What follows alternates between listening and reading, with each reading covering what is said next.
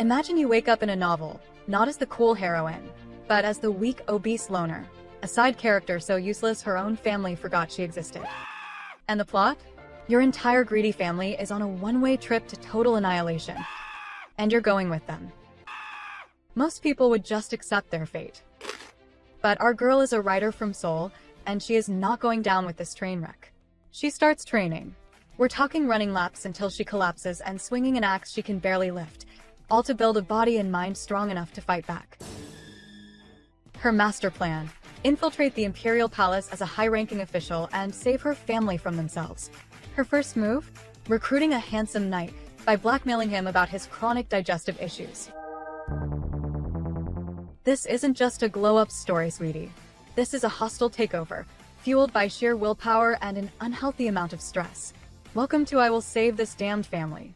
We open at the glittering Amor Castle, where the second heir of the empire, Prince Kyle Amor, is hosting a fabulous banquet.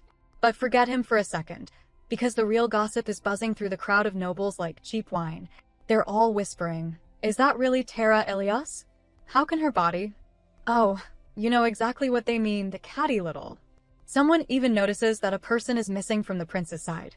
Our girl, meanwhile, is just done, thinking these people really need to learn to speak less.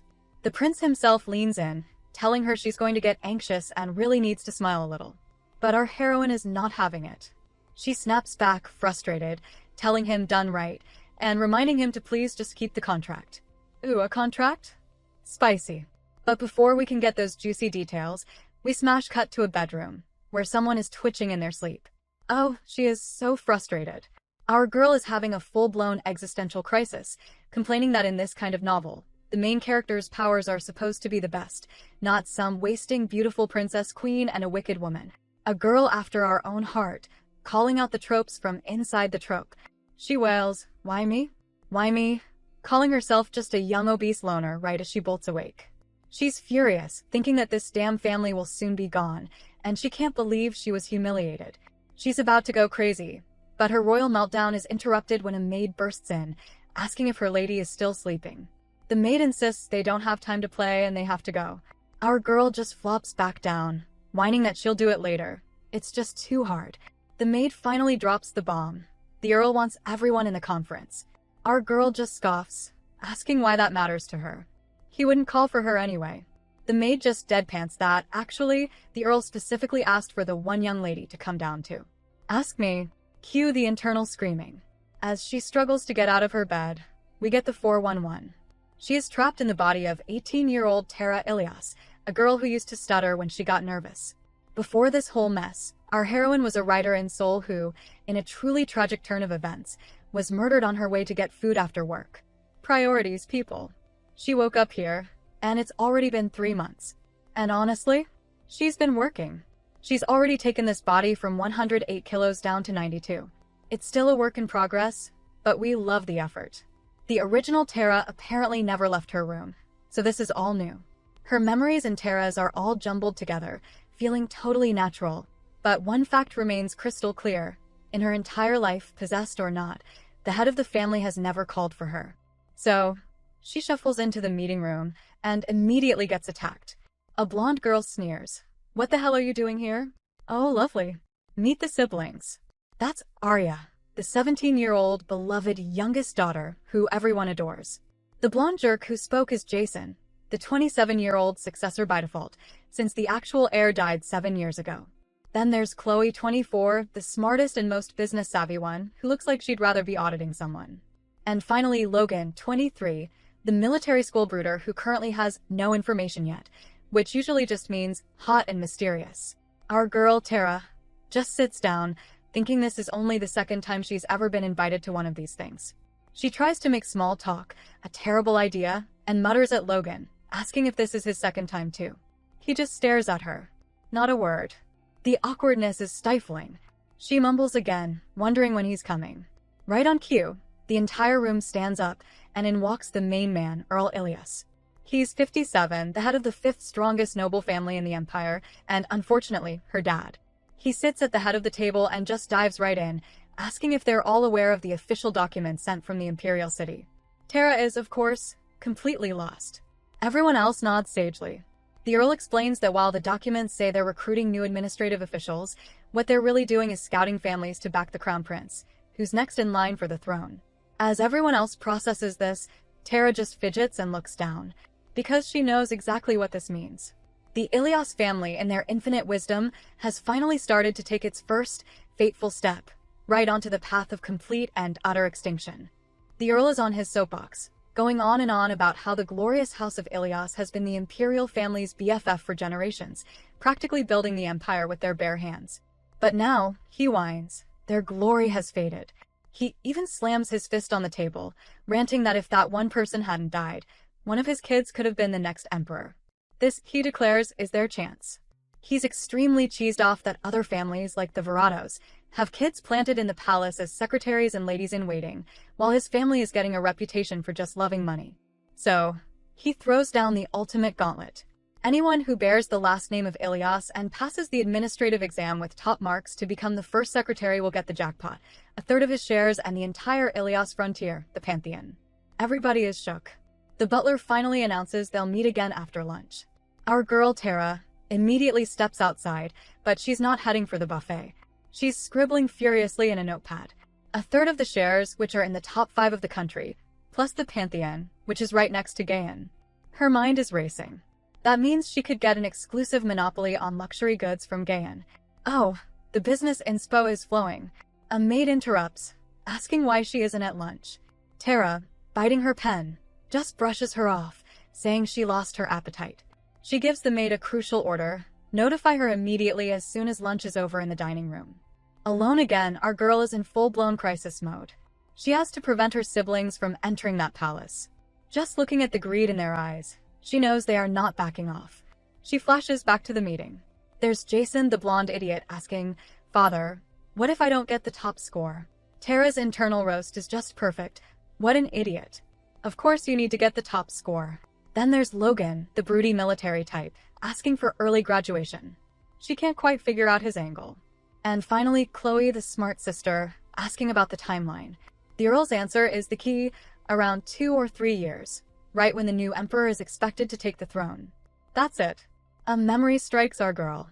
3 years. She remembers the Chronicles of Osiria. Yep, she's literally in the novel, and knows the Rail Storm arrives after the new emperor is crowned. She has 3 years. She just needs to steer this runaway train of a family away from total ruin. Right on cue, the maid knocks. The meal is over. As Tara heads downstairs, the maid whispers that Lady Arya is calling for her, so she'll head down first. The second the maid is out of sight, her bratty little sister, Arya, comes stomping aggressively down the stairs and straight up shoves our girl, bumping her so hard she almost flies over the railing. Tara, clinging on for dear life, is livid. Wait, she almost pushed me. She whirls around. Wait, you did that on purpose, didn't you? Arya just flashes this sickly, sweet, innocent smile. Did what? Oh, I was wondering who was talking. I didn't know you were there. Sorry. Sorry? Our girl is seething. She's thinking, I'm the only person in this entire house with a body like this, and you're claiming you didn't know I was here. Her internal monologue just flatlines into a simple, elegant, "What the bitch," as she glares, vowing to take revenge. Back in the dining room, the Earl asks if there are any other questions. Little Miss Snake immediately pipes up, "Father, I'm still too young, right?" Oh, the act. And her dad eats it up, fawning over her. Of course not. There's no rule prohibiting you. You can apply for the exam, or you could even be a candidate for Crown Princess. You must participate. Arya is thrilled, and Tara just has to stand there and watch this nauseating display. As the Earl turns to leave, Tara snaps out of it. It's now or never. This is the only way. She raises her hand. "Father, may I try out as well?" Room. Freezes. Her father just glares at her. You. Tara clenches her chubby, sweaty fist. Why, you said anyone with Elios blood. He snaps at her to stop stuttering, but she holds her ground, begging him to please give her an opportunity, reminding him, I am an Elios too.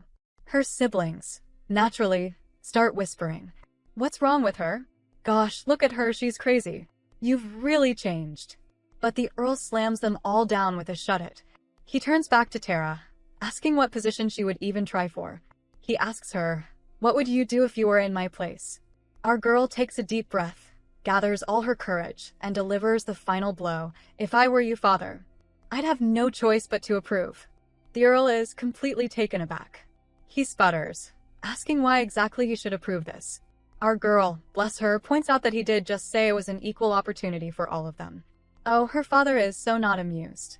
He puts his hand to his forehead, looking like he's seconds away from a stress migraine, and tells her she has done nothing for the family name. Giving her an opportunity would be a slap in the face to everyone else. But Tara holds her ground, reminding him, You just said that anyone with the name Elios could participate. Then she goes for the big guns, shouting that trust is the very reason that House Elios has prospered. This, naturally, gets the peanut gallery of siblings whispering again. Has she always been able to speak like this? Beats me. Her dad, clearly frustrated with his entire useless family, just snaps. Quiet. He turns his glare back to Tara. Trust, you say. This is it. Our girl takes a massive breath and gives the performance of a lifetime, declaring that trust walks hand in hand with the power of his word as the head of the house. I won't let you down, she vows. Let me prove it to you. The room goes dead silent. Her father just stares, finally asking, It's been 3 months, hasn't it? Tara confirms it has. He lets out a sigh. You speak the truth. He actually agrees.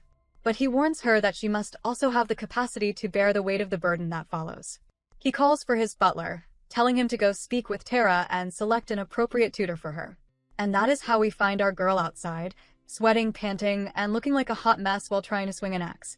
She's muttering to herself that she got all worked up and is just lucky her argument even worked.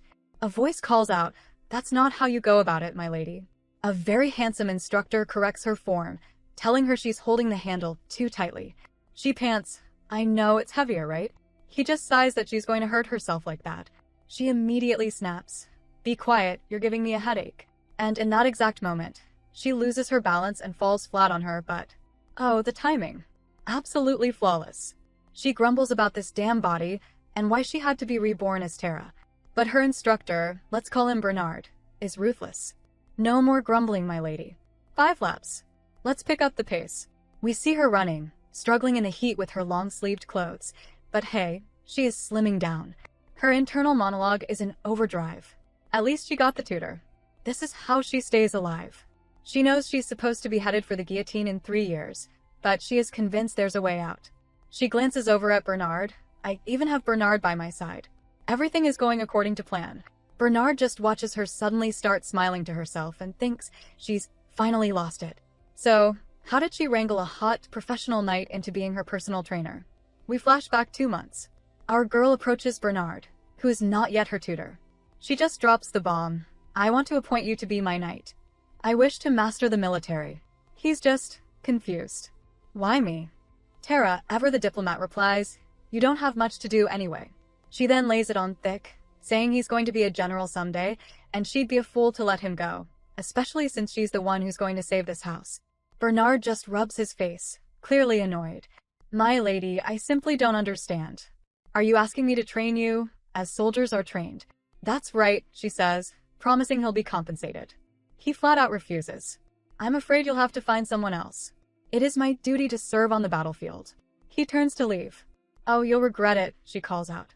He stops. She holds up a bag. What is this? He asks. This, besties, is where it gets good. You failed to show up to your federal duties 2 months ago, she says. And then she just lists his medical history. Should I say it for you? Backache, stomach aches. Oh, she's not done.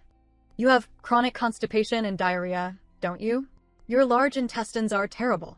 She roasts him hard, saying it's not very fitting of a knight when his duties are at the whims of your digestive organs. She even knows his nickname. I hear they call you 10 times a day. He is mortified. Are you finished speaking? Even for you, my lady, that has crossed the line. But she cuts him right off, holding up the contents of the bag. It's medicine.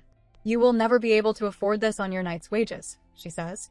Sir Oliver says that a year of taking this will clear everything up. Bernard sees the shiny, life-changing medicine, but tries to cling to his pride. I still need some time to think. Tara just scoffs. Reject me if you wish.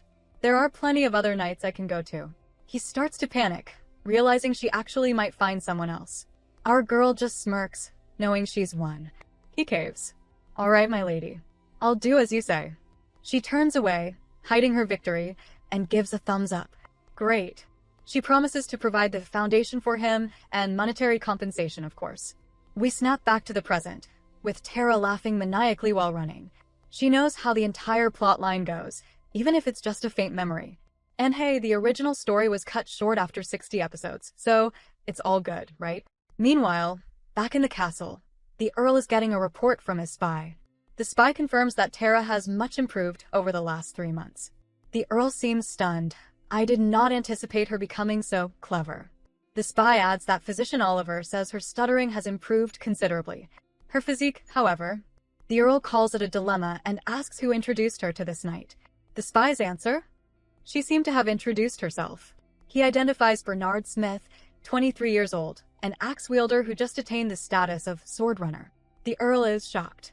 A knight?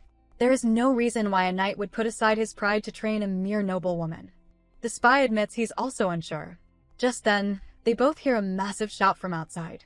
Yep, that's our girl, still doing her laps. The Earl's eyes narrow. Keep a close eye on them.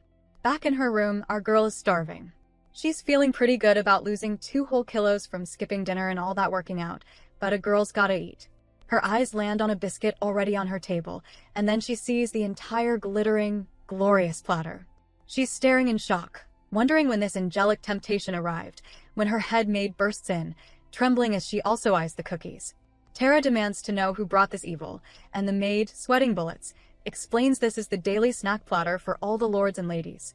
But our heroine, in a moment of willpower that deserves a medal, turns her head away. She declares that these remarkably delicious chocolate chip cookies are never to be seen in her room again. From now on, it's just water. The maid is absolutely floored, but you can see the admiration in her eyes as she takes the cookies away. Feeling a little bad for her sudden drill sergeant routine, Tara apologizes, admitting she's been on edge. She gushes that she's been too harsh, especially since she relies so much on her only personal handmaid. Only for the maid to blush and drop a bomb. I'm not your handmaid, my lady. Turns out, because Tara was unconscious for so long, the family just decided she didn't need one. She's just been following the Countess's orders. The only reason she's around so much is because Tara keeps calling for her. The sheer, casual cruelty of this family. Our girl is shocked, but she pivots fast. If I wanted you as my personal maid, she asks, would you accept? The maid is stunned, stammering that her job is to do as she's told, not to have opinions. Tara just shrugs. Well, I can't force you to do something you don't want to do. The poor maid, having never been given an actual choice before, gets adorably flustered and squeaks out an, I'd like to, my lady. She then immediately panics, remembers a loose button on Tara's robe, and practically flees the room, leaving our girl utterly baffled. One problem solved, Tara moves on to the next.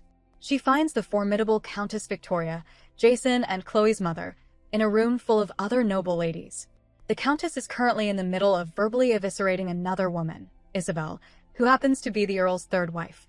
The Countess is shrieking about how dare Isabel, that peasant, waste her valuable time without an appointment. Tara watches this display of snobbery, but for now, she just bows her head and apologizes with Isabel, promising to properly request an audience next time. As they turn to leave, the Countess scoffs about their lack of manners. Oh, but our girl isn't done. Trembling with rage, she stops and turns around. The Countess looks annoyed. Tara starts counting. 4 for Jason, 2 for Logan, 3 for Chloe, 3 for Arya. The Countess is completely lost, asking what on earth she's talking about. Tara grabs Isabel's hand and delivers the final number, and none for me. The Countess screeches, none of what? Personal handmaids, my lady, Tara says, her voice echoing in the suddenly silent room. The outsider ladies immediately start whispering, and they are loud. My goodness, not one maid? For someone from the 5th most powerful house in the Empire? That seems a little harsh. The Countess's face goes crimson. She's been publicly shamed, and she knows it. This is when our girl, the little strategist, throws her a lifeline. I understand you've been preoccupied with those issues regarding the produce deliveries, Tara says sweetly.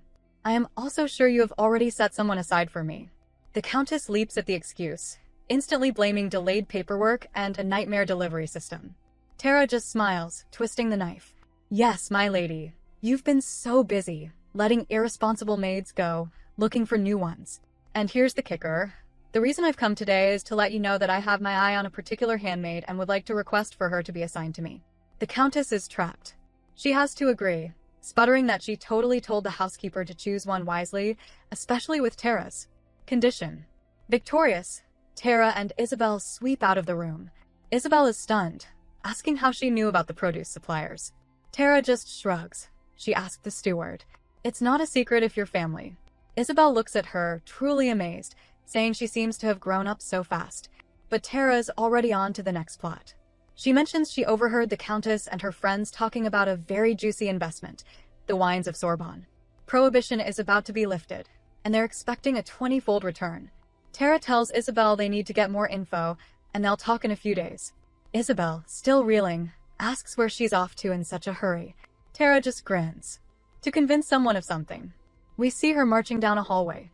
A guard asks her destination. She just points. At the tower. The guard is horrified, asking if she's out of her mind. Our girl's smile doesn't waver. Oh, I'm completely sane, thank you very much. Now shall we?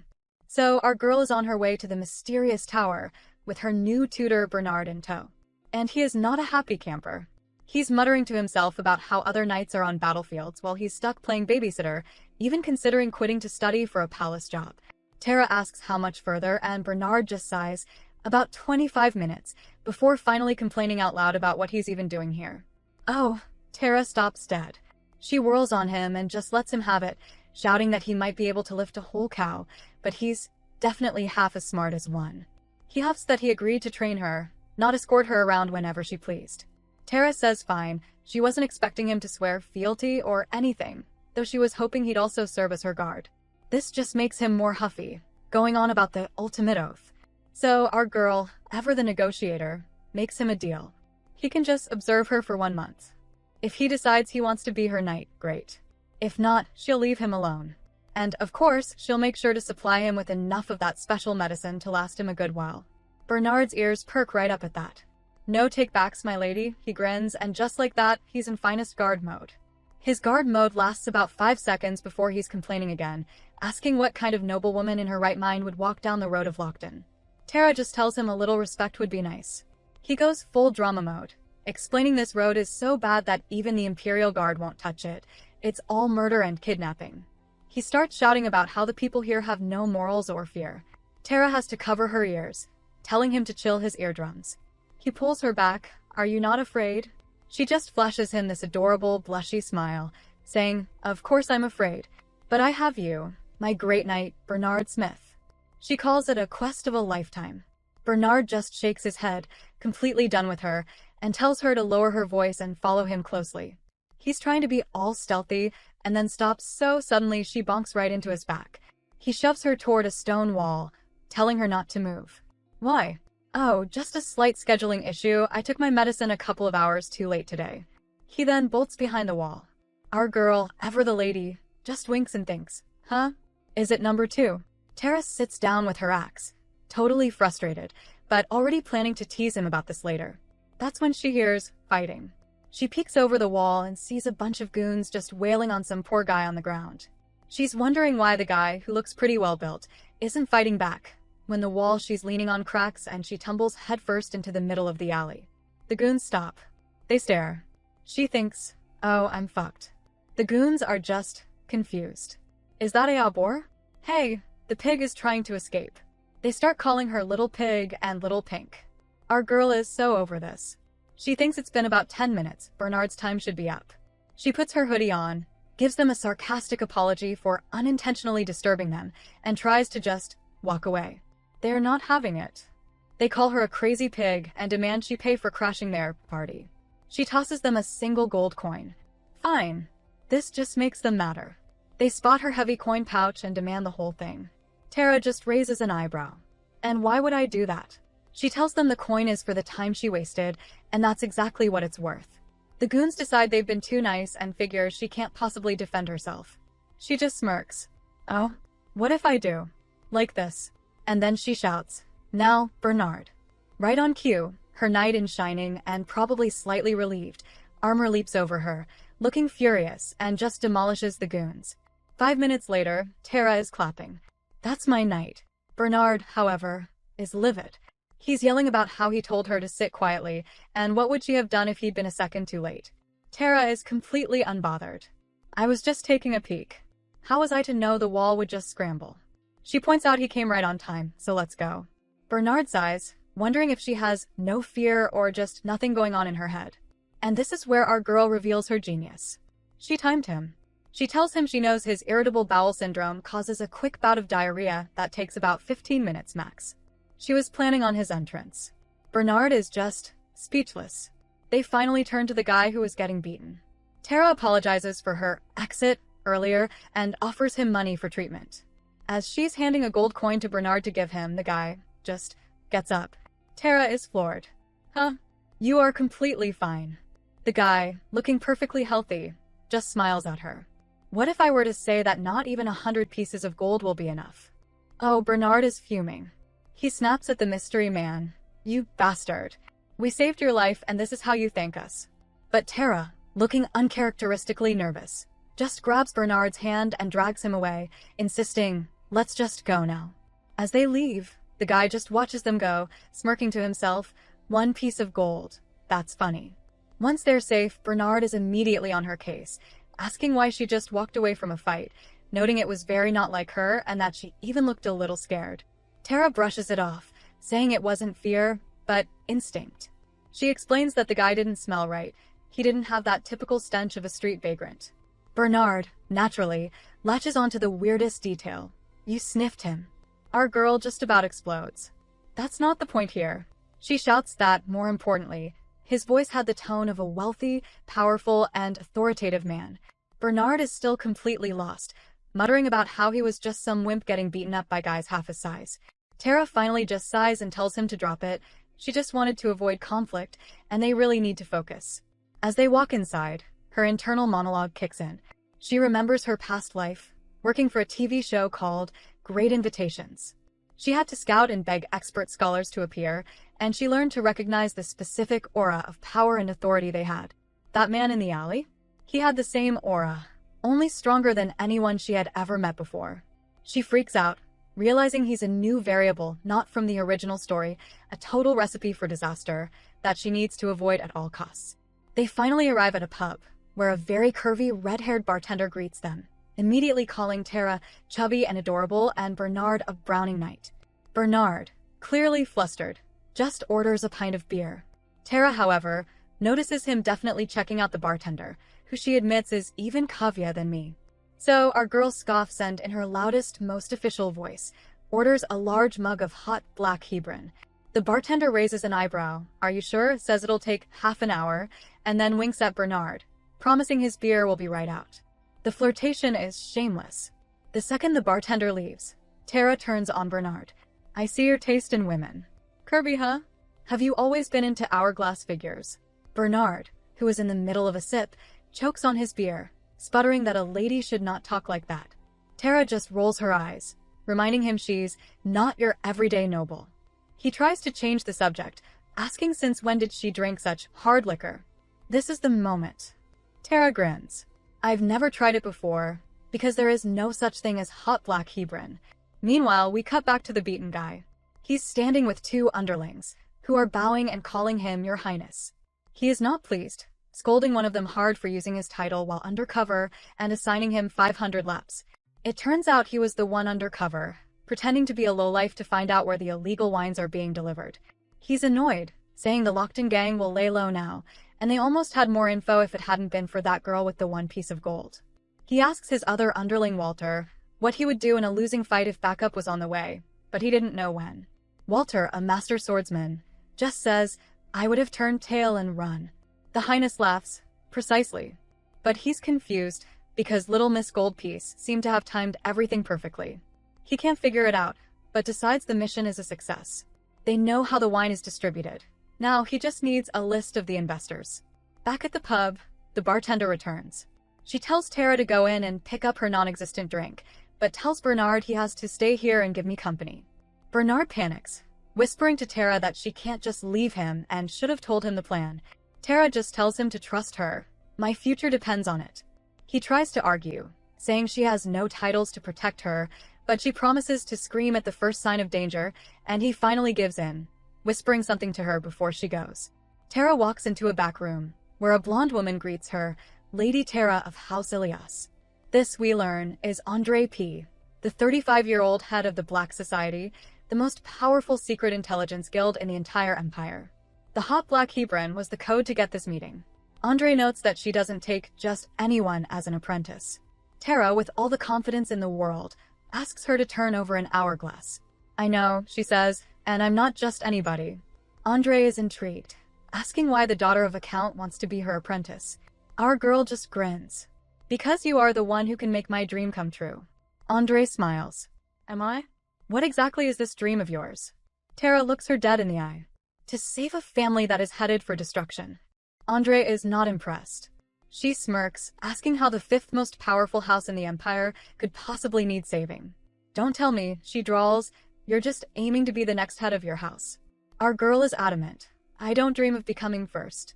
I just want to keep it from going under entirely. Just as she says this, the hourglass sand runs out. Time's up, Andre says coolly. As Tara, defeated, turns to leave, Andre stops her. What do you mean?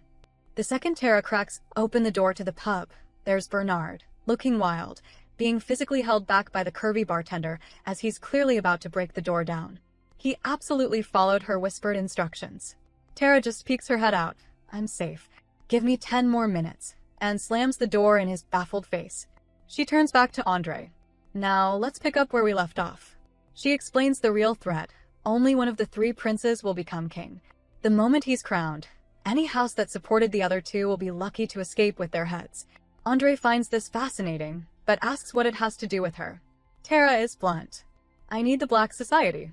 I need you as a mentor to help me understand every aspect of this empire on a deeper level. Andre just scoffs. Did you really think you could come in here and bribe me with a blank check? She taps the paper. Besides, can you even manage to pay whatever price I write down? Our girl, with all the nerve in the world, looks her dead in the eye. Not now, of course.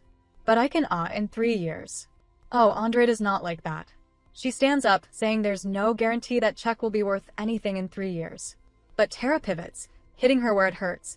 Or is it that you're unconfident enough to accept me as an apprentice? Ooh, she challenged her pride. Tara seizes the moment, laying out her entire 3-year plan. She will pass the palace exam, become an executive official, and ultimately become a co-counsel. Then, she will become the official heir to House Elios. She's not just some girl. She's the future head of the house, asking Andre to be her mentor. Andre just smiles. The palace exams are a month from now. Pass them. Then I'll decide whether or not to take you on. Back in the carriage, Tara is just drained. Andre promised to visit her every evening, but it's another conditional promise. She feels like she's skating on thinner and thinner ice. The second she's gone, however, Andre is in her office, cackling. Well, she muses. Looks like I got myself a chubby little apprentice. And she's a clever one too. She is hooked by this story of destruction. She immediately orders the bartender to dig up everything on House Elios and, most importantly, assign someone to keep an eye on my adorable new apprentice. Meanwhile, back at the Elios mansion, the Earl is getting a very confusing report from his spy. Lockton Road? The Drunken Dragon. The spy explains. They sent the name of the person Tara has chosen as her tutor. The Earl's blood runs cold. You don't mean the Black Society? Bingo. The tutor's name is Andre P. The Earl is stunned. How did she find Andre? He looks out the window, watches Tara immediately trip and fall during her training, and scoffs. She must have just gotten lucky. Alright, let her be. But the spy isn't finished. Sir, an urgent message from your lawyer's office also arrived. The Earl brushes him off until the spy adds, They said it was about Lady Tara. He takes the letter. His eyes go wide, and he explodes. Bring me that lawyer, this instant. At that exact moment, Tara's new maid, Beth, bursts into her room, completely out of breath. My lady, you were right. The lawyer, he paid a visit this morning. He was in the study for quite some time. Tara knew this was coming. She calmly asks if her father sent for her. Oh yes, but he's not in the study. He wants to see you in the main hall. In front of everyone. Tara walks into the main hall to find a full-on business meeting. Her blonde idiot brother Jason is busy suggesting they start up manufacturing again, only to be immediately shut down because prohibition is still the law, you moron. But then her sister Chloe steps up, looking all smug. She's heard a very high-priced rumor His Majesty has secretly signed off on ending prohibition. Her brilliant idea? They should immediately start rebuilding wine cellars in their merchant ships. Tara freezes. Her internal monologue is screaming. Prohibition isn't supposed to be lifted until way later in the story. After the huge war. The war that hasn't even started yet. The Earl, intrigued, asks for her source. Chloe proudly states it's from House Anton, via their mother's ancestral home. The second he hears this, Jason leaps from his chair, shouting, "Father, I should take over the wine business. I'm already in charge of distribution. Give me a chance." As he's whining, the name hits Tara. Anton. Sorbonne. That was the exact shady investment she overheard the Countess and her friends gossiping about. The Earl is actually considering it, though he challenges Chloe, asking what happens if this information turns out to be false and damages the house. Tara is just spiraling. This is all moving way too fast. If they're already talking about the end of Prohibition, the destruction of her house, it might be coming a lot sooner than she thought. The Earl is not having any of this. He stands, placing his hands on the table, and points out the massive flaw in their get-rich-quick scheme. We're talking illegally building distilleries, drawing up contracts, and securing distribution networks, all based on a single man's word. Her blonde idiot brother, Jason, pipes up with a "but father," and gets absolutely incinerated. The Earl slams his fist on the table. "You will address me as your excellency. This is an official meeting." Oh, Jason, sweating bullets, learned today. The Earl lays down the real stakes. If this information is false, House Elios will be stigmatized as rebels. He immediately tables the discussion, ordering everyone to find out if the info is actually true before they do anything.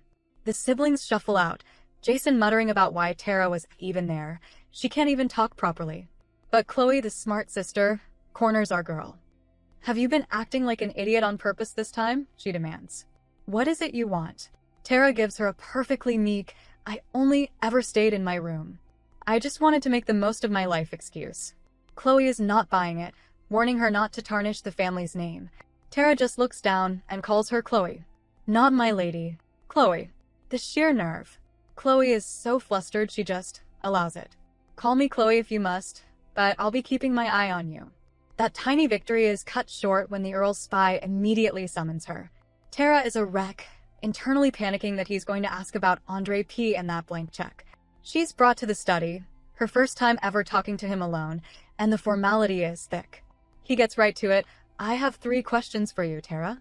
First, how did you manage to convince Andre P.?" And yes, bestie, Andre is a he. Instead of a straight answer, our girl, the little strategist, tells a story. She talks about Peter, the stable master's 8-year-old son, who was patterned and bruised from being bullied.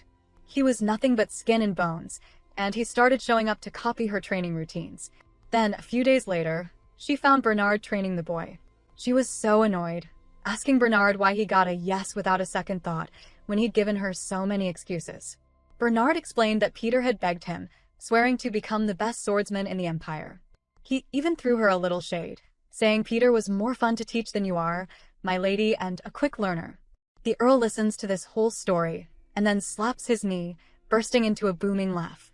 "So you are saying," he grins, "Andre P. is testing you the same way?" He's delighted, saying that one story just answered 2 of his 3 questions. The spy tries to interrupt about the lawyer, but the Earl just sips his tea. "But I have," he says, already knowing the answer. Tara confirms it all. The blank check was the test. Andre P. doesn't believe she'll actually become a palace scribe. She's just an amusing child to him, exactly like Peter is to Bernard. It was a test to see how both she and House Elios would respond to this power move. The Earl is beaming. Tara nervously asks, "Have you approved the check?" He just slides it across the table. "You mean to tell me that the child who ventured off to Lockton all by herself is afraid I might not sign?" Tara, looking vulnerable, admits she wasn't sure if she'd gained his trust yet. This just makes him laugh louder. "I like your attitude." He snaps his fingers. "Will you have macarons or biscuits?" Our girl, her eyes filling with tears, just whispers, "Both, please." The spy is shook. He has never seen the Count laugh out loud. Tara is completely overwhelmed, thinking that no matter how cold he is, he's still my father. But the warm fuzzies last for about 5 seconds. The Earl gets serious again. "But I'm curious. Why have you decided to take the palace exams?" Tara takes a deep breath. She knows her answer is going to be filled with even more fury. She prepares herself and drops the bomb. She was only able to endure the pain of the last 7 years. Because of my dear brother, Brandon. The air freezes. The Earl's face goes white. He leaps from his chair, trembling and roaring. What? How dare you? How dare you speak of Brandon to me? The spy tries to calm him, but the Earl is just glaring at Tara, who is sweating bullets, knowing she's just ripped that 7-year-old trauma wide open. Oh, the Earl is furious. He accuses her of bringing up Brandon just because he gave her a few sweets, thinking she can mock him to his face. As he's raging, we flash back 7 years to Brandon's funeral. We learn he was there, in that dangerous place, to get a gift for the young lady. Back in the present, Tara knows this is it. The only way to overcome trauma is to face it head-on. She stands her ground, launching into this big speech about how she regrets asking for that little treasure box every single day. Her father just scoffs, saying it's too late for excuses, but she begs him to listen. She tells him he can't mourn his lost child forever. What if instead, she fulfills Brandon's lifelong dream? This finally gets his attention. Tara lays out her grand plan. She's going to become the Emperor's scribe, a council member, all the things Brandon had wanted to be. The Earl is just stunned. He even thinks that her eyes remind him of his lost son. This super heavy drama moment is, of course, interrupted by a maid bringing in more food. The spy literally sighs in relief. The Earl, looking totally resigned, tells her to eat, and then tells her to call me father. Ew. Our girl is internally cheering, knowing he's softening up. Father then asks her opinion on the big business meeting. The spy tries to say it's a dull question for her, but Tara jumps in. She tells him that even if the Anton rumor is true, it's way too early to act. The king loves his prohibition. They have to be extremely careful. Her dad, who was about to leave, sits right back down. He's hooked. Her big brain plan? Wait until after prohibition is lifted, then request a special license to brew wine exclusively for the palace. Boom. Genius. Later, she's in her room, asking her maid Beth for indigestion medicine, which, apparently, she needs a lot. Beth, all giddy, asks if the prohibition rumor is true. Tara's suspicion meter spikes. She asks where Beth heard that, and the maid is bursting with joy. Oh, honey, no. Beth admits she has confidential information. She invested 3 months' wages, 6 whole gold pieces, on a tip promising a 20-fold return. Tara freezes. You invested in Sorbonian wines, didn't you? Beth is thrilled she guessed, explaining her friend Cindy's brother heard it from a nobleman who let him in on the deal.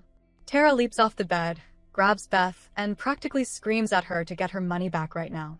It's a scam. She realizes they're just stealing money from commoners. She shoves Beth out the door, telling her to find Cindy now. And then the real panic hits her. Oh no. Did Mother also? Yep. The next day, she's walking with a devastated Cindy, and all our girl can think about is that the stress made her eat and she's back at 90 kilos. Priorities. She overhears another maid saying she only invested 1/10 of what the Countess put in. So, everyone got scammed. She's walking through the hall, and all the nobles are whispering. She just thinks, I'm sure it has nothing to do with me, and then face palms. How could I have forgotten? She shouts for today's newspaper. Oh, it's bad.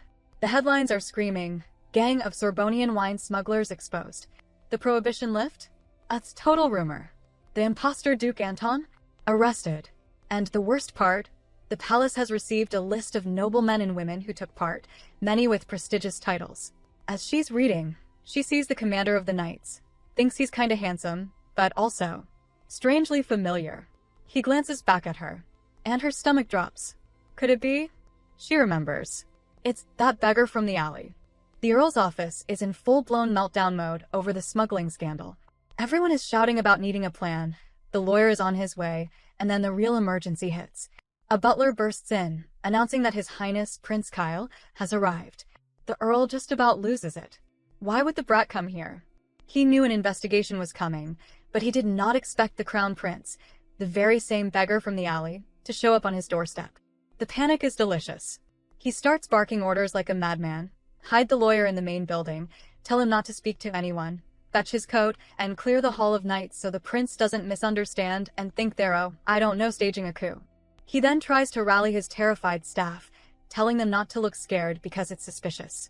His brilliant logic? Even if we don't outrun him, we should at least outnumber him. Yes, sir, because a large group of terrified, shifty-eyed nobles isn't suspicious at all.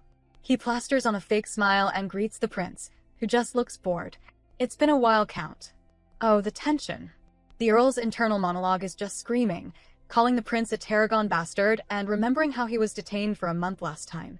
Outwardly, he's all yes, your highness. The prince, sipping his tea, casually mentions he's right on time since they're all gathered. And then he drops the bomb. He's just here to finally respond to the Earl's invitation. The Earl is completely baffled. Invitation? What invitation? Oh, we remember. Flashback to 2 years ago. The prince busted the Earl for smuggling unreported silk. The Earl, sweating bullets, tried to bribe him with a token of my gratitude. The prince, in a total power move, just asked, "Are you not aware that bribes are also illegal?" Ouch. The Earl, panicking, backpedaled and offered a feast at his home instead. The prince just laughed and said he'd take him up on it. If the opportunity arises. And boy, has the opportunity arisen. Back in the present, the Earl is stuck.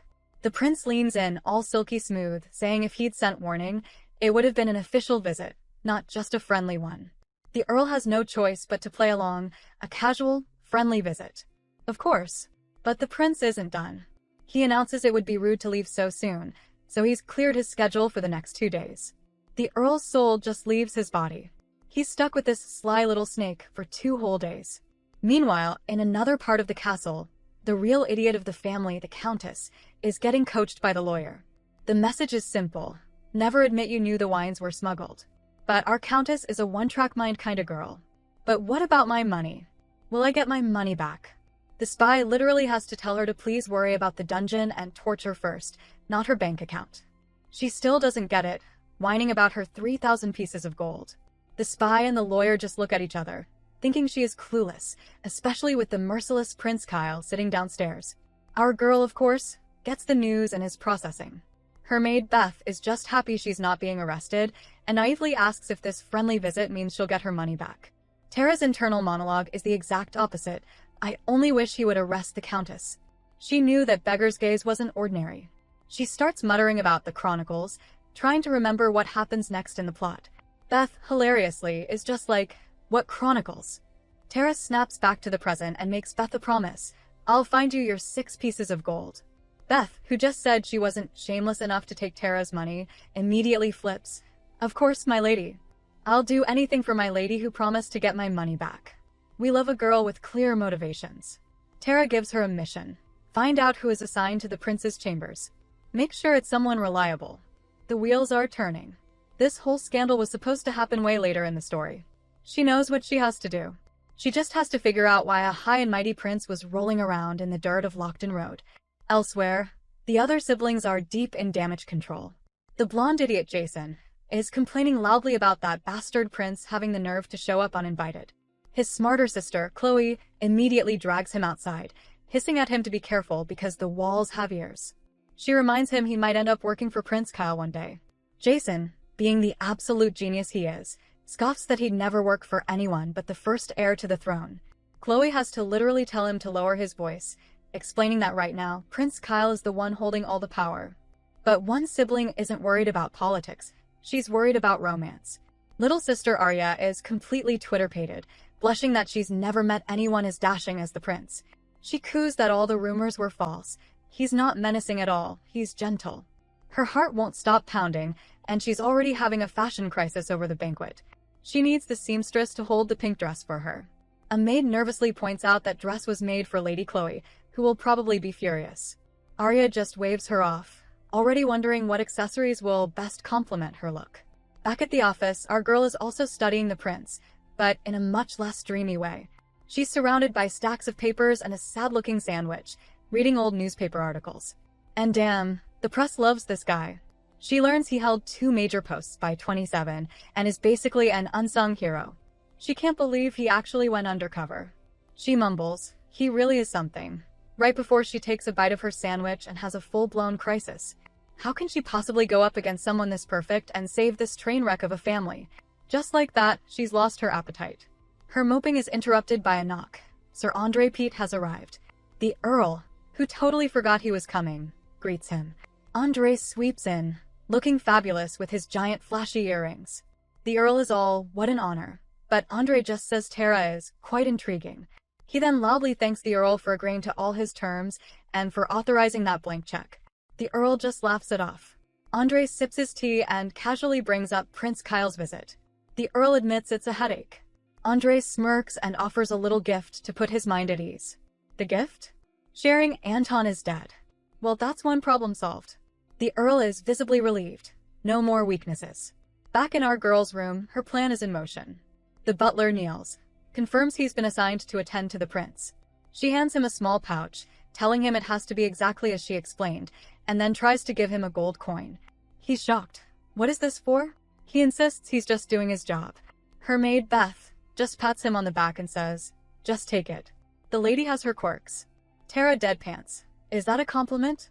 The butler, blushing bright red, hands the coin back, promising to accept compensation after he successfully executes her order. He bows and leaves, looking incredibly motivated. Tara immediately turns to Beth. Did you see him blush? Do you think he was mesmerized by my charm?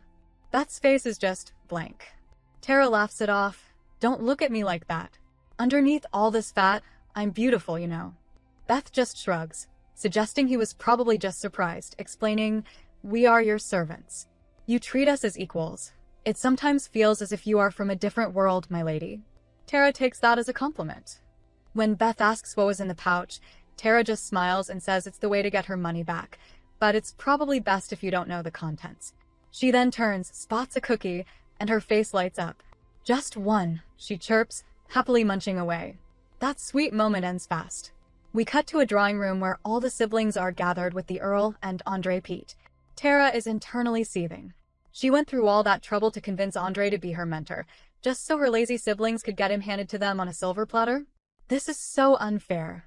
Andre, clearly enjoying himself, announces the rules. They have 3 weeks until the palace exams. He will give them an assignment every week, and the one with the highest marks gets the exam preparation material. Tara glares at him, thinking he finds this way too amusing. Fine. She'll play his little game.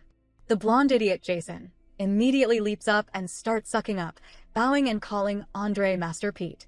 Andre is not impressed and just deadpans that all he expects is for the assigned duties to be fulfilled. Then the youngest sister, Arya, scoffs, saying that with all due respect, they already have all the previous exam papers. Oh, this sets Andre off. He launches into the most extra sales pitch of all time, basically calling their old papers garbage. His material? His material was crafted by retired officials who worked tirelessly for 100 days and nights. It's so good, he boasts, that it guarantees a pass for the first round. Even a total bonehead could pass if they study it for a week. Our girl just watches this, thinking he'd be great at filming commercials. To cap it all off, Andre boasts he's only shared this miracle material once in the past 5 years, with the Emperor's current first scribe, Viscount Alan Godfrey. Everyone is, of course, shook. Jason, ever the opportunist, asks if it will be given to just one of them. Andre clarifies that anyone who completes the assignment will be eligible to receive it. The smart sister, Chloe, cuts to the chase. What is our assignment this week? Andre just grins. It's simple. Find out the purpose of Prince Kyle's visit. The entire room freezes. Even the Duke, in the background, looks stunned. Our girl glances back at her father and just knows that look. He wants her to get this right.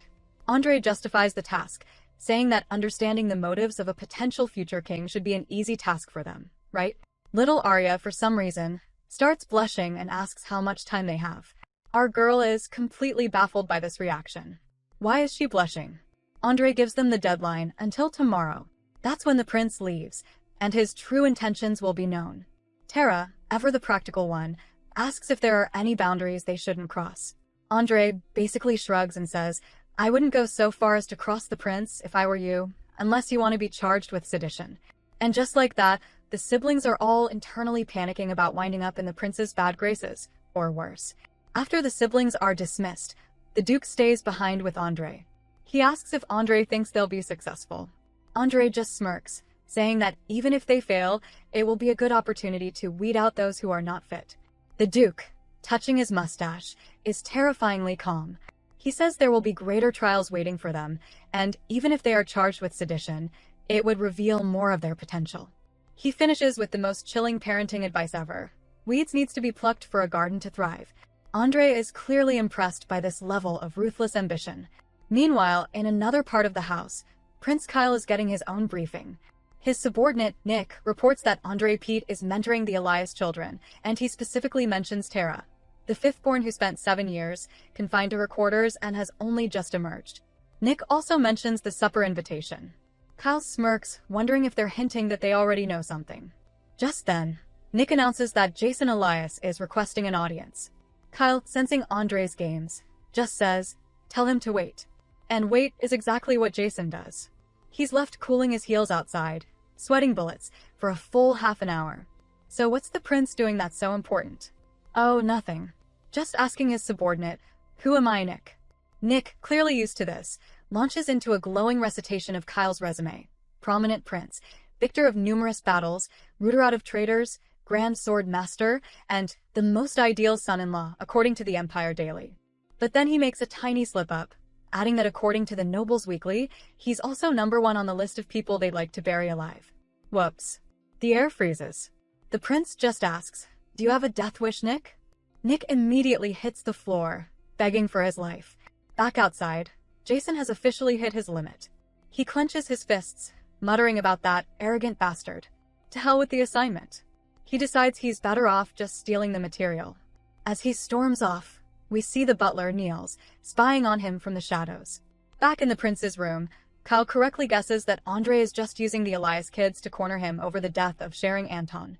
Then, clearly bored, he decides to go have a look at the remarkable steeds House Elias is famous for. Down in the training grounds, Nick, the prince's guard, is busy sparring with one of his guards when a butler interrupts. He's here on behalf of Lady Arya, who requests he pass along a correspondence. Nick, not even pausing his fight, just flatly states it's not customary for the prince to grant such requests. The poor butler starts sweating bullets, begging him, saying Lady Arya will not be happy with him if he fails. He swears it's not a bribe, and Nick finally, with a look of extreme reluctance, agrees. 30 minutes later, he brings the prince the hideous thing, and confirms it's a letter from the youngest Elias daughter, and that he's already inspected it for anything harmful. The prince just says, "Open it." And oh, it is so much worse than poison.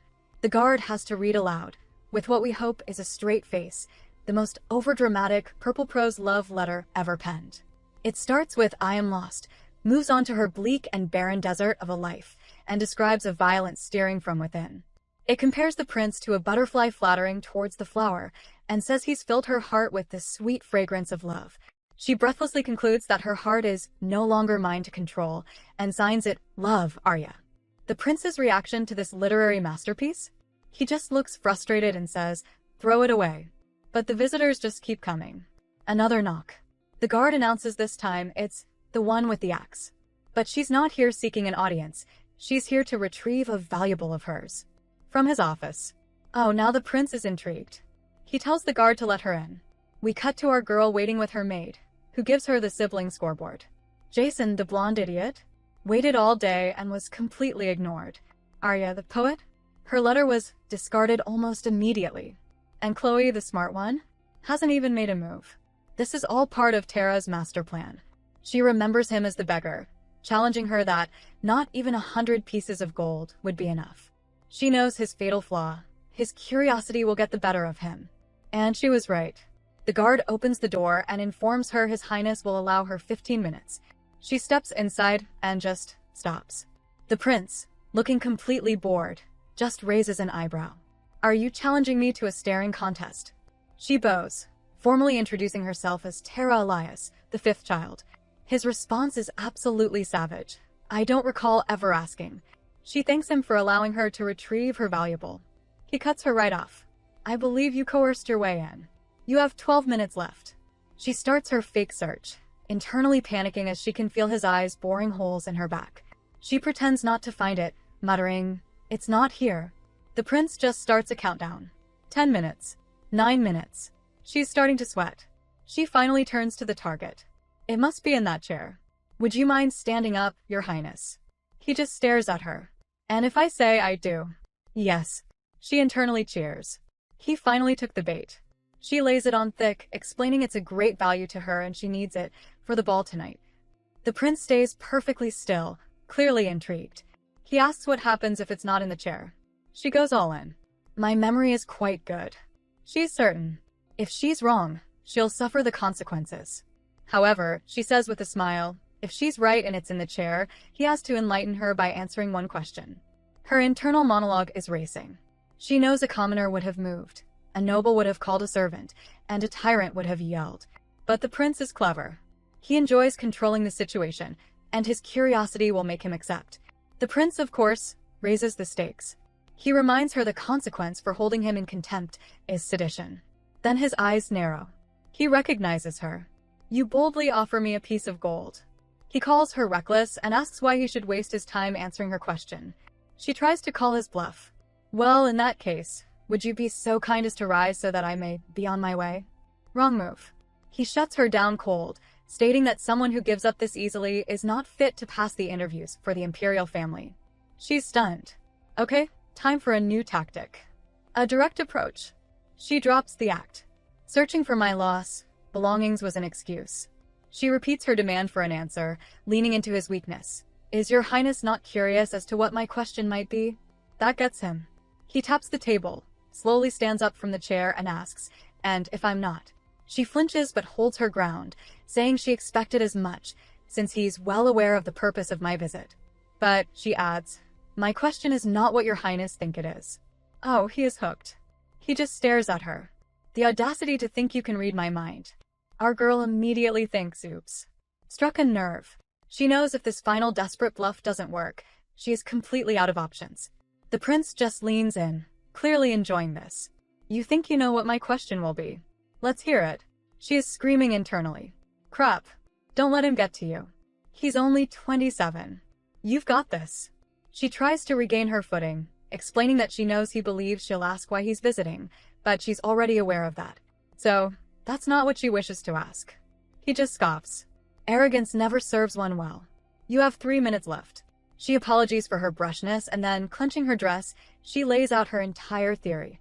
She explains the rumors about prohibition ending, the sudden value spike in smuggled wine, and how swindlers lured in small investors to pocket a huge sum of money. She then points her finger figuratively, and so, with your background as the foreign minister of security, you suspected the countess, who invested a large sum early on. Her conclusion? He came here to spy on House Elios. The prince just stares at her, completely unimpressed. Is that all? I am not a man of patience. Your time is up. Our girl flinches but pivots fast.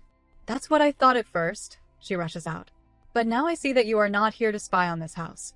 You are here to use House Elias as bait. Bait to catch the swindlers who are behind all of this. This gets no reaction. The prince just opens the door and dismisses her. You have proven yourself to be a waste of my time. Your time is up. She is desperate. Is any of what I said inaccurate? I still have not asked you my question. He doesn't even turn around.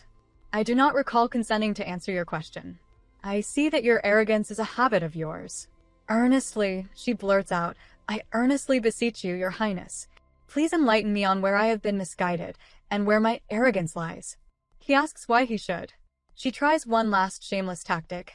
Is it not your duty, as the prince who is next in line for the throne, to correct your subjects when they are misguided? Do you not have any pity for this ignorant fool? A smile creeps onto his face.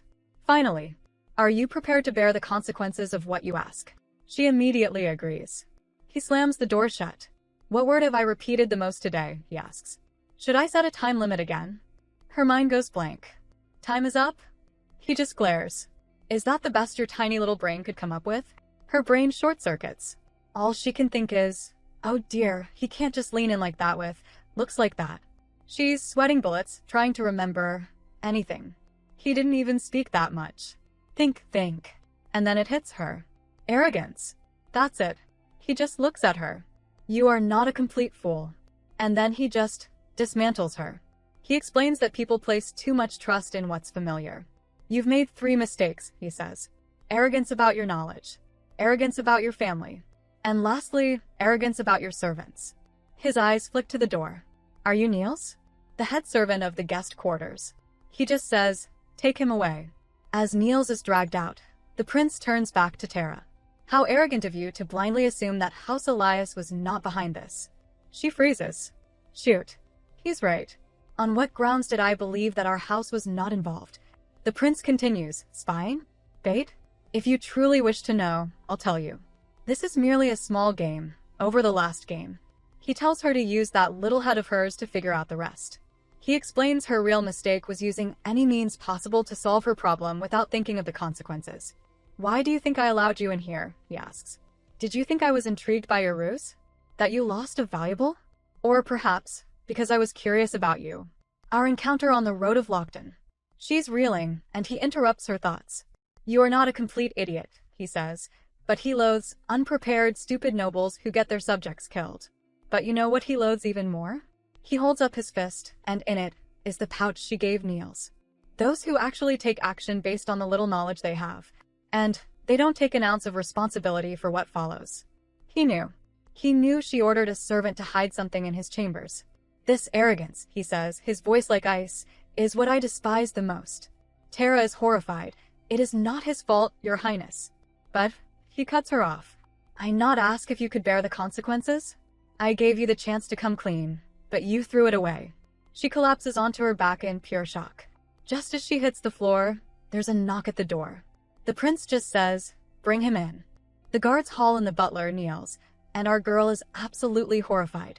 She immediately starts shouting that it's not his fault, that he just did what she asked. The guard just barks silence at her. Tara is panicking, her mind racing. She knows Niels is a commoner, and his punishment will be way harsher than any she would get. The prince, looking completely bored by this drama, asks Tara what crimes she pleads guilty to. She confesses to everything, trespassing in his quarters and committing an act of sedition against the crown. Niels, bless his ridiculously loyal heart, tries to interrupt. "No, it was..." But the guard physically stops him. The prince turns to the butler and asks one last time if he acted alone. Niels, staring him dead in the eye, says, "Yes, Your Highness. It was all my doing." Oh, the prince is shook by this steadfast loyalty. He holds up the pouch she had Niels plant. "Do you even know what gem this pouch holds?" He then proceeds to roast our girl alive, revealing it's a garnet, the birthstone for January, symbolizing truth and trust. He spells it out, quite the opposite of whom you serve. He points out that the second Niels was caught, Tara fessed up to her sins, not thinking twice, just assuming he had betrayed her. And yet, here Niels is, still taking the blame for a treasure he can't even identify. Tara is absolutely mortified. Her internal monologue is just, "I didn't give him the benefit of the doubt. Tara, you idiot." The prince asks Niels why he's still insisting it was him, even after she confessed. The butler just says, his eyes down, "She was the first person who acknowledged me." Well, the prince is done with this. He announces he won't be punishing the lady. The servant boy receives the punishment. Tara, trying to find some angle, says she will stay silent. The prince just scoffs, assuming her silence means she understands he won't punish her because he's afraid of causing a stir during his game. He tells her she's gravely mistaken. This clicks something in Tara's brain. Game, someone in your position. She flashes back to all her research. A full-fledged came to see who will win the throne. This battle for the crown. It hits her. "Your visits serve as a warning," she blurts out. "You are warning those who have allied themselves with your opponent." This finally hits a nerve. The prince snaps. Silence. That's enough, and orders Niels to be taken away. But our girl isn't having it. She physically blocks the guards. "I said I will receive the punishment. My people are mine to protect." Niels is just stunned, thinking, "My people, is she referring to me?" The prince, clearly annoyed, spells out the punishment for trespassing and disrespecting royalty. Since it's a first offense, he'll grant mercy, 100 days imprisonment or a 100 gold piece fine, plus 50 lashes. Tara is horrified. 50 lashes. And for that outburst, the guard just pushes her. The prince tells her to just go back to her room, that it's in her best interest. But she refuses. "I shall receive the punishment. I cannot allow an innocent person to be punished. I can't have that on my conscience." The prince just looks at her. He points out that nobles get much lighter punishments. Is she sure she wants the same punishment as him? She thinks about how much it will hurt, but she agrees. She asks only that it be done here, out of the public eye. The prince just nods to his guard. Begin. The doors close. The next thing we know, Tara is waking up in her own bed, gasping for air. Her maid, Beth, is there, telling her she's breathing just fine. Tara is totally confused. Beth explains she passed out 2 hours ago. Tara immediately clutches her back, wriggling and cursing. "Is my back bleeding? That piece of shit, that damn prince." But her back feels fine. "I passed out?"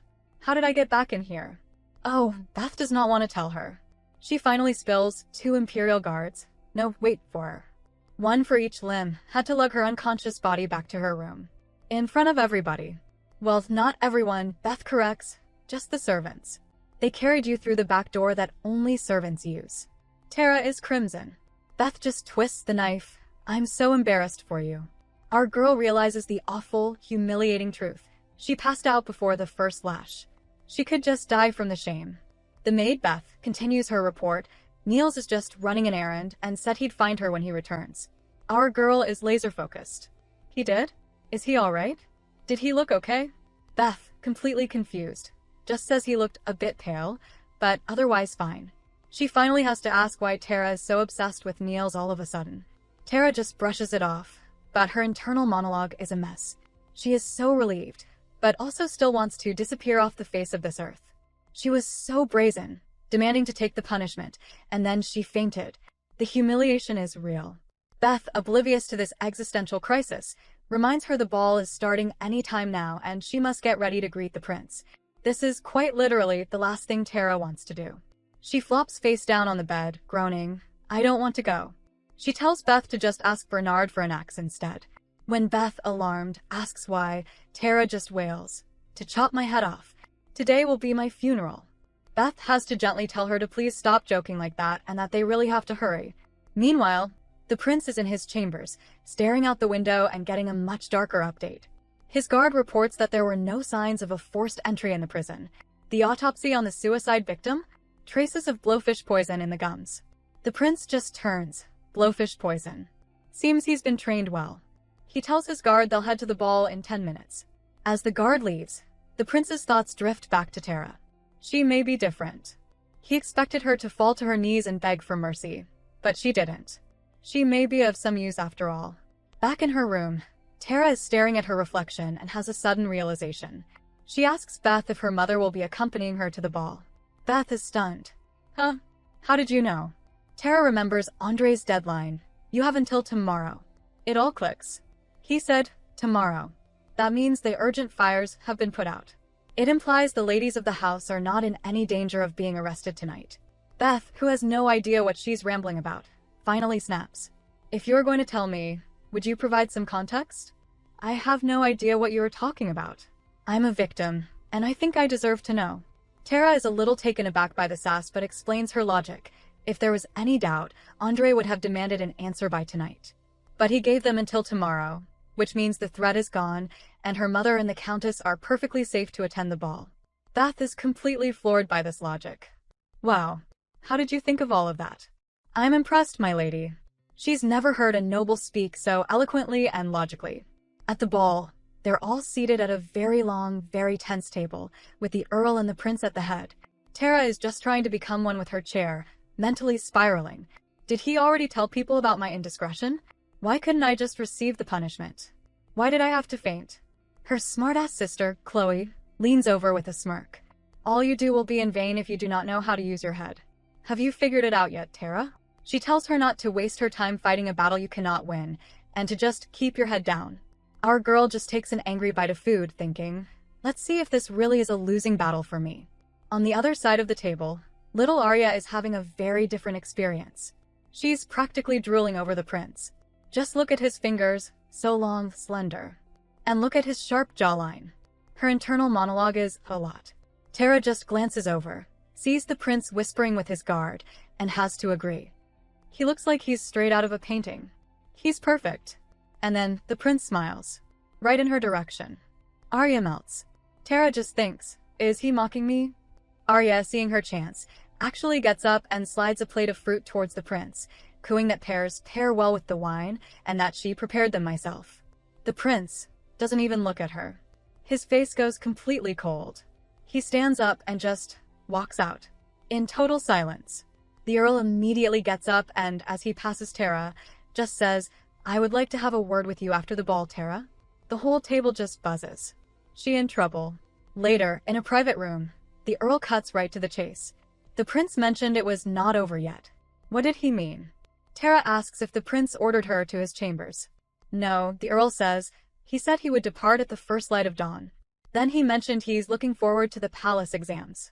Tara is so relieved, but the Earl isn't finished. He also said something that left a bad taste in my mouth. He said that you should be better prepared next time, even if it takes you all night to think things through. Tara flinches. That conniving snake. The Earl explodes. He must have threatened you. That ungrateful bastard. He goes on a full-blown rant, raging that when the prince first stepped inside the palace gates, he was the only one who saw his potential. If it weren't for me, he seethes, he'd be nothing. If I had known what an ungrateful bastard he would be, I would have banished him. He finally calms down, tells Tara she's dismissed, but leaves her with one final order. You must think like your opponent in order to defeat him. Our girl leaves, and as soon as she's back in her room, she has one thing on her mind. She tells Beth, "Today's the day we retrieve your 6 pieces of gold. Call for him." Now, our girl's maid, Beth, is practically begging her to stop, worried she's going to faint again. She insists she's already resigned herself to losing the money, calling it a life lesson and telling Tara not to worry about it. But Tara just smiles, explaining that standard procedures won't work. But, oh, there is a way to get her money back from those swindlers. Beth, bless her heart, just laughs nervously, clearly not following this 5D chess move. She begs her lady not to get her hopes up, offering to just work hard to earn the money back. Tara is not having this. She stands up, all determination, and demands Beth send for Niels, asking her, "Is it not your duty to act according to my wishes?" That snaps Beth right out of it, and she rushes off to call him. 10 minutes later, Niels is there. Tara cuts right to the chase. "Have I let you down?" He admits that, at first, yes. But he says he thought it over, and if he were in her shoes, he'd also have assumed he'd been sold out. He's clearly moved, mentioning how she insisted on taking his place under the lash and even fainted all because of him. This is, by the way, brand new information for Beth, who was just quietly listening in the background. She explodes. "Is it true, my lady? Did the prince order you to be flogged?" She's in full panic mode. "Are you okay? How many times did he flog you?" Tara's face is just deadpan. She admits she's fine, mostly because she fainted before anything could even happen. Niels, who has just been standing there flustered, continues, pledging his full loyalty to her from now on if she'll allow it. That's exactly why she sent for him. She tells him she trusts him for this specific task. But then she drops the hard part. "You will have to face the prince. Again. Are you okay with that?" He doesn't even hesitate. "Yes, my lady." She lays out the plan. 20 minutes later, Niels looks a little terrified. He stammers that he's not certain he can remember it all word for word. Tara tells him it doesn't have to be perfect, but he must be undoubted when he stands before the prince. His mission? Pretend you are me when you deliver my words. She offers him a coin as partial payment. He tries to refuse, but she insists, "You are my person now, and so I shall treat you as such." He glances at Beth, who just nods, and he finally accepts, promising to deliver the message at the crack of dawn. Once he's gone, Beth is back to being the voice of reason. "You know how cruel the prince can be. Why do you keep provoking him?" Tara just yawns and replies, "You know what they say. To catch a tiger, you must enter its den." Beth is understandably horrified. "Are you saying you will go up against His Highness?" "That's right," Tara says. "I shall keep him under my thumb." Beth just doesn't get it, arguing that Tara is an Elias and has nothing to prove. Tara just sighs, wishing she could just sit back and do nothing. Beth, trying to help, offers chocolate. Tara tragically refuses. "No. I need to lose some weight." The next morning, just as the prince is giving his guard, Nick, a final order, all hell breaks loose. Niels bursts in, demanding an audience.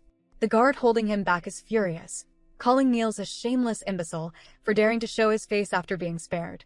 The prince, looking totally unimpressed, just tells his man to let him go. He eyes the butler. "You've got some nerve." Niels just bows, "I have a message from the one I serve, your highness."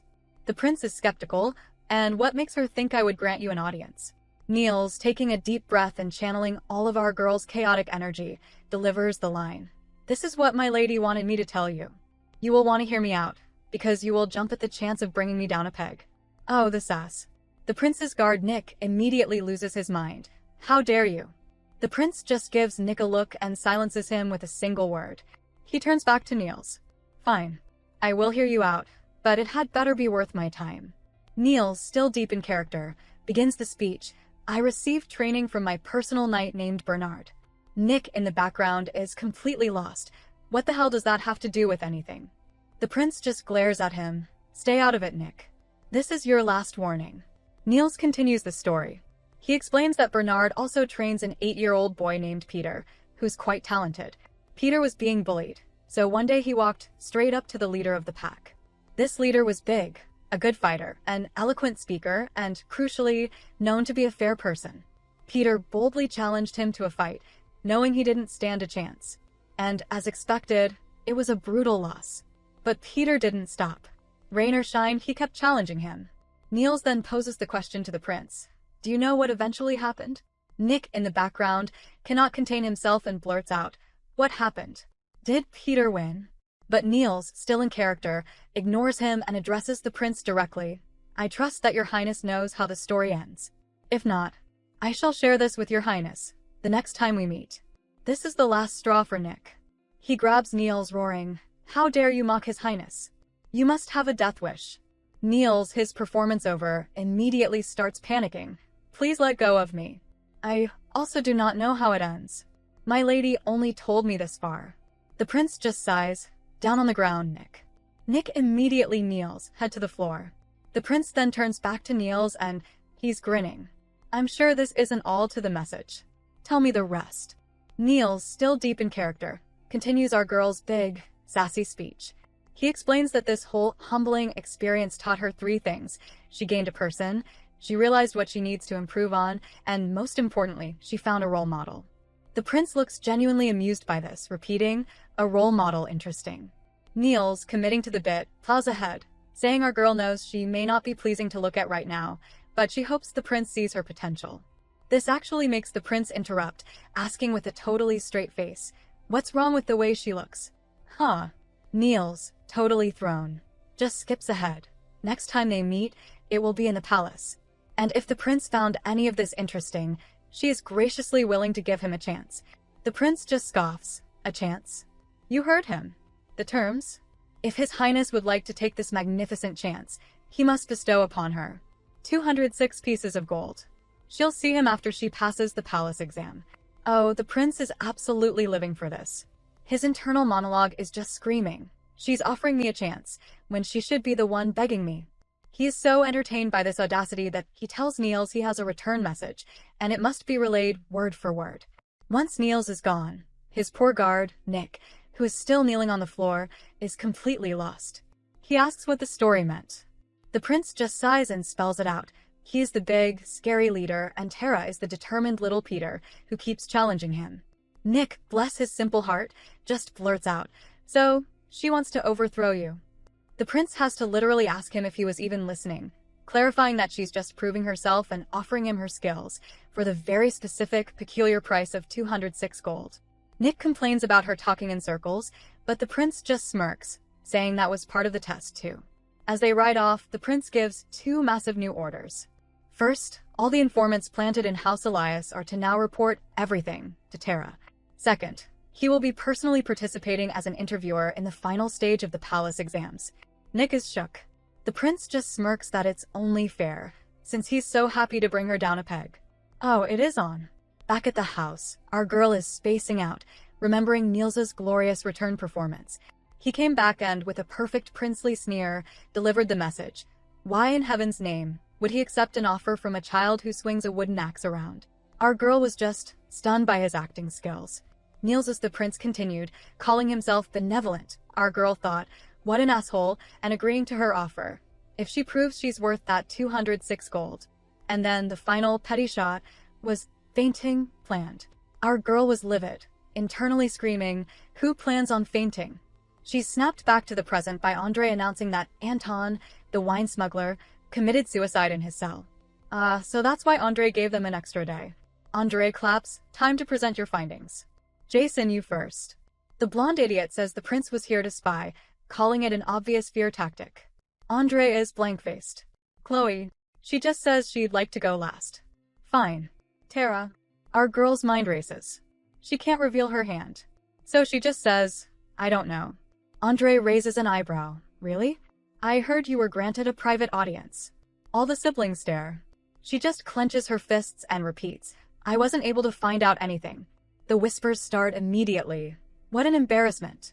Arya, our little romantic, blurts out. It's simple. He was here in search of a princess. She explains he has to get married soon, and the women of their house are known for their beauty. Glancing right at Tara, she adds, well, except one person. Ouch. Andre just ignores that shade and turns to the last sibling. What about you, Chloe? Our girl tenses. Chloe never even met the prince. How in the world did she find out? The smart sister, Chloe, says she'd like them to take a look at something first. She snaps her fingers. A butler brings in a letter, and Andre's eyes go wide. It's the future schedule from the Ministry of Security. Chloe just smirks, saying it was a piece of cake. She explains that an investigator was supposed to visit, but at the last minute, the prince came instead. His official purpose? To investigate the noblewomen involved in the fraud case. Andre just raises an eyebrow, asking if that wasn't a bit too easy. Chloe is completely unbothered, replying that he asked for the purpose, and what could be more accurate than the official record. She even boasts that the task was too simple, and she didn't even have to meet the prince. Her blonde idiot brother, Jason, immediately explodes. This is outrageous. He whines that he could have gotten that record too, and that this was supposed to be about the prince's true intentions. But Andre just shuts him down. He roasts the entire room. Jason for his baseless proclamations, Arya for not understanding the gravity of this situation, and even our girl, who did meet the prince but could not figure him out. He declares Chloe the winner, giving her priority for the exam materials. But he's not quite done with our heroine. He turns to her. You spent 30 minutes with the prince, and yet you couldn't find out anything. He smirks. You either really have no clue, or you found out something that cannot be shared. Ew. As he leaves, Tara stops him, turns around, and gives him the most sarcastic, shade-filled, "Thank you so very much for deciding to mentor her siblings, too." Andre just laughs, calling her amusing. Our girl is left seething. Amusing, am I? Why are all the men in this world like this? We jump 2 weeks later. Our girl is deep in her glow-up, with intermittent fasting and hard training. And it is working. She's managed to shave off 7 whole kilos. She's all smiles, asking her trainer Bernard how much more weight she needs to lose to wield the axe properly. His answer? About 30 kilos. And how long will that take? Probably about a year. A year? Our girl scoffs, saying she needs to speed this up, but groans that this new body just can't seem to fight off temptation. Bernard, ever so helpful, says there is another way. Spend a few days on a battlefield. He says if she trains with that kind of intensity, the weight will just melt off. Tara literally drops her axe. Just say you want to kill me, don't you? He says she wouldn't die. She just growls. Sure, you'll just take me to the brink of death. He just sighs and tells her to pick up her axe. Meanwhile, at the palace, the prince is getting an update. Andre's second assignment was a history and economy exam, and Tara Elios received a perfect score. The prince then asks for responses. His guard, Nick, reports that 2 counts are neutral. 1 baron complied, but Count Elias requested some more time to think. The prince is not impressed. It's already been 2 weeks. He asks about Andre's spies in the palace. Nick confirms he discreetly let go 3 of them for snooping, leaving just 2. The prince just grins. Leaks some information to the servant. Let's have some fun. Back at the Elias mansion, a messenger from the Black Society arrives to see the count. After clearing the room, she hands him an envelope. The big news? Prince Kyle has moved to recruit military force. This info is straight from the palace. The count is impressed and tries to ask what the king thinks. The messenger just deadpans that they only provide the info he paid for. He tries to set a meeting with Andre, but she shuts him down, explaining that this new development is the 3rd assignment. The count, frustrated, tells his man to gather the children tomorrow morning. We cut back to the training ground, where Bernard is drilling our girl. She's complaining that the training is way too intense. He just points out she's still at 84 kilos. She snaps, 83, not 84. Their little spat is interrupted by 2 creepy knights calling for Bernard. They start whispering, loud enough for everyone to hear. Can't get used to seeing them together. Think he sold himself to her? No way, his contract is up soon. I'm pretty sure he's going to get the boot. Our girl is visibly annoyed, calling them creeps. Bernard just abruptly ends the session, tells her to practice with the wooden axe, and walks off. Just as he leaves, a servant runs up to summon her to the count's study. Our girl just thinks, I have a bad feeling about this. We dive straight into the count's study, where he's holding a crisis meeting with the kids. The big problem? Prince Kyle, that absolute menace, has sent a message with his personal seal, requesting all the noble houses cooperate by dispatching knights to his palace. The siblings, naturally, lose their minds. The blonde idiot Jason immediately starts foaming. We must decline. We must pledge our faith to Prince Francis, the rightful heir. But the broody military brother, Logan, points out that public opinion is actually leaning towards Kyle, and this could be their big chance. Then the smart sister, Chloe, says they're both wrong. This is obviously a trap to drive a wedge between the nobles, so their only move is to remain neutral. The Count just puts his head in his hands, and we are back to square one. He finally turns to our girl. Tara just thinks for a second. She knows Kyle doesn't actually need their help. This is a test. So, she proposes the option with the least risk. Her brilliant galaxy brain plan? Dispatch knights as requested, but to all 3 princes. Oh, her father is thrilled. He calls the idea brilliant, realizing they can maintain their neutral stance and be in Prince Kyle's good graces at the same time. Logan, ever the downer, worries Kyle might just feel like they're mocking him. But Tara just internally scoffs. She knows Kyle is not the type to act rashly over hurt feelings. Over at the palace, Prince Kyle gets the message about House Elias sending knights to all 3 princes. He just smirks. We shall gladly accept our offer, he says. His poor guard, Nick, starts to panic, worrying that people will misconstrue this as His Highness raising an army to take over the throne. Kyle just looks at him, deadpan, and delivers the most savage roast. Fascinating. So you do have the ability to process thoughts. But not everyone is so amused. In another, even fancier palace, we meet the 3rd prince, Joseph, and the Empress Viviana. And they are livid. The Empress is shrieking about how dare Kyle use his seal to pressure the nobles, calling it a challenge to the throne.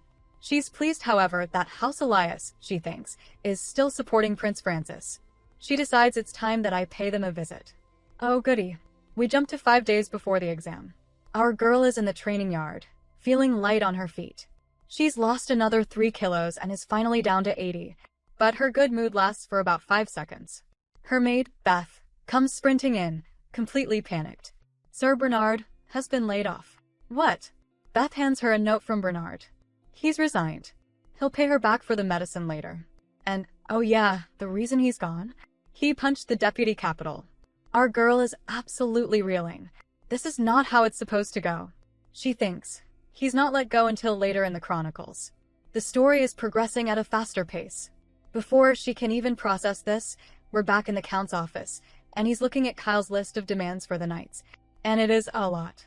We're talking 2 years of service, combat experience. They can't bring their own servants, and they have to obey Kyle's laws, not their own. And the best part? House Elias has to foot the entire bill, which will eat up 20% of their total military budget. The Count just sighs. This brat is asking for a lot. He realizes Kyle must have the Emperor's blessing and orders his spy to go find knights who fit the criteria. But then, he hands the spy another set of papers. The spy's eyes go wide. It's an account in Tara's name. A whole platinum mine and 5,000 pieces of gold. The spy is stunned. The Count just brushes it off. Don't fuss. It's just one mine. That's less than 10% of the other children's assets. He tells the spy that Tara has proven herself over the past few weeks, and this is just a small gift. The spy just looks at the Count's smirk, knowing this is so much more than just a gift. The prince just looks at her, all serious, and asks if she's just going to go out of her way to tend to their matters for every single person she meets. Our girl is not having it, snapping back that Bernard is definitely worth my time. But the prince just scoffs, saying she seems to put way too much faith in someone she's only known for 2 months. She just clenches her little fist and declares, he will come back. I'm sure of it. Oh, the prince just smiles at that, saying it sounds like she has a plan. She gets all cocky, asking if his curiosity is piqued. She then tries to leave, saying this little chat was enough to repay him for his help.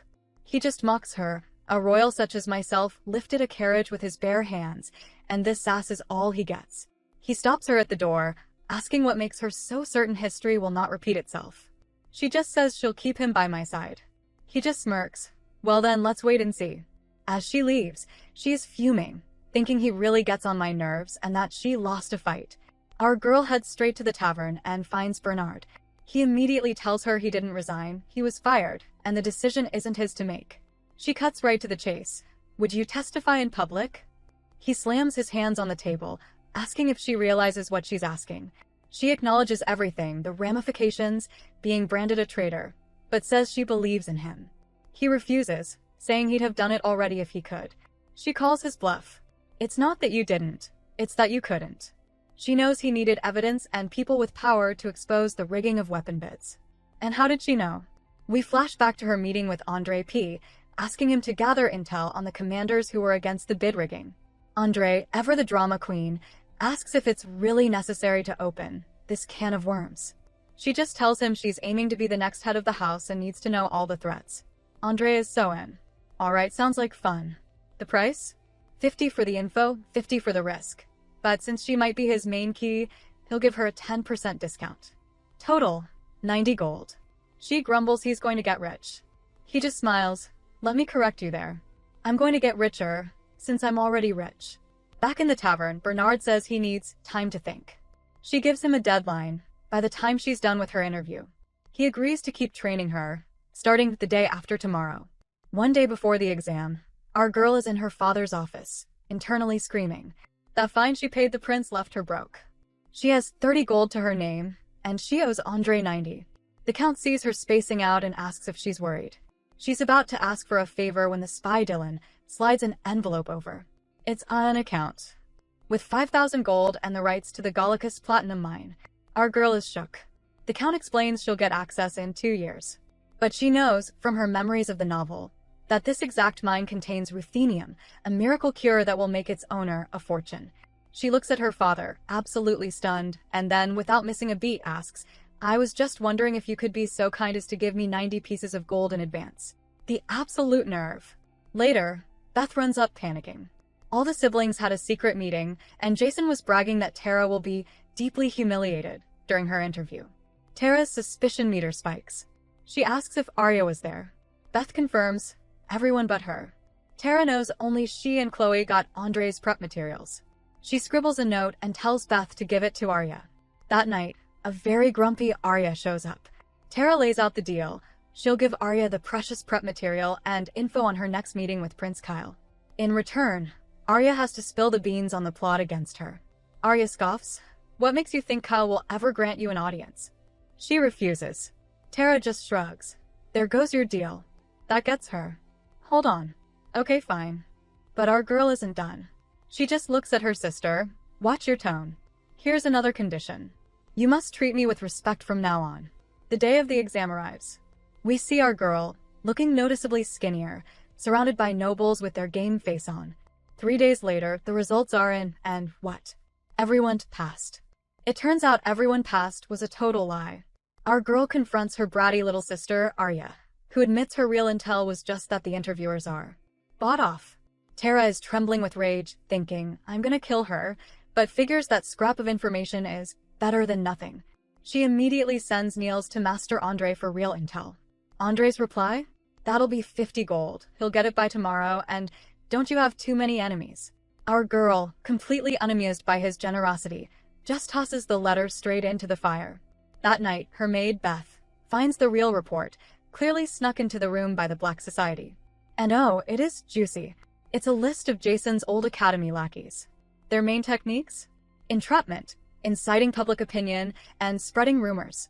Andre, being the absolute menace he is, finished the letter by telling her the interview is going to be a tough one, adding that he looks forward to seeing how she handles it. Tara is furious. Does he seriously find this funny? And immediately storms off to the library to prepare for war. Cue the training montage. For the next 4 days, she and Bernard forego the axe and focus solely on fitness. We're talking agonizing abs, heavy weights, and endless running, with Bernard just yelling, keep going. By day 4, even he's impressed, thinking, wow, she's gotten much better. Our girl's main takeaway from this whole experience? You must avoid reincarnation at all costs. One day before the interview, the actual exam results drop. And, what? Everyone passed. The Count is absolutely stunned, especially about Arya. The spy explains the message came from the third prince. Empress Vivian made special arrangements. The spy thinks this is great news, but the Count is horrified. He rants that they must earn their position fair and square, otherwise the royals will take advantage of us. He then admits to his spy that he never expected any of this. The whole exam thing was just a test to see what his kids were made of. He blames Prince Kyle's knight request for starting this whole mess, which got them on the Empress's radar. And now she's delighted and has requested a visit. The Count is just so done. He tries to summon Andre, who basically sends back a lol no. He says he's busy, and since the knight dispatching idea wasn't his, he has nothing to say. The Count, remembering exactly whose idea it was, summons our girl. She arrives, looking exhausted from all the training. He drops the bomb about the Empress. Tara sighs, admitting she knew things could go in a different direction. She just didn't mention it at first. Oh, her father explodes. Are you serious? This is a matter of life or death for our family. He's fuming. I shouldn't have put so much trust in you. The spy, ever the mediator, gently asks her to elaborate on this different direction. The Count just roars, asking if she sees him as a toothless tiger for making this decision on her own. This is where our girl, the little strategist, just pivots. She gives the most heartfelt, perfect, sincere apology. How could I ever think of you that way, father? Please accept my deepest apologies. The spy is visibly impressed. The Count, completely disarmed, just sighs. It's fine. Go ahead and explain yourself. Our girl, her eyes filled with a new determination, begins to speak. Our girl begins her big brain explanation to her father and his spy. Prince Kyle is the variable. She explains that her little ruse, dispatching knights to all three princes, was accepted by Kyle. Her father immediately slaps his knee, realizing it's because the deal was in his favor. The spy, ever the buzzkill, just rains on the parade, saying that's no secret. Kyle just wanted free knights for 6 months. But the Count insists there must be more, a gain for Kyle that is surely our loss. Tara drops the real bomb. Kyle wasn't thinking about the money. He was thinking about the knights. She explains the Knights Guild is the most prestigious in the Empire, but their standards are so high, most knights don't even bother applying. The spy finally gets it. Their knights will be trained there. The Count has his oh crap moment. Knights value honor over riches.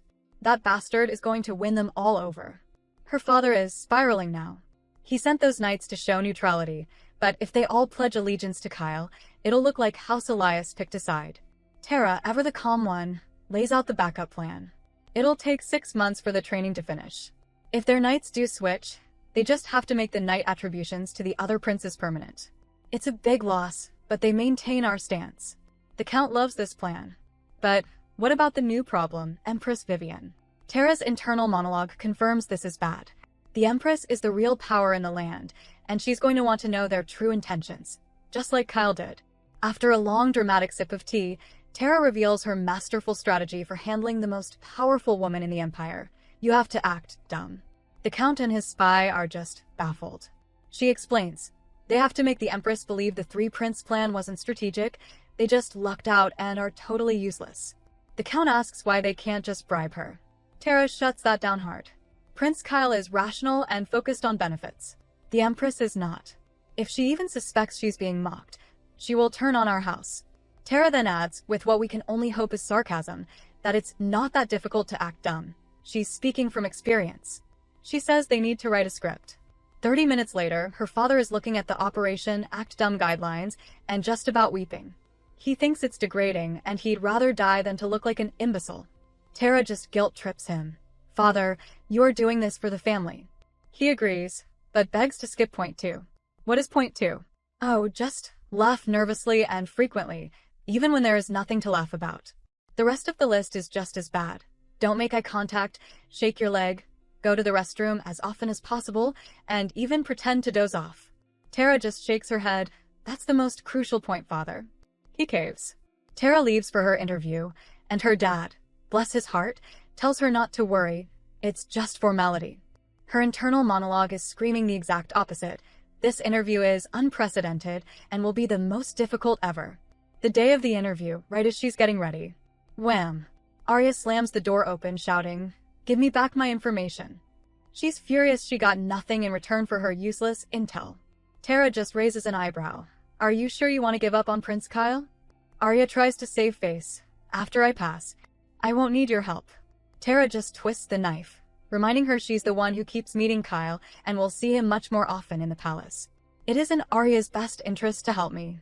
Arya caves again. Whatever. You better pass then, you hear me, and storms out. As our girl leaves, her maid, Beth, notices something. Wait. Are you wearing pants under your dress? Tara just smirks, quoting Sun Tzu about knowing your enemy. She knows she's going to be humiliated today, and best to be prepared. She won't go down easy. The day of the big interview arrives, and our girl's mate is trying to be helpful, saying there's a saying that it's good luck to wear someone else's undergarments the night before, and that she should have stolen some for her. But our heroine is a little busy, thinking this is the second time she's dreamt of drowning in a swamp. Talk about a bad omen. She's having a full-on existential crisis. Remembering the author of the Chronicles always said House Elias was the most pitiful family in the story. They don't even have a qualified heir, and it's always the families that fail to let go of their ego and swim against the current that are the first to fall. Her dream was so vivid, and she is terrified she's going to lose everyone. Her family, Beth, Niels, everyone. Her maid finally snaps her out of it, asking what's bothering her, and our girl just blinks. Oh, what? Have we arrived? Yes, they have. They are at the Great Chamber of the Imperial Palace for the administrative interview, and wow. Our girl just stares, thinking the place is absolutely magnificent, and that they definitely know how to make a person feel small. She spots the nobles from the provincial areas and the ones from the capital, but her sizing up the competition moment is cut short by some loud, obnoxious voices. One jerk sneers. Look at that hefty one over there. Isn't she your sister, Logan? Another one laughs, saying he was expecting a cow, but she's not as bad as he thought, more like a fat sheep. Oh, how generous. A third guy then pretends to be a hero, telling them to stop making rude remarks about a lady from House Elias. He offers our broody brother, Logan, an apology on their behalf, which Logan just accepts. That's it. No defense, just apologies accepted. Logan just looks at his sister, his internal monologue turning absolutely vile, thinking, what did you see in her, Brandon? She's nothing but a disgrace to the family. Yikes. He and Tara share this super tense look, but he just scoffs internally, dismissing her as a nobody. Well, before we can hunt Logan down for being the actual worst, an announcer kicks things off. Forget what you thought you knew, because this interview is 3 rounds. Round 1 is a personal interview, and they're immediately cutting 20% of the candidates. The room naturally starts murmuring. Round 2 will be testing their, physical ability. Outside. Oh, bestie, what did you get us into? They're not eliminating anyone in that round, but still. And finally, round 3 is an open discussion back in the Great Chamber, where another 30% of the remaining candidates will be eliminated. Everyone is panicking. They all thought this was just a formality. They were told they just needed to pass the written exam. As our girl is trying to remember a key character from the Chronicles who made a strong impression, someone whose name had something to do with clothing, we cut to her blonde idiot brother, Jason, scheming with one of his lackeys. The friend is just cackling, saying he thought their plan would go to waste, but his sister walked right into the trap. Who knew she'd apply to the same ministry as them? Jason just sneers that he's never thought of her as his sister, calling her a disgrace, and saying that only when she's humiliated in front of everyone will she finally know her place. Oh, and he is furious that she dared to accept the rights to the platinum mine. The petty jealousy is real. Meanwhile, the gossip about our girl is in full swing. How did she even pass the written exam? You heard, right? The Empress made special arrangements for the Elios family. Our girl just wants to die, thinking, I dug my own grave. She had no idea the Empress would get involved, but she is not backing down. The first round starts. There's a panel of 5 interviewers, and who is sitting right in the middle? Oh, just the first prince, Francis. After what feels like an eternity, it's her turn. Lady Tara of House Elias. The prince looks down at her application, and his face just freezes. There must have been a misunderstanding. There is no misunderstanding, our girl says, her voice steady. I'm applying to the Ministry of Security. The room explodes. Everyone starts whispering. Is she crazy? Only men apply for that position. She just wants attention. Look at that body. The rumor must be true. She's insane. One of the interviewers literally slams his papers on the desk, demanding, do you even know what the Ministry of Security does? As she opens her mouth to answer, the third prince, yep, he's here too, cuts her right off. You can stop. Everyone here knows what the Ministry of Security does. He asks if her family is aware of her choice, and she admits they don't know which ministry she applied for. The first prince just laughs this breezy, condescending laugh. My House Elias always exceeds my expectations. He tells her she can just alter her choice after the interview, to make sure she discusses it with her father. He then thanks her for the knights her father sent, and just like that, Group 7 is now dismissed. Our girl is left absolutely fuming. Why did he cut her off? But she is not giving up. She thinks, go ahead, try all you want. I will serve in the Ministry of Security, no matter what. Our girl is still absolutely seething from that disastrous interview. She's pacing, thinking that if she serves in the Ministry of Security, she can access all the confidential documents, predict any conspiracies, and, most importantly, keep an eye on Prince Kyle while working for him. The conditions are perfect. But she's still stuck on why the first prince even mentioned the knights. She's so frustrated. She just imagines walking right up to that smug royal and smacking that smile clean off his face. A little later, the list of those who passed the first round is posted, and yep, she made it. But as she's checking the results, she can just feel everyone staring at her, and she's so over it. Meanwhile, in another part of the palace, Prince Kyle is getting an earful from his long-suffering guard, Nick. Nick is practically on his knees, begging His Highness to please respond to the Emperor's summons. If he doesn't, Nick will be the one punished, by being forced to train in front of the handmaids dressed as a clown. Kyle just looks at him deadpan and says, "That's fine with me." Oh, Nick just collapses on the floor, wailing for mercy. He says it's just as mortifying as what Walter had to go through, and that none of the handmaids will ever consider him for marriage if they see him dressed as a clown, and he really, really wants to get married one day. The prince finally sighs, "Enough, get up." He muses that the old man must be finding this amusing, and decides it's time to pay him a visit. Nick is immediately overjoyed, calling Kyle his hero and gushing that Walter will be so jealous. As they walk through the corridor, the entire palace is whispering. The nobles are stunned to see him, murmuring that he looks so stunning in his uniform and that he rarely ever sets foot in the palace, unlike the other princes. He's always busy, spending half his time as the commander-in-chief and the other half fulfilling his duties as the Minister of Security. They arrive at the Emperor's chambers, and Kyle is announced, sweeping in and bowing low, calling himself a lowly subject. The onlookers are completely baffled, wondering why he's acting so decent and taking after his father. The Emperor, however, is not impressed. He immediately roasts Kyle, asking how long it's been. 5 months. The butler corrects him. It's been 6 months. The Emperor is furious, shouting that Kyle always has an excuse. He demands to know why he skipped the Khan delegation's visit. Kyle replies, "I was on a mission to settle matters at the plundering borders of Scandua." Okay, fine. Then what about the royal hunt the month before that? I had to reassign the commanders of the armed forces. Well, then what about the banquet on Imperial Foundation Day? I was on an unofficial trip to handle an urgent matter for the Ministry of Security. The Emperor just about explodes.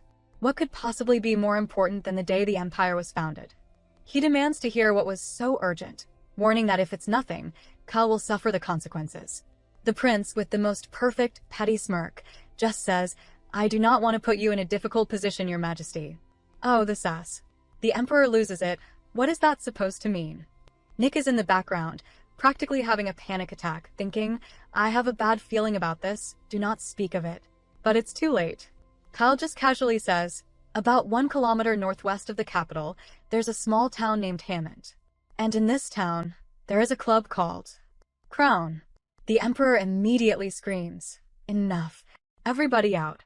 5 minutes later, he's alone, head in his hands, just so done, wondering what he did to deserve such an ungrateful child.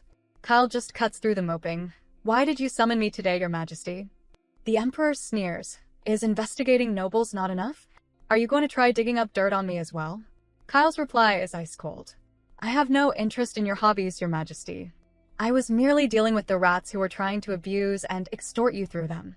The Emperor's butler is just shook, realizing Kyle somehow knew about the Emperor's secret chess gambling habit. The Emperor asks how long he's known. Kyle's answer? He's had a hunch for 5 years and found solid evidence 2 years ago. The Emperor, clearly worried, asks if he's going public, but Kyle just brushes it off. He already used his seal to get what he wanted from the nobles.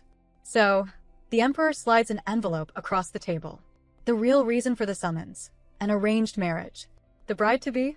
The youngest daughter of Marquis Stewart, who is, wait for it, 13 years old. The Emperor tries to sell it as a great political move, a way to gain support. Kyle just looks disgusted. "Are you doing this for me? Or are you using me to get what you want?" He slams the paper down, saying it's against his morals. "I don't want to go to bed feeling like a criminal every night. Please excuse me." As he walks out, the Emperor calls after him, "How do you plan on garnering enough support to go up against the Empress?" Kyle stops and says, "I do not need to garner support. He'd rather follow the path of the late Emperor Helio. This shocks the Emperor, who just lets him go and orders wine. His butler explains that Helio was the rightful heir with no power, who managed to win all the nobles over and take the throne anyway. As Kyle and Nick are leaving, Nick asks where he's headed now. The prince just looks all shiny and determined. I promised to take her down a peg. I must keep my word. He's already made arrangements to be an observer for the third round. Let's see what she's got. Alright, bestie, grab your snacks because we are heading outside for the dreaded second round. All the candidates are waiting, and our girl is deep in thought. The chronicles mentioned all about the third round, but not a single word about this one. She just knows this is the humiliation trap Jason has set for her.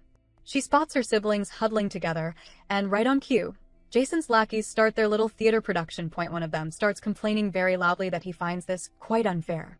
Another one immediately chimes in, I couldn't agree more. This is discrimination. Why do all the men have to participate while the women get to sit this one out? Oh, so this is their plan. They're really hamming it up, demanding fair treatment.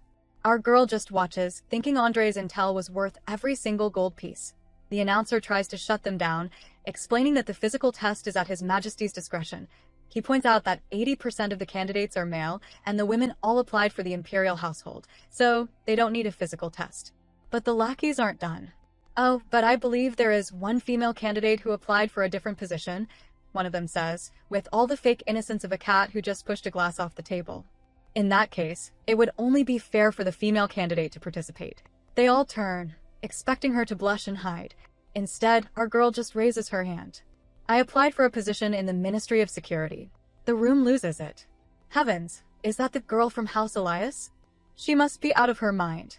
I heard she has physical and mental issues. She only passed because she's an Elias. Even her bratty sister Arya chimes in about the physical differences between men and women. Tara just stands there, waiting for the right moment. The lackeys get bolder, literally pointing at her body, but the crowd is starting to get uncomfortable. That's a bit too harsh, someone mutters. But it's true, says another. Jason is just grinning in the background, telling his goons to keep going. Trust me, he sneers. Tara won't give up that easily. Finally, one of the examiners, Lord Madoc, approaches.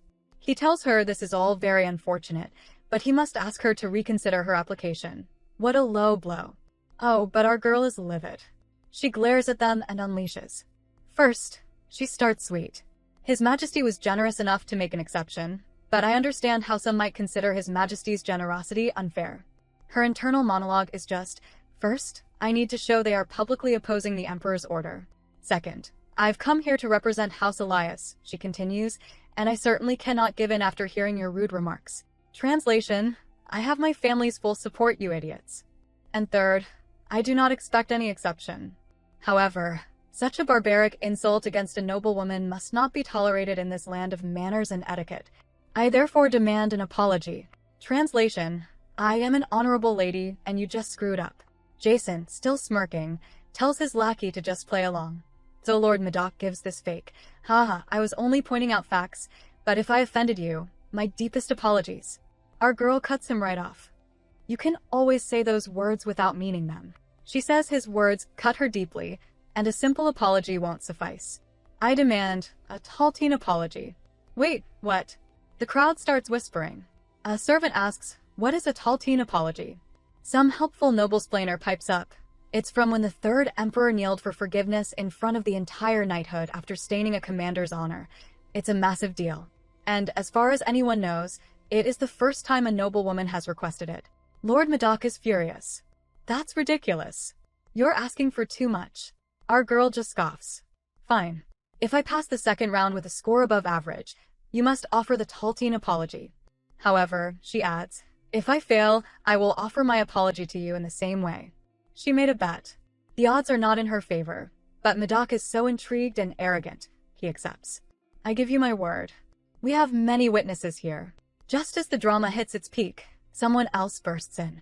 Thank you for your patience, but this is definitely against His Majesty's orders. Our girl turns confused. The guy continues, therefore we have to make sure that Lady Tara Elios suffers no disadvantage due to this little bet. Wait, is he helping her? She knows this guy.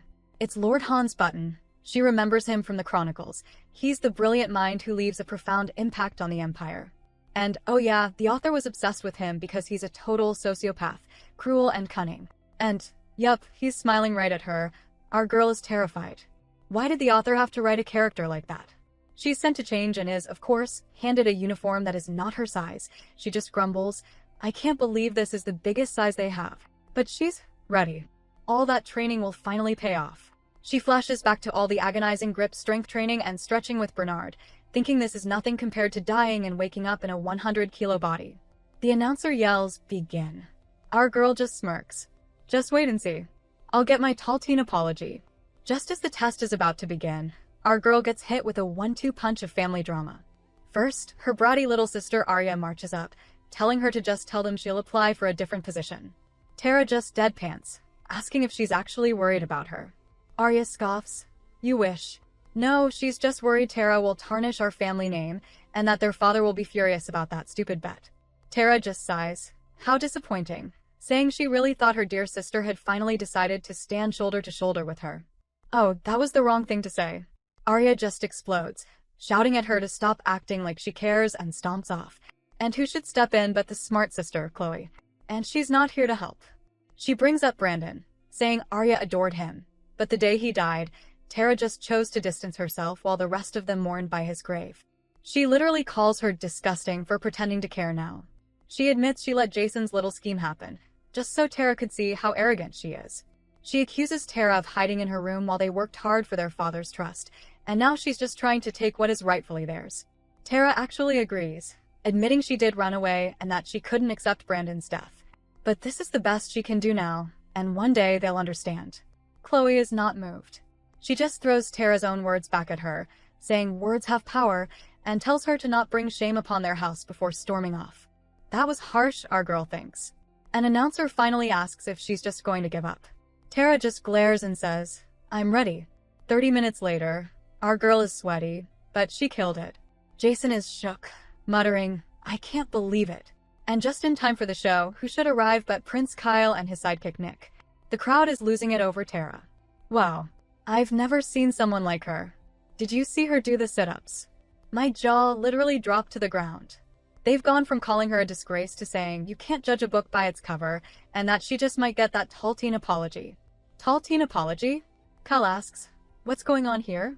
Nick, ever the professional, asks a random guy who just says, haven't you been watching? The guy is completely starstruck by Tara, gushing that she is dominating this round. Kyle watches, and his internal monologue is impressed? Not bad. Her posture and breathing are solid. Her pace is decent too. Nick is just, wow, your highness, she's doing pretty well.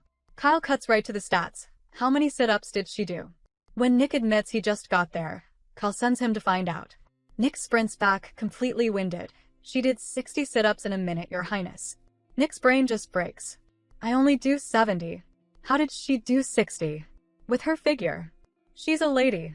Oh, Kyle just roasts him. Nick. What happens to those who judge their opponents by their appearance? Nick snaps to attention. You told me. They are the first to die. Forgive me, I was rash. As the round ends, Kyle gets the full report. Grip strength just under 40 kilograms, 100-meter dash in 18 seconds. He tells Nick to find out why this whole bet happened, and that he'll be waiting in the Great Chamber.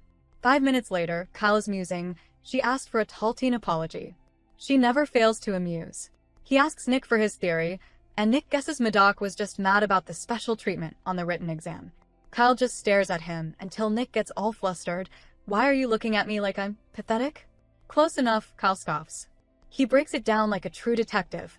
For families got special treatment, so why target Tara? A mere baron wouldn't dare touch an Elias on his own.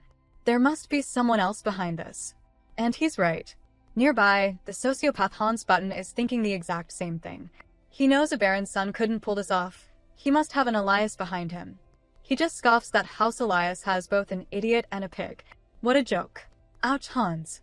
Back in the arena, the announcer gives the scores. The average for this round was 250 points out of 400. Lady Tara scored 347 points. Our girl is shocked and thrilled. She turns right to Lord Madoc. As a nobleman of this empire, I trust you will keep your word. She'll see him tomorrow at 2 p.m. to collect. The news, of course, spreads like wildfire. The third round is about to begin. The interviewers take their seats. But wait, who's that? The crowd gasps. Heavens, it's Prince Kyle. Everyone is freaking out. He never makes an appearance at events like this. Tara just thinks, what is he doing here? And then, he just glances at her, grins, and taps his nose. Oh no. Our girl is horrified, thinking, he can't be serious. Is that a warning? Is he really going to take me down a peg? As the third round kicks off, Prince Kyle is getting some hot new intel whispered in his ear. Nick reports that those goons who harassed Tara, Madoc, Ravi, and Mitchell are all longtime suppliers for House Elias. And who oversees the suppliers? Oh, just the blonde idiot Jason. Kyle just scoffs that if he's managing the business, House Elias is a lost cause. Nick, ever the helpful one, asks if he should take administrative measures for the defaming of a noblewoman. But Kyle just brushes him off, saying he wouldn't punish them even if Tara begged him to. Nick then makes the massive mistake of mentioning Kyle's relationship with Lady Tara. Kyle's head twitches. Relationship. Nick immediately panics, thinking, oops, and bracing for an explosion about official business. But instead of yelling, Kyle just smiles. A relationship? Interesting. Nick is completely baffled by this reaction. Kyle then pulls out a paper, saying that young lady doesn't need his help. She managed to get the tall teen apology all on her own. Nick is absolutely shook. She what? Then why did you have me dig up all this information? Oh, Kyle just roasts him, saying the purpose of this exam is to weed out those who are dishonorable, and that in Kyle's absence, Nick should have been the one to do it. He failed the real test. His punishment? Clean the courtyard for 1 month. Nick, bless his simple heart, just beams. Gladly, Your Highness. Thank you for taking it easy on me. Meanwhile, that same intel is making its way to Tara's father. And he is not handling it well. The Count is so furious. He slams his glass down, breaks it in his hand, and yells for those fools to be brought to him the second the interview is over. He slumps back in his chair, head in his hands, wondering how, after everything he endured today, Jason could be so stupid. Why is he so stressed? Oh, because he just spent his day in Operation Act Dumb for the Empress. We get a glorious flashback of him laughing maniacally, breaking things, and generally acting like a complete buffoon. The Empress just looks at him, utterly disgusted. I imagined you to be a bit different. The grand finale? Tara told him to make sure the Empress never drags them into her schemes. So when the Empress mentions a vest, as in invest, the Count pretends to think she wants clothing. A vest? If your Majesty wishes my household to a vest, we shall, of course. Oh, the second-hand embarrassment is real. Back in the present, he just sighs. It was all for the sake of my family. Back in the Thunderdome, our girl is convinced Kyle is only here to intimidate her. She's desperately trying to forget that she fainted in front of him.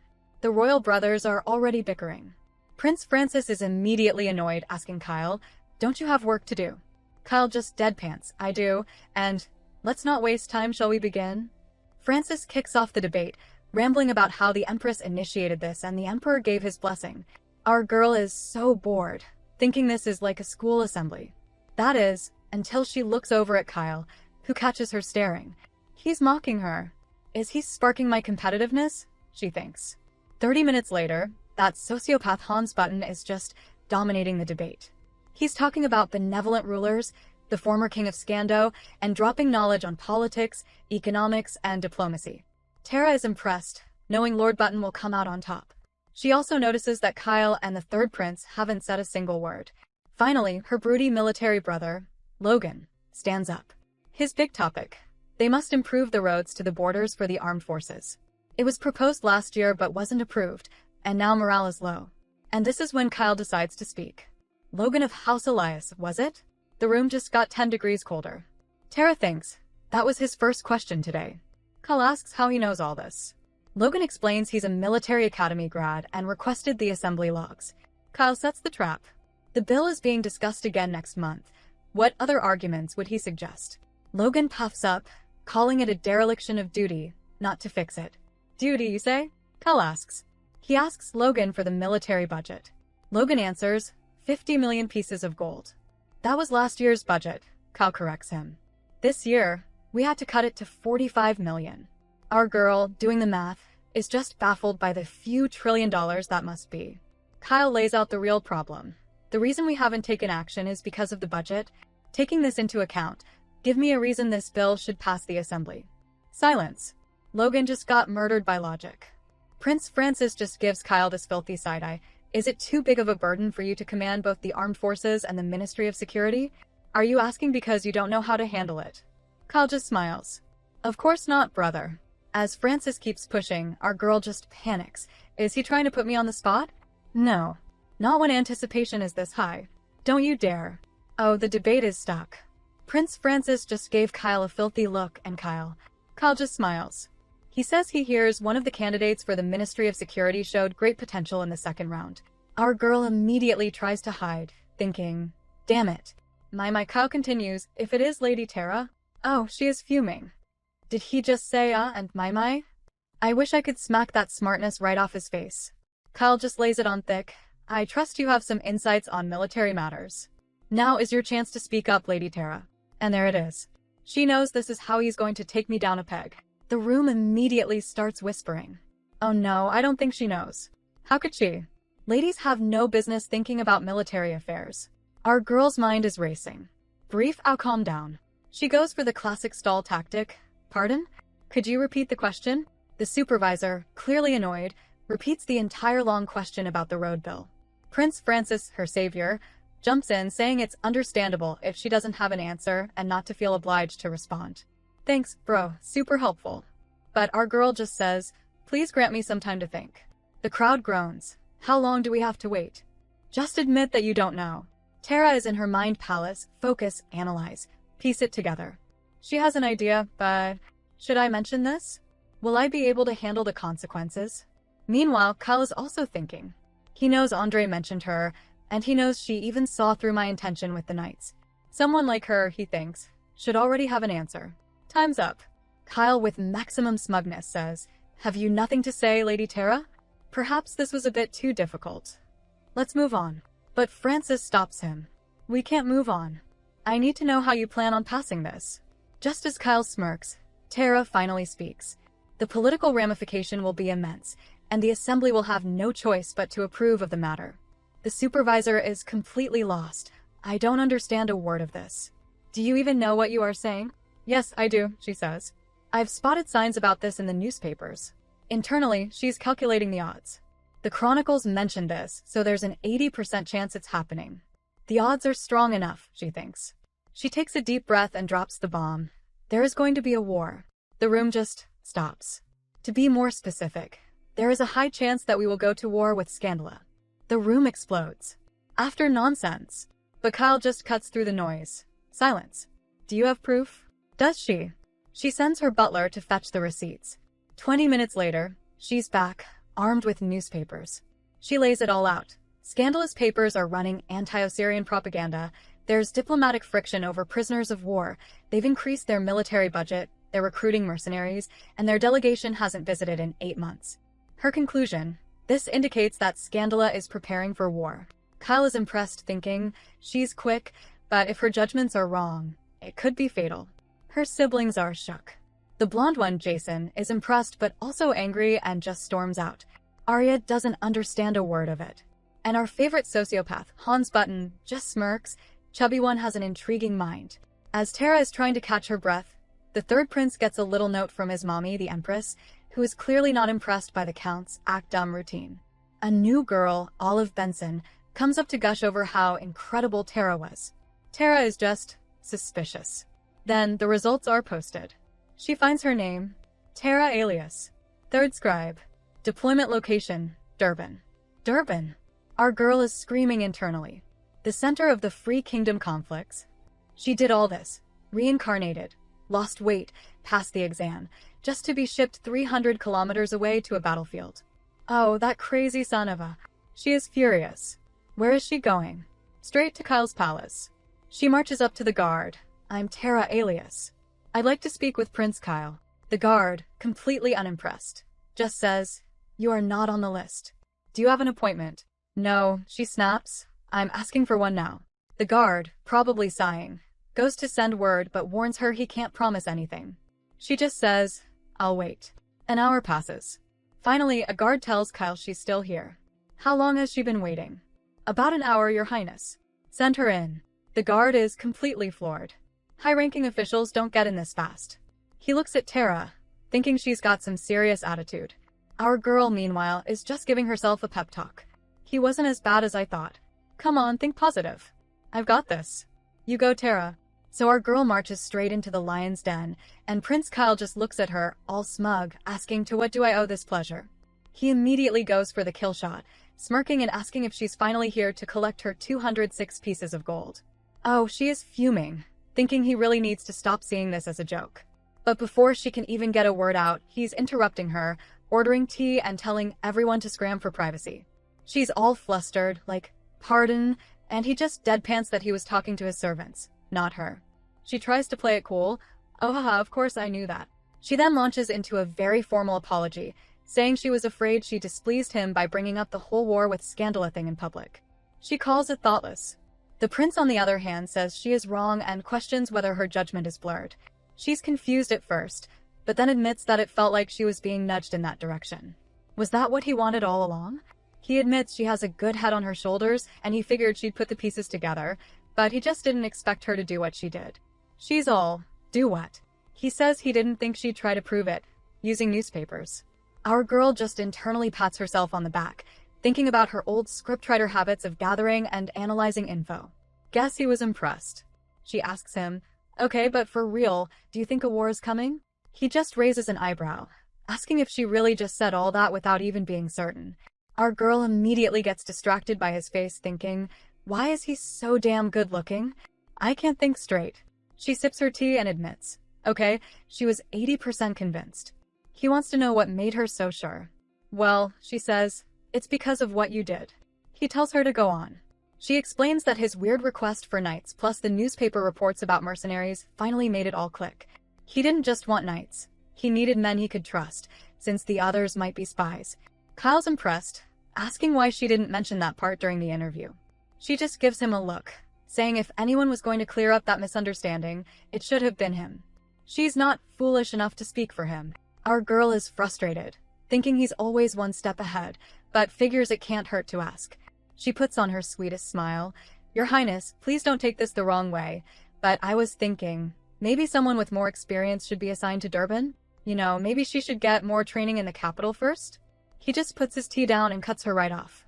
He brings up her own story about little Peter, the kid who kept challenging the bully, asking if she remembers it. He says, just like Peter, you've been trained, and you've been trying to prove your worth. Isn't this what you wanted? Or, he says, have I overestimated you? Oof. She just looks down thinking, he's right. I did try to prove my worth, and now look at me. He twists the knife. If you're not up for it, just say so. No one will blame you. She is livid, thinking, what a prick. It's so aggravating when he's right. She looks at her reflection in the tea, thinks about her father, Andre, Bernard, and the fate of her family. She gulps down the tea. Kyle is visibly trying not to laugh. And then our girl just looks him dead in the eye and says, please give me the 206 pieces of gold you promised. Yes, Queen. She says, you got your chance to use me, so hold up your end of the deal. He's just baffled. Wait, 206 gold? He tries to barter, offering to tell her how long she'll be stationed there. She just cuts him off. Don't need to. I can find that out on my own. She gets up to leave, and he actually calls out, wait. He wishes her the best in Durban, calling her Miss Scribe, and holds out his hand. They shake, she says, thank you, and sweeps out of there like the boss she is. As she leaves, Kyle just thinks to himself, she's changed. A guard immediately enters, and after a quick worried chat, Kyle gives the order, we leave tonight. We cut to our girl, moping in bed. She was so sure she'd be stationed in the capital. Later that night, she hears a noise and finds a letter, slid under her door. She's just so over it. Does he really have to do this in the middle of the night? How many of his people are in this house? She opens it, and it's from Andre. The letter basically just says, haha, I can't believe you were assigned to Durban. Congrats, apprentice. Hope this makes you feel better. Am I not the coolest tutor? Our girl is just seething, calling him a freaking psycho and getting literal goosebumps. The next day, our girl is looking over a document and just thinking, wow, this is impressive. We cut to Lord Madoc, kneeling in front of a massive crowd, performing the tall teen apology. He's reading this super formal speech about how he's a noble man who has come to offer his deepest regrets and will never again tarnish the honor of Lady Tara. The crowd is just eating this up. As he's in the middle of his speech, our girl just interrupts him. "Lord Madoc," she says, "I think you need to hear this." She proceeds to tell this ice-cold story about a hunter who took his 2 loyal dogs into the woods. After hours, they finally caught one tiny rabbit. The hunter, disappointed and hungry, just ate his loyal hunting dogs. "Damn girl." She then looks him dead in the eye and asks, "May I ask where Lord Jason is right now?" A frog in a well knows nothing of the great ocean. She finishes by saying she accepts his apology, but he should really keep in mind who he chooses to be loyal to. "And don't worry about the hunter," she says. "I have plans for him." Back at the mansion, our girl's maid, Beth, is hyped. She's gushing that Tara is the first lady in history to make a nobleman kneel for an apology, and she has never enjoyed watching someone grovel so much. Our girl just smirks, telling her that's more to come. Beth thinks the show is over, but Tara clarifies that Lord Madoc was just the appetizer. Her blonde idiot brother, Jason, is the entire entree, and she is going to hunt his ass down. Beth immediately gets worried about revenge, but Tara just waves her off. This was bound to happen, and thanks to the damn prince, now is the perfect time to strike. Beth then remembers the other problem, Durban. She panics. How could he send you so far away? This just sets our girl off. She is furious, ranting that he did it on purpose to take me down a peg. She's practically screaming, "Does he think this is a joke? I wish I could just kill him right now." Beth, ever the loyal ride or die, just whispers, "Me too." Our girl immediately grabs her. "Promise me you'll never say that in public." After calming down, she gives 2 orders. Send for Bernard, and send a cup of pomegranate tea to her father's office. 10 minutes later, Beth confirms Bernard is on his way, but she has to ask, why pomegranate? "It helps lower blood pressure," our girl says. Beth is all confused. "Do you have high blood pressure?" Tara just looks down. "No, it's for my father." Just then, Bernard arrives, looking super nervous. "Are you sure about this?" he asks. She just tells him they have to go big for the impact they want. He just scoffs, asking if it can be as big as the impact she's already caused, bringing up her insane test score, the tall teen apology, and, oh yeah, the fact that she said a war will break out. Beth, in the background, just about faints. "What? A war?" Bernard keeps going, telling them all the knights are talking about it. They don't know her name, but the gossip is that Prince Kyle actually confirmed what the chubby lady said. Beth just, "Chubby." Bernard ignores her and warns Tara that she could lose the Count's trust over this. Our girl just levels her gaze. She's been assigned as a scribe. Now, he has to decide if he will swear fealty to her once this is over. Then, she leans in and whispers the plan. Meanwhile, far away in the northern plains, Prince Kyle is on a mission. His guard reports that all that war talk our girl started actually made things easier. The prince just tells him to let the Black Society be. They're hunting the 27th, a mercenary in his 50s with a scar under his eye. A local patrolman immediately grovels, saying their target is at the bar right now. The prince and his guard head in, and the bartender tries to seat them, but Kyle just says, "No. We want that table." From the back, they listen in as their target brags about a job that paid 45 gold pieces, 3 times the usual rate. He says the job was run by a sword runner, a man so cruel he still has nightmares. He explains that at first, he had no idea what they were doing. But after a few days, they arrived and found a family. They were told the family had a bounty on their heads, that they were traitors.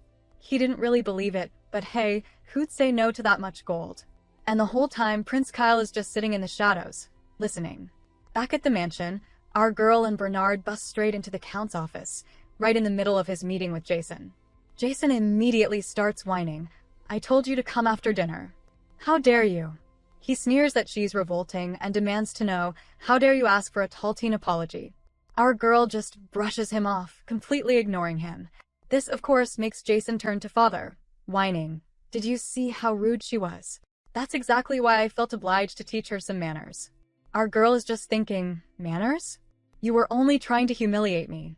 Jason is on a roll, ranting that joining the military is an insult to Elias, especially since it's led by that bastard Kyle, and she plotted with him to tarnish our good name. The Count just snaps. That's enough. But Jason keeps going, saying their house will be a laughingstock and he was only trying to stop her. The Count finally roars. "I said that's enough." Tara just apologizes for not telling him in advance. The Count, looking tired, says he understands her intentions. But, Durban? Jason, of course, leaps on this. "Durban? Father, we must cancel her application." That place is under a ceasefire. It's a direct insult to our family name. Our girl finally speaks. She says she worked very hard to pass and she'll only be working as a scribe. In fact, she thinks it turned out for the better. Being stationed at a military post, starting from the bottom, it's all just one step closer to fulfilling Brandon's dream. Boom. Jason flinches. The Count's entire expression changes. He looks at Tara and says, "I understand." He then asks why she really barged in and why she brought her knight. Tara looks him in the eye and says, "It's regarding the extension of contract with my knight, Bernard." The Count is baffled. "You came here for such a trivial matter?" Bernard starts to panic.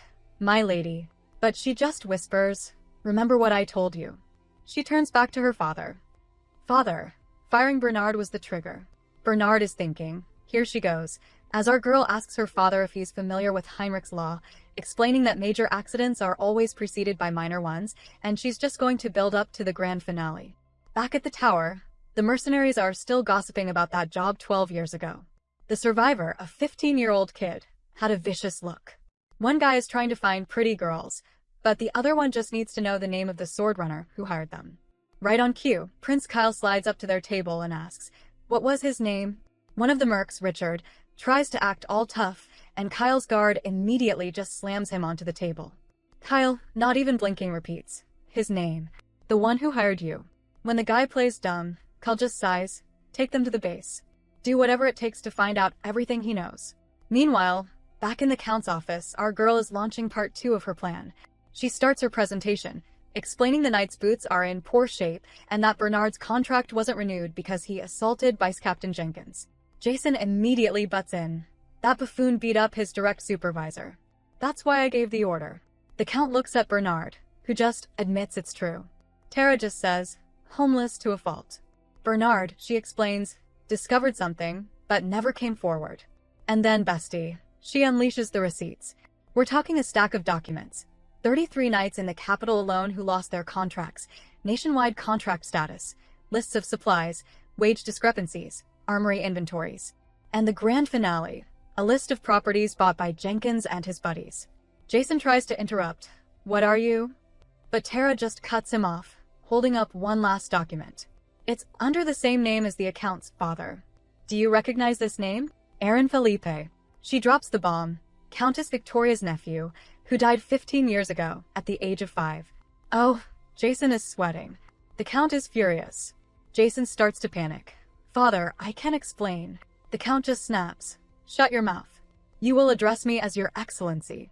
Jason, looking like he's about to be sick, tries to say it's just an old practice, but the Count silences him.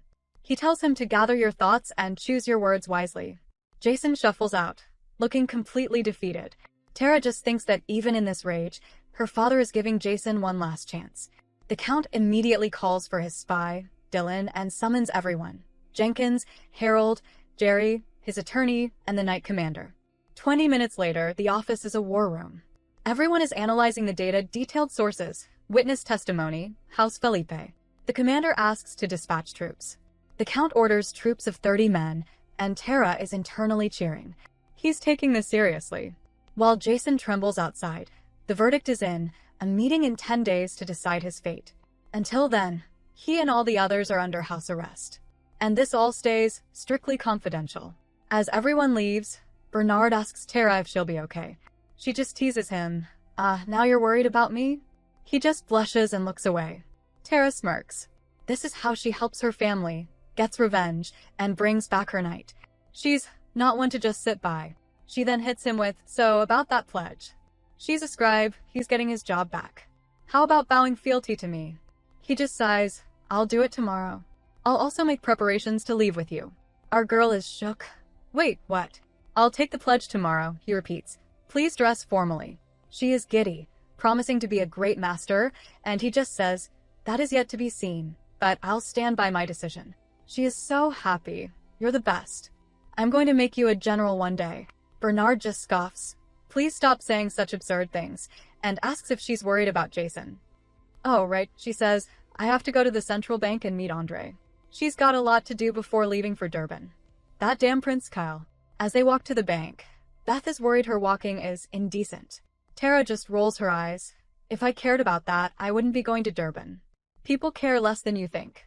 While walking, she's deep in the newspaper headlines, which are all pointing fingers at Prince Kyle for using propaganda about a war. Beth is all, "My lady, you're a celebrity." Tara just sighs.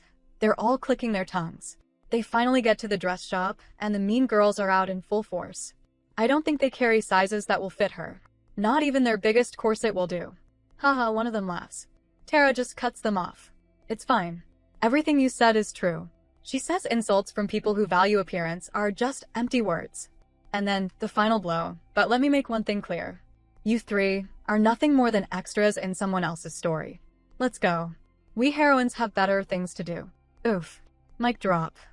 We cut to the training ground, where Bernard is kneeling in front of our girl, who's holding an axe like a total boss. He formally swears to remain faithful, and she accepts, binding them till death do us part. She is internally screaming. Bernard Smith, a man who is going to be a general one day, has pledged himself to me. Meanwhile, Prince Kyle is having a sad flashback to his mother's death, but we don't have time for trauma, because his guard has tea. He found a former employee from that mercenary office. The guy didn't remember much, but he remembered a song about an army known for their cruelty. Kyle just says, "Read it." And bestie, it's a bop. Mercenaries have no conscience. They'll do anything for money. It then lists their greatest hits. Destroying villages, slaughtering civilians, killing a man and his family for suspecting corruption, and, oh yeah, slaughtering an illegitimate child in hiding and his entire house. Kyle asks for the name. No one knows, the guard says. They are simply called the Cursed Ones. Kyle, looking absolutely murderous, just commands, find out more about them. He's thinking, I only wish for them to still be alive so that I can get my revenge. Back in her room, our girl is reading the newspaper, which basically says, "Scandalous started a war, got their butts kicked, the end." But then she sees it, interestingly. Lady T of House Elias expressed her theory on the likelihood of a war. She just groans. Could they have made it any more obvious that it was me? Just then her mom, Isabel, shows up, all worried about Durban being dangerous and having terrible weather. Tara just brushes it off. Don't worry, I'll be back in no time. But her mom says the Countess told her it's difficult to get assigned to a different post. Our girl is just fuming. Why would she say that to my mom? She immediately switches to comfort mode, lying that the assignment is only for a year, but she can get transferred in 6 months if she proves herself. Her mom just begs her to just give up now, saying all she wants is for her to live an easy life. Tara puts on her best angelic face and gives this huge speech about being cooped up for 7 years and wanting to do something with my life. Her ultimate goal is to serve the Empire and maybe succeed as the head of the house. As she's saying this, her internal monologue is like, it's not that I want to, it's that I must get into the palace. That's the only way you and I will survive. This, of course, makes her mom burst into tears. You're all grown up now, which makes the maid start crying. Tara just looks at Beth embarrassed. Why are you crying? Beth just sniffles that it was very touchy. The cryfest is interrupted by Beth remembering her actual job. The Count requests your presence at breakfast. Mom immediately panics, but Tara is just done. I can't avoid him forever. Besides, I have a favor to ask. At the breakfast from hell, the Count starts with this super dramatic speech about how his lifelong dream for House Elias to lead the royal family was, alas, only a dream. He admits he never thought everyone, except Arya LOL, would pass and that this whole exam was just a test to motivate them. He warns them to remain neutral while in the palace. Then, he turns to Tara. He says since Logan is also in the Ministry of Security, it seems unnecessary for her to go. Our girl, with pure determination, just says she's not pleased, but she accepts the decision, and she will never have started if I plan to give up so easily. The Countess, of course, has to chime in. What could you possibly have to do in the palace with that physique? But then, the unthinkable happens. Chloe speaks up. It is her decision to make. If she wants to take the job, we should respect that. Tara is shook. Chloe just looks at her. Only time will tell who the real winner is. Tara, Jason, and the Countess are all just staring, mouths open. Tara's just thinking, if looks could kill. She ignores them and asks her father if he has time for her after supper. Jason, of course, tries to butt in. Father, what about me? The Count just yells, silence. I will see you in 7 days at the meeting. And then the final blow. He tells Logan to take over Jason's job. Jason just crumbles. After breakfast, Chloe corners Tara. She admits she let Jason's little humiliation plot happen. But I have to recognize the effort you made. You did your best, all on your own. Tara's just thinking, why is she being so nice? And then Chloe apologizes. It was wrong of me not to stop Jason. I apologize. Tara is floored. Chloe's maid then shoves a gift at Tara, saying perhaps it can be of use in Durban. It's a badge? Beth immediately freaks out. You don't know what this is? She explains this blue eagle emblem is the most top-tier gift ever. It's a VIP pass that will open the doors to any shop in the Empire and let her take their best products for free.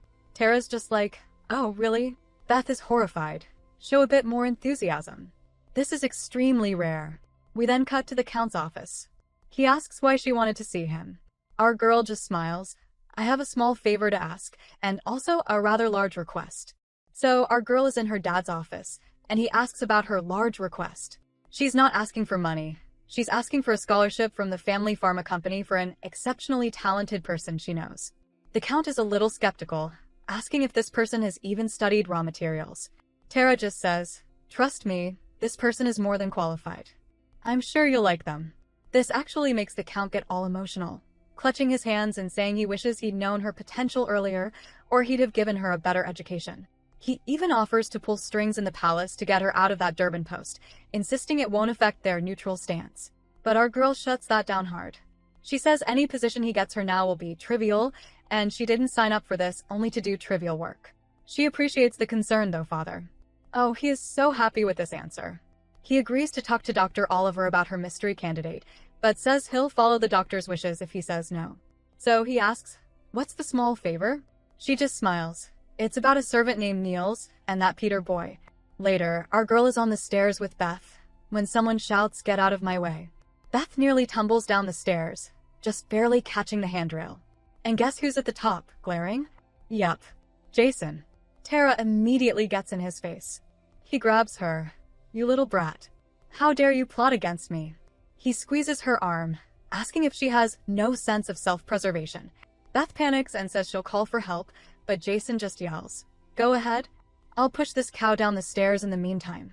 Oh, cow was the wrong word. Tara is furious. She just tells Beth, go to my chambers. Now. Beth, recognizing an order, just bolts. Tara turns to her dear brother, and he just snaps. I refuse to recognize a fat cow like you as any sister of mine. She asks if he really thinks he can get away with this, but he just scoffs. I have nothing left to lose. Nothing you do can scare me. Our girl just smirks. I disagree. I bet you still have quite a bit left to lose. As Jason is just standing there confused, we cut to Beth tearing through Tara's room. She's remembering Tara's master plan. If Jason ever tries to harm me, bring this item. Not only will it protect me, it will also protect Mother when I'm not around. Beth finally finds it, thank goodness, and sprints back to the stairs. Beth arrives just as Jason is yelling, what are you talking about? Tara just says, I have a present for you. Take a look. She holds up a key. I set up a secret safe under your name at the Imperial Central Bank. She hands it over. Here is the key. The passcode is power. Don't forget. Jason is just baffled. This, she says, should serve as a reminder. She tells him exactly what's in that safe, the names of the judges you bribed and how much you gave them. Oh, his face. He tries to save face. No one will ever believe you. They won't have a choice once I show them this, she replies. He snatches the key and storms off. But she's not done. And one more thing, she calls out, there is another key, meaning I have a copy of everything. So don't waste your time trying to dispose of the evidence. He is shook. I'll be leaving in 2 days, she says. But my mother will be staying. If anything happens to me or my mother, the hidden key will be used. You understand me, don't you? He demands to know who has the key, but she just says, no. I don't think I will. He calls her bluff, but she just leans in. Is that so? I've never been one to bluff. She slams her hand on the wall right next to his head. So remember, leave me, my mom, and all of my people alone. Got it. And she just walks away. Jason is left on the stairs, just seething. That little. Beth, of course, is fangirling. You were so calm and confident. But our girl is shaking. Phew, that cold look in his eyes nearly gave me a heart attack. She admits she was terrified, since she didn't have her Axe or Bernard. This life is tough. She just thinks, once this is all over, she's gonna find myself a good man and live happily ever after in the countryside. As this whole staircase drama unfolds, we see the broody brother, Logan, watching from downstairs, just judging everyone. His internal monologue is basically, how shallow of them. Meanwhile, the blonde idiot Jason is having a full-on villain meltdown in his room, screaming that he will not let that nasty little thing get away with this. Just as his tantrum peaks, we cut to Master Andre opening a box. Inside is a key and a letter from Tara, your most precious apprentice who passed with high scores. The absolute nerve. She thanks him, admits his work was impressive, and then asks for just one more favor. Andre's eye just twitches, wondering if Audacity is her middle name. The letter is pure blackmail. The key is for a secret bank safe. If Jason hurts her mom, Andre is to take the evidence inside straight to the Ministry of Security. Our girl learns fast. She finishes by calling herself his official apprentice and then gives him fashion advice, telling him to please tone down your makeup. Andre just smiles. Is this a new form of mutiny? Oh dear. He immediately orders his men to keep an eye on the mother of my chubby apprentice. The next day, Bernard hands our girl a small axe. He says he heard about yesterday and thought she might need it. It's a dual blade, light, and easy to carry. Our girl's first, most important question, why is it pink? Bernard just blames the blacksmith, who apparently heard for a lady, and went full Barbie. He starts blushing while explaining how to strap it to her calf, but she just cuts him off. Save your breath. I got it. She's never seen a hatchet for self-defense, but Bernard explains it's more fatal than a dagger, and he's sure she can handle it. Our girl is genuinely touched. No one has ever given her a gift out of pure concern before.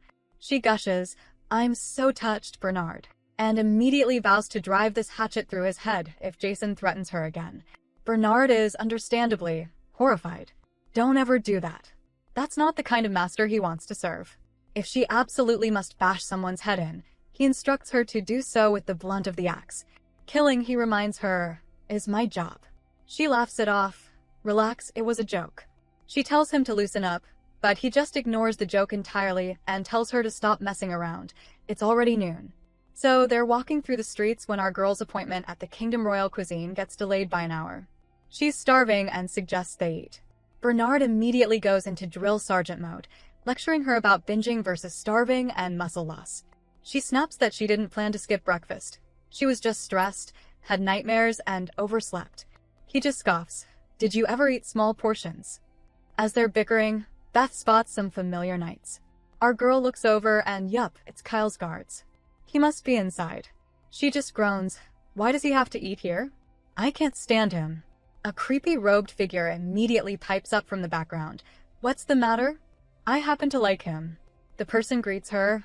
Well, look who we have here. Long time no see, PG. Our girl just thinks, damn it. Inside, Prince Kyle is having a very tense lunch with his family. His guard, Nick, is internally losing his mind. This is Countess Diane, Kyle's only cousin, and the only one who can walk all over him. We also meet her poor, stressed-out husband, Count Philippe. Diane is in full-on mom mode, telling Kyle to eat your onions. He glares. She pinches his cheek. What's with the frown? She asks, reminding him he's still my little cousin. Her husband is mortified. Darling, please refrain. While Kyle just grunts, get your hand off me. Diane just claps back. What, are you going to kill my entire family for breaking protocol? Kyle admits he could. She just scoffs. But I'm afraid my parents have passed. And I have no children. There is no one to kill. Kyle is so annoyed. He asks how long they're staying. Only a week, Diane says. Ah, little cousin, she coos. Are you disappointed we are living so soon? Kyle snaps. Stop calling me that. We are not kids anymore. Diane just pouts and then roasts him for being too strict with his knights, dragging poor Nick into it. Nick, sucking up for dear life, insists it's an honor to service His Highness. Diane just tells him to stop sucking up and immediately pivots. So, when are you two planning on having kids? Her husband just chokes on his banana order. Kyle just smirks. It must not be easy for you, Felipe. 10 minutes later, Diane looks out the window. Goodness, look. I think those people are in trouble. Kyle looks over and just, oh no, that's my scribe. And yup, outside is our girl and Bernard, right in the middle of their fight. Kyle, ever the gentleman, tells Nick to escort the Count and Countess out. His cousin Diane just asks if he's really going out there. He gives her this little smile, saying not to worry, he's not how I used to be. She's relieved he's strong now, and immediately asks Nick if that's his scribe. Nick confirms our girl is the new third scribe. Diane naturally points to the hot, well-built knight, Bernard. Nick has to awkwardly correct her. No ma'am. The plum lady with red hair is the scribe. Diane just lights up. How interesting. She's impressed, noting Tara looks very brave and doesn't seem scared at all. Her husband even says Tara is the only other lady as brave as his wife. This makes Nick stare at Diane and have a total lightbulb moment. Their appearances are miles apart, but they have the exact same aura. Outside, our girl is also confused, thinking there were only 3 of them when she fell through the wall. The goons, however, are thrilled. I told you there was a redhead piggy and a man with an axe. Tara just sighs, annoyed that the huge crowd is just watching. She admits only a fool would step up, and she was no different before. Bernard, ever the professional, steps in front. He tells her there are too many, and her safest bet is sticking next to me. Right on cue, the thugs charge, repping the Lactone gang. Our girl whips out her tiny pink axe, asking, "Why don't I fight with you?" Bernard actually agrees, saying it wouldn't hurt to practice. He asks if she's ready. She nods. He gives the order, "Stay right behind me. If they attack you, defend yourself." Beth, naturally, starts panicking, so Tara just shoves her into the crouch position between them. The thugs surround them. Bernard immediately starts coaching. Remember formula number 1. Stay low and aim for the legs. Tara, clutching her axe, just thinks, why is this life so difficult? The goons, of course, spot her weapon. She's holding an axe, and it's pink. Bernard tells her to ignore them. They need to strike first. He adds, "Don't worry, I'll protect you." Our girl's heart just melts. How touching. 10 minutes later, the fight is still raging. Kyle's guard asks if they should step in, since the city guards are still 5 minutes out.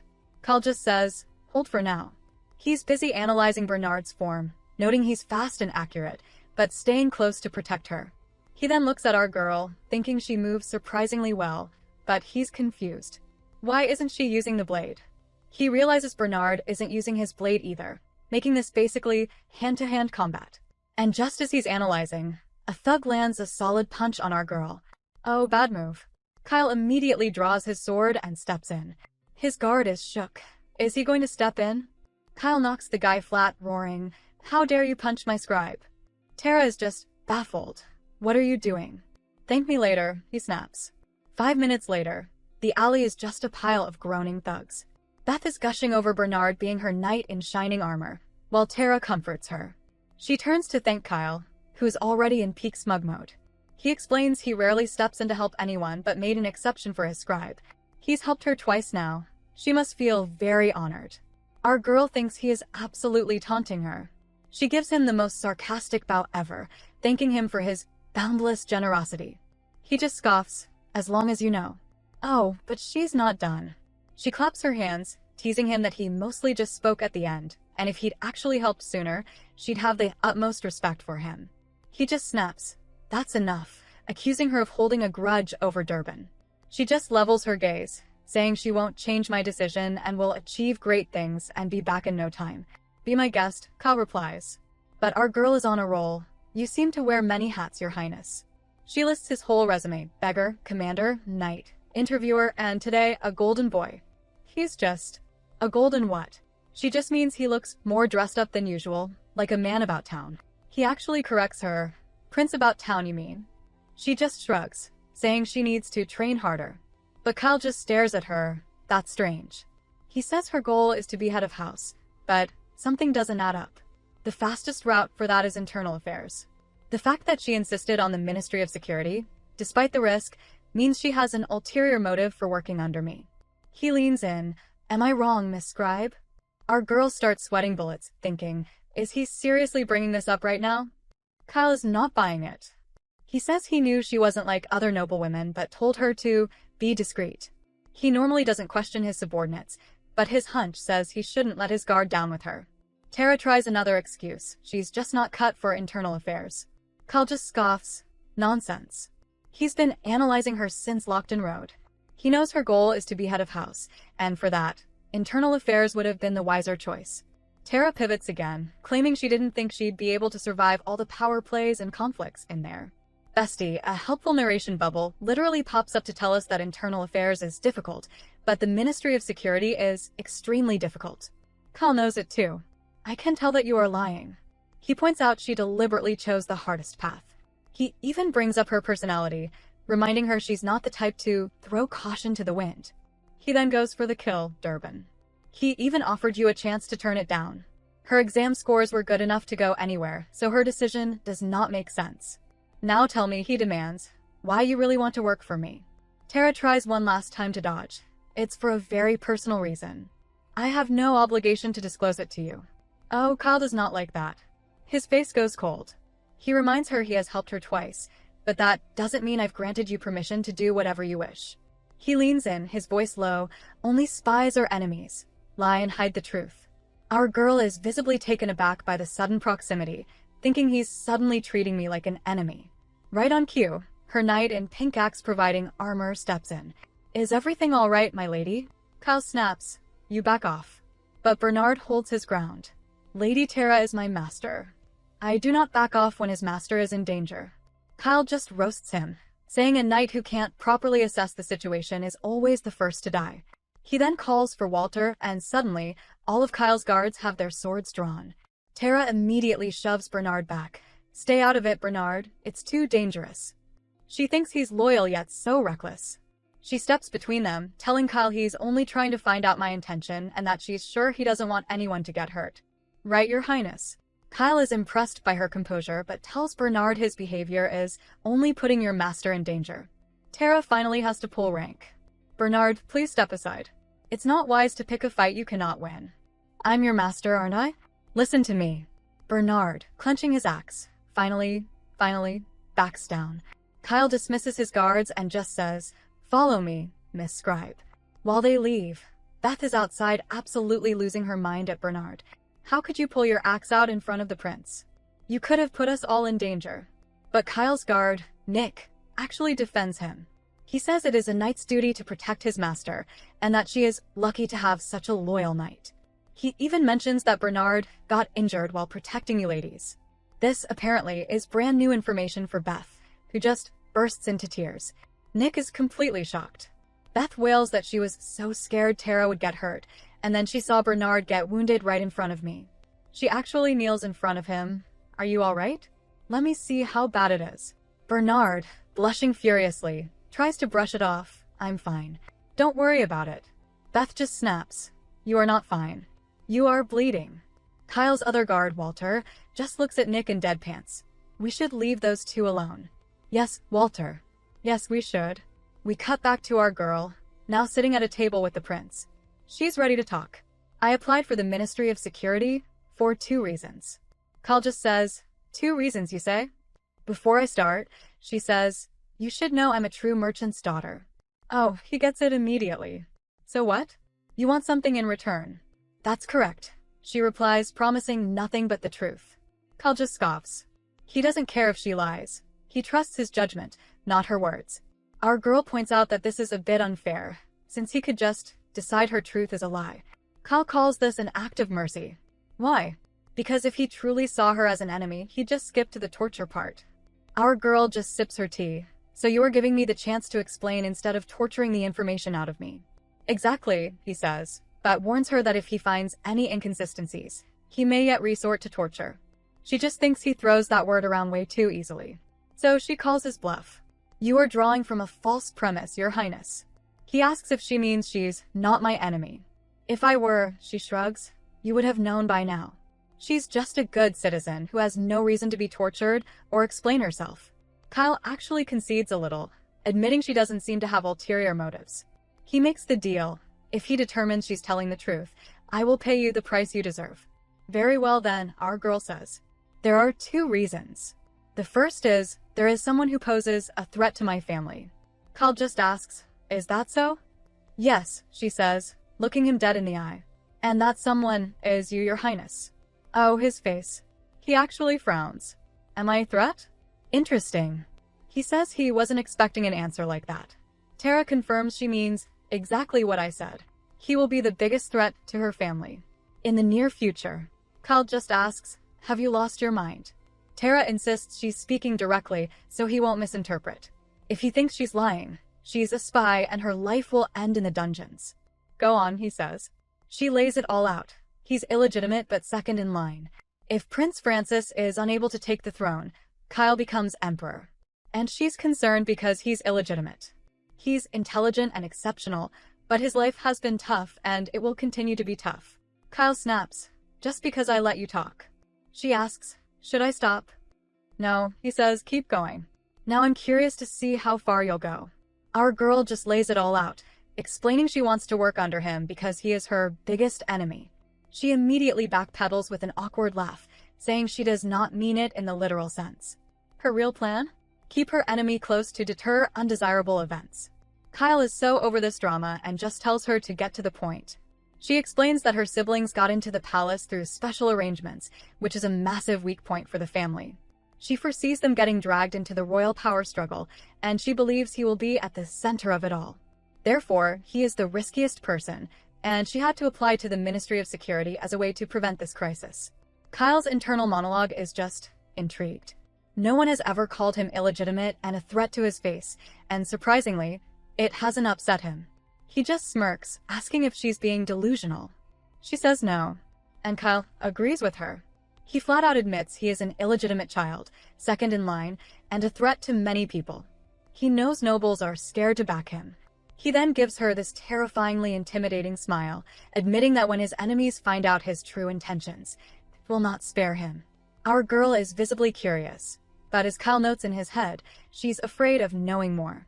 He smirks, thinking she looks like an ordinary teenager, and asks for the second reason. Reason 2? She expected less corruption in his ministry, feeling promotions would be based solely on performance. Why? Because she can tell by looking at its leader. Kyle just scoffs, telling her, don't bother with flattery. She just grins, asking if she made it too obvious, but insisting she means it. He just looks away, muttering that it's expected of my position, and finally asks what she wants in return. Our girl pivots, saying she would like to ask him a question first. Kyle, in his head, notes how desperate she looks, as if her days are numbered. He agrees, correctly guessing she wants to know why he sent her to Durban. He gives her 2 reasons. First, he always sends my men far away when they have potential, and a conflict area is a good place to learn. Second, he needs someone willing to work, not just play politics, and he sees her as exactly that. He even admits her whole speech was more than enough reason to dismiss her, but he's still interested in seeing what you can do. Now, he says, what do you want? She stalls, well, maybe in 8 months. He's spent too much time here and tells her to get to the point. Her big request: if a man comes to visit him at the palace, he must meet with him. Kyle immediately deadpans, asking if the man will be an assassin. Our girl just says that's a terrible joke. He asks who it is. She says she cannot tell him, but promises he is not an assassin. Kyle is annoyed, asking if he needs to meet with everyone who claims she sent them. Our girl's eyes light up at a secret code. Her brilliant idea is dynamite. He just repeats, dynamite. She beams, explaining it's the name of my favorite weapon, something that flares up. He just sighs that he does not like your choice of code, but it is noted. He then offers her some of the tea to take to Durban. Her internal monologue is just, I didn't like the tea. He then smirks, saying it's a relief that you didn't faint today. As he walks her out, he tells her to apply some ice on that brow, noting the bruise from the punch won't fade for a while. Our girl just thinks, is he a sadist or what? He clearly knew I didn't like the tea. As she's leaving, Beth runs up. Tara complains her head hurts and asks for a mirror. Beth immediately starts nagging her about the fight, saying she's leaving tomorrow and carrying a weapon only brings trouble. Tara just snaps, telling her to stop nagging and hand me a mirror. She looks at her reflection and lets out an absolutely blood-curdling scream, horrified that she talked to Prince looking like this. Beth's weak, you don't look that bad is a pathetic lie. Tara is horrified, asking Beth why she did not tell me. She wails that she looks like a blowfish, and her eyes are super swollen. She pokes her face, much. Oh, so it does hurt. We cut to the restaurant, where our girl is meeting with that nervous waiter, Josh Lucas. She's offering him a scholarship from her family's pharma company. He asks what happens if he does not get selected. She says she will sponsor him herself. He asks why she thinks so highly of him. Her internal monologue is blunt. She cannot tell him that he will become a famous physician who will help her get promoted. Instead, she plays the merchant's daughter card, saying they seek talent. His research, even in a small science journal, is impressive. He's super timid, saying it was just my own research and he's not formally educated. He thinks it's too good to be true. Actually, she says, there is one more favor. While she's in Durban, if he completes his research and uses the medicine, he must do so in the name of House Elias and report directly to her superior, Prince Kylemeon. Josh is shook, asking how could I dare meet the prince. Our girl just thinks, you did it in the book, you little punk, surprised at how timid he is. She calms him down, saying it's only if he succeeds and if she's not there. He asks if she truly believes his research is that useful. She insists it's truly groundbreaking. She then tacks on one last request, some of that stomach medicine for Bernard in Durban. Josh agrees. Outside, Bernard is not happy, asking her to please stop using my stomach as an excuse. Tara just apologizes, saying she ran out of excuses and will ask for his permission first, next time. He then asks why she's so invested in this Lucas fellow. She just says he's important to both the company and herself. Bernard is clearly confused. The narration leaves us an ominous note, saying that back then she could never have imagined the double-edged sword Josh Lucas would become. Bernard is, understandably, very curious about that waiter. He asks about the wolfsbane herb, immediately assuming she's into poison now. Our girl has to correct her knight. No, not the poison. The root. She explains that Josh is going to discover that this root, when applied to the skin, acts as a local anesthetic. Bernard is absolutely shook, realizing that if this is true, it will be groundbreaking. Tara just smirks, knowing it's a huge opportunity for the family business, and honestly, she desperately needs someone with his talent. Meanwhile, back at the palace, Prince Kyle is getting his own report. Nick confirms Tara met with the chef, Josh Lucas, in the staff lounge for 30 minutes, but they couldn't hear the conversation. Kyle just says if this Josh fellow keeps popping up, they'll need to keep a close eye on him. Nick then confirms the Durban transfer is ready, and asks if they should still keep her under surveillance. Kyle says yes, the reports from her are important, but so are the reports about her. And then, he drops the big one. From now on, Nick is to refer to her as Scribe Elias. Nick is floored. He immediately starts worrying, saying Durban is a bit harder than the other posts, and that she's a woman with a heavy build. Oh, Kyle gets intimidating. He roasts Nick alive. Use your head for once. He snaps that they select recruits, not by their looks, but on their capacity to fulfill their duties. Nick's punishment for being a superficial idiot? 6 hours of spar training. And the fool actually thanks him for being more lenient than last time. Kyle, left alone, mumbles, poor kid, and flashes back to his conversation with Tara. He remembers her brushing off his family drama, saying everyone has their own story to tell, and that she has a pretty unbelievable story myself. He also remembers her formal apology for being rude about Durban, claiming she couldn't see the bigger picture. Kyle just smirks. I wouldn't go so far as to say I saw the bigger picture, but I'll let you believe it. Back at the mansion, our girl is busy building her own little army. She hands Niels a school admission letter and tells Peter he'll be training with a new axe sergeant. Niels is stunned. I'm a servant. Tara just lays down the law. Any citizen can enroll. The count approved it, and he has morning classes, but he'd better not neglect your work. His real job? He's her new spy. He's learning to read and write so he can send me reports on the state of affairs at House Elias, from an objective standpoint. He's worried he cannot do it, but she reminds him he was willing to take the blame for her. Of course, I trust you, she says. I consider you one of my people. Niels is so touched he's about to cry. This emotional moment is, of course, interrupted by Peter piping up. What about me? Tara tells him to train hard and not to fight with the other boys. Peter just looks at her bruised face and asks, what happened to your face, though? Tara immediately puffs up. Oh, this? A wound of honor, and is about to brag about her new pink hatchet when Arya bursts in shouting, you should come to me if you have something to say. Tara just sighs. As you can see, I am in no shape to be wandering about. Arya sees her sister's swollen, purple face and just bursts out laughing. She's literally wiping away tears. Gosh, this is just too hilarious.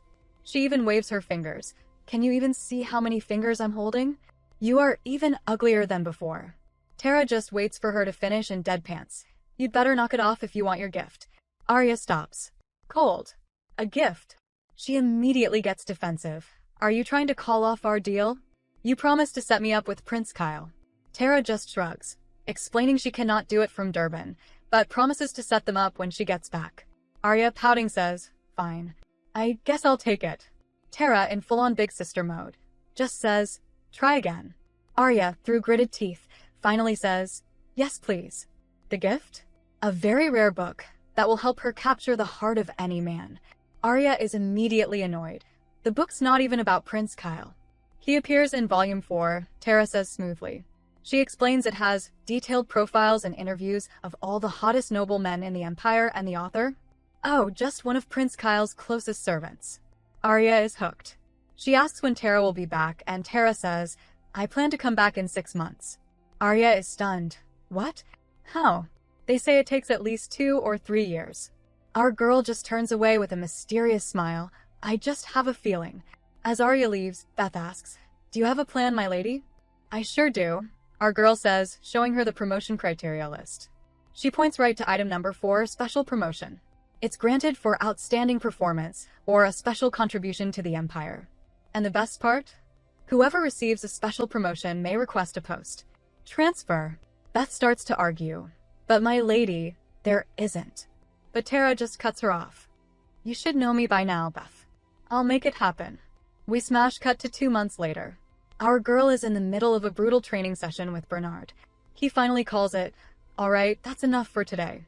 But Tara, looking all shiny, breathing easily and already noticeably slimmer, just grins back at him. Let's keep on going. I'm having fun. We open this leg of the tour back in the capital, where the third prince, Joseph, is busy digging for skeletons in Prince Kyle's closet. And honestly, it's not looking good.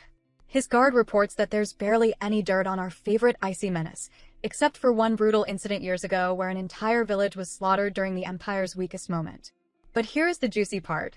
They suspect a connection between Kyle and those Cursed Ones mercenaries we heard about earlier. You know, the lovely folks who behead generals and slaughter illegitimate children for coin. The third prince is absolutely delighted by this potential scandal, practically grinning as he realizes Kyle is probably desperate to erase any evidence of his involvement. He decides it's time to call in the big guns, Lord Hans Burton. We get a little flashback to a year ago to see exactly what kind of snake we're dealing with. Hans introduces himself to the prince with a smile that screams, I framed my own brothers for patricide to become the head of my house. Because he literally did that. Hans gives the prince some terrifyingly smart advice. Sell off the state-owned land in the west to trusted nobles, but keep zero profit for himself. Why?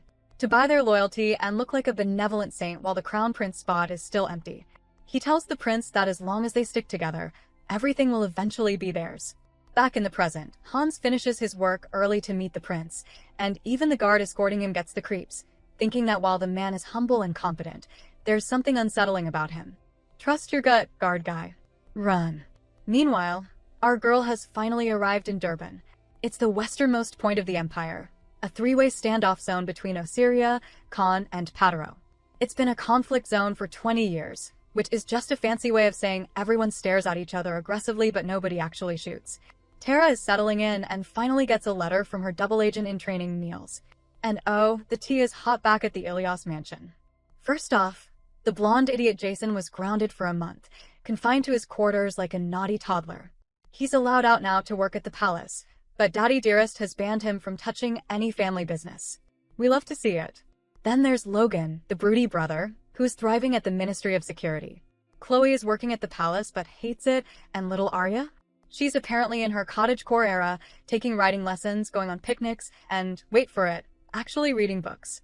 Tara's influence is terrifyingly effective, but the cutest update? Her mom and dad are having tea together every 2 weeks. Our girl's plan to save the family is actually working. Niels also sends a newspaper, and the headline is a banger. Prince Kyle has moved 30% of the forces to the Khan border, completely ignoring the fact that the budget was denied. The nobles are screaming defiance, but our girl just folds the paper with a smirk, impressed that he actually made his move. But Tara doesn't have much time to admire Kyle's tactical genius because her workload is absolutely insane. Her maid Beth starts listing off Tara's duties: conflict management, post-conflict restoration, intelligence, travel docs, supply chains. She counts 8,000 tasks. Yes, 8,000. Beth is spiraling, asking how one person handles all this, but Tara just asks for a sandwich. Priorities. Beth tries to nag her about her health, mentioning the harsh climate, the military training, and the aggressive dieting, but our girl just pulls the classic "I can't hear you" move and leaves the room. Later that night, we find Tara and Bernard crouching in the bushes on a stakeout. They're waiting for an informant who has ghosted them 3 times in a row.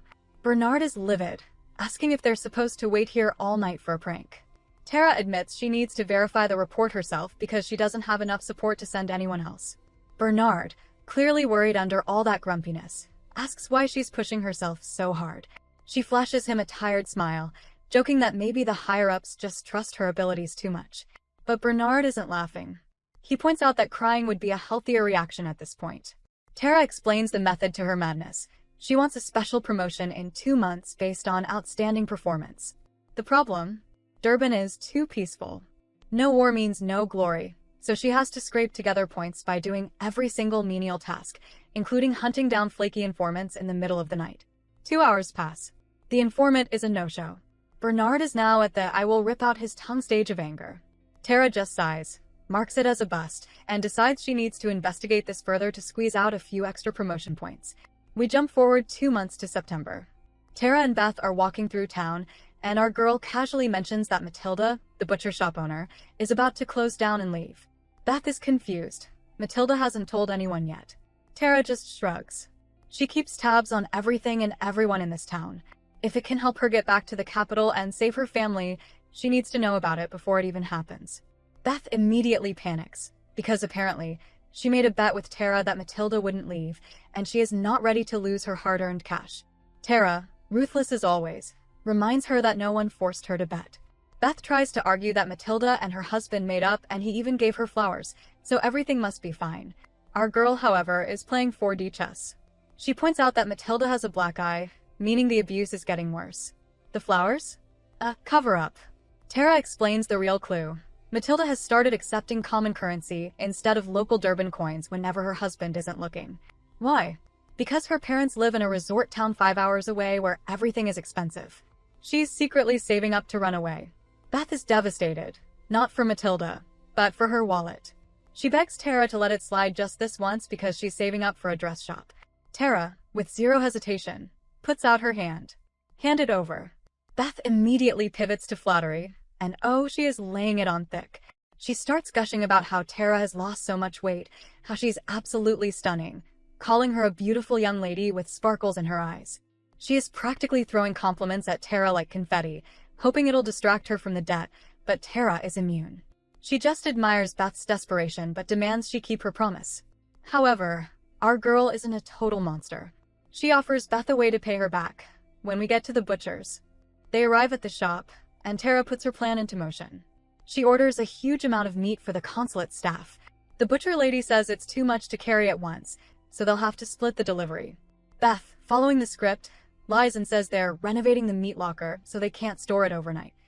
The butcher lady suggests her husband deliver it tomorrow morning. Tara immediately shuts that down by saying she will pay the delivery man directly using local currency. The butcher lady pivots, deciding her son can deliver it before work instead. Bingo. As they walk away, Beth is confused. Why lie about the meat locker? Beth guesses that she needed the meat delivered in the morning specifically, reasoning that morning meat is fresher.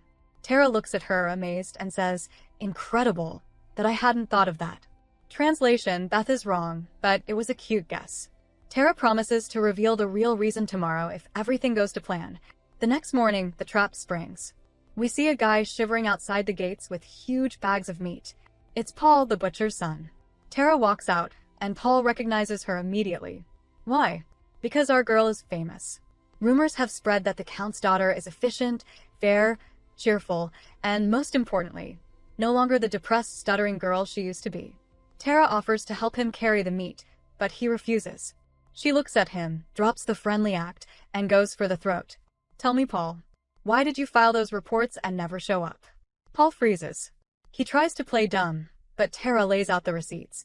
She compared the handwriting on the butcher shop's purchase orders to the anonymous reports filed at the office. They are identical.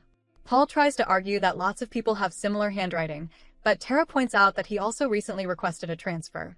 He's the first person to request one since she arrived, and his name kept popping up.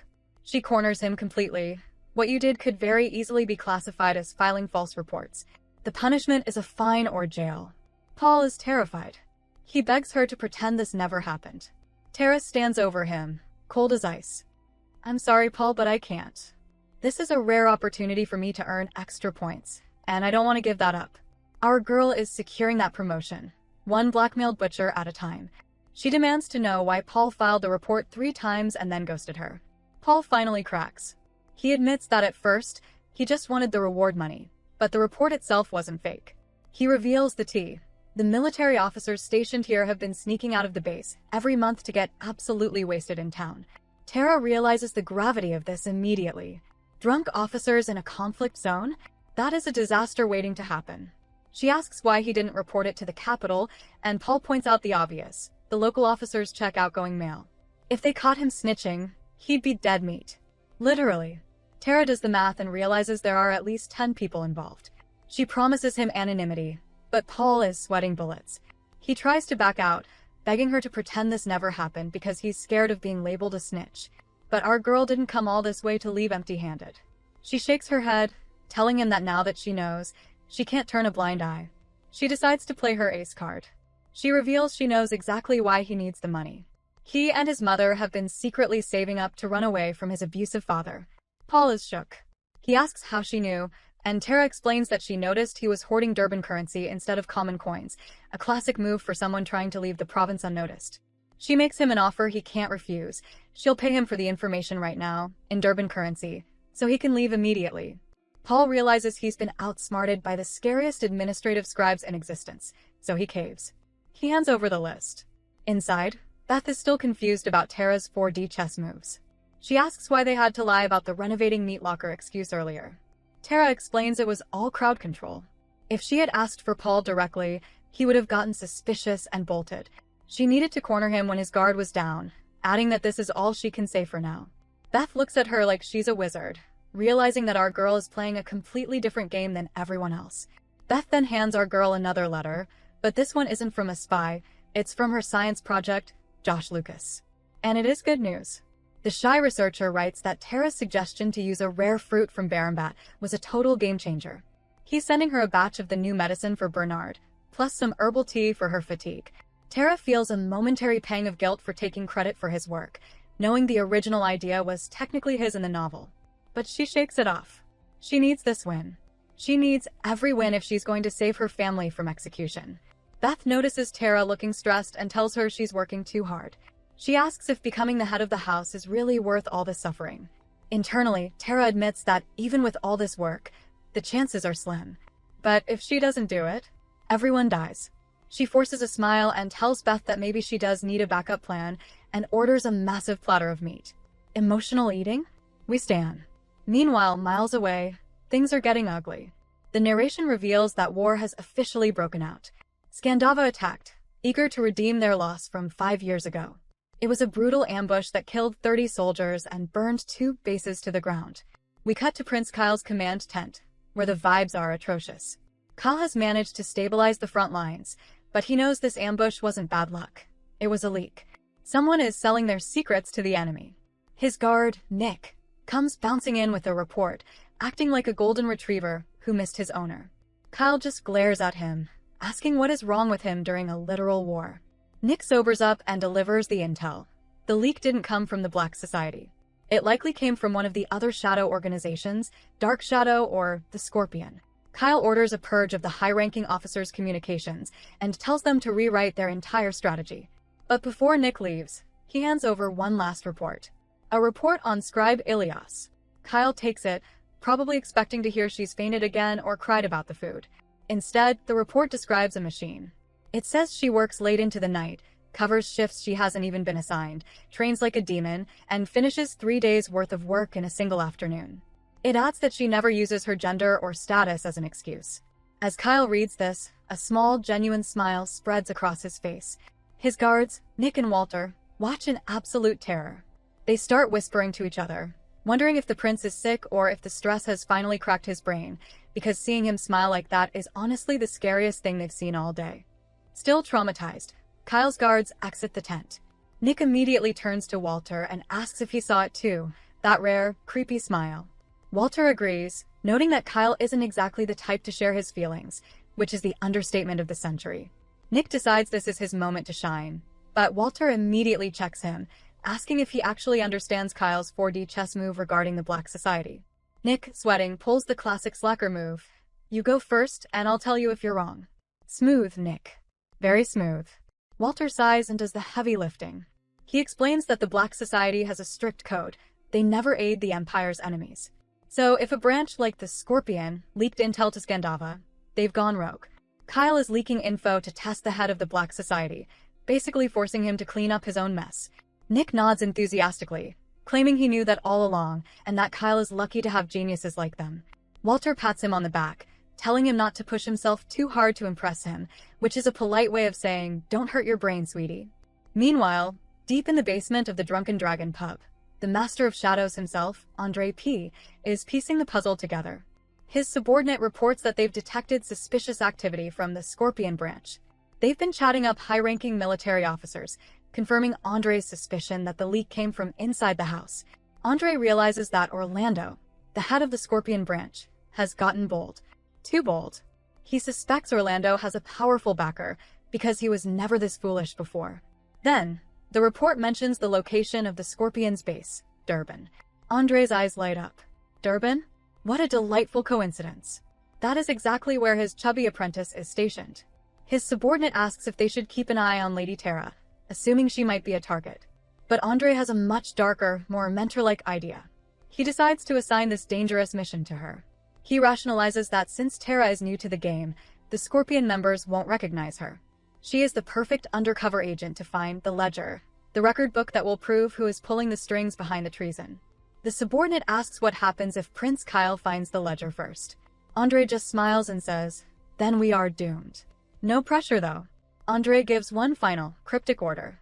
He tells his man to prepare the loaded water for everyone on the mission, except Tara. He wants to test her. If his intuition about her is correct, she will realize she needs it and ask for it herself. If not, well, good luck, girl. We jump to October 1st, also known as the day Tara thinks she's winning. Our girl is in the carriage with Bernard, heading to the base for the big interrogation of the drunk officers. She is in high spirits, calculating her points. If she nails this report, she'll be over the 300-point threshold needed for a transfer back to the capital. She is feeling so good that she starts singing a song about gotta go at the top of her lungs. Bernard looks like he wants to jump out of the moving carriage, asking what that hideous noise is. Tara apologizes, blaming her internal monologue for leaking out, but she doubles down on the optimism. She mentions the beautiful weather, the sail she found on a cloak, and declares she has a good feeling about today. Rule number 1 of Manoir survival: never ever say you have a good feeling. Right on cue, Bernard spots someone galloping toward them in a panic. It's Paul, the butcher's son. Tara hops out, asking if the interrogation plan has been compromised. Paul drops the bomb. The officers are gone. They are missing from the base entirely. Tara realizes the gravity of the situation immediately.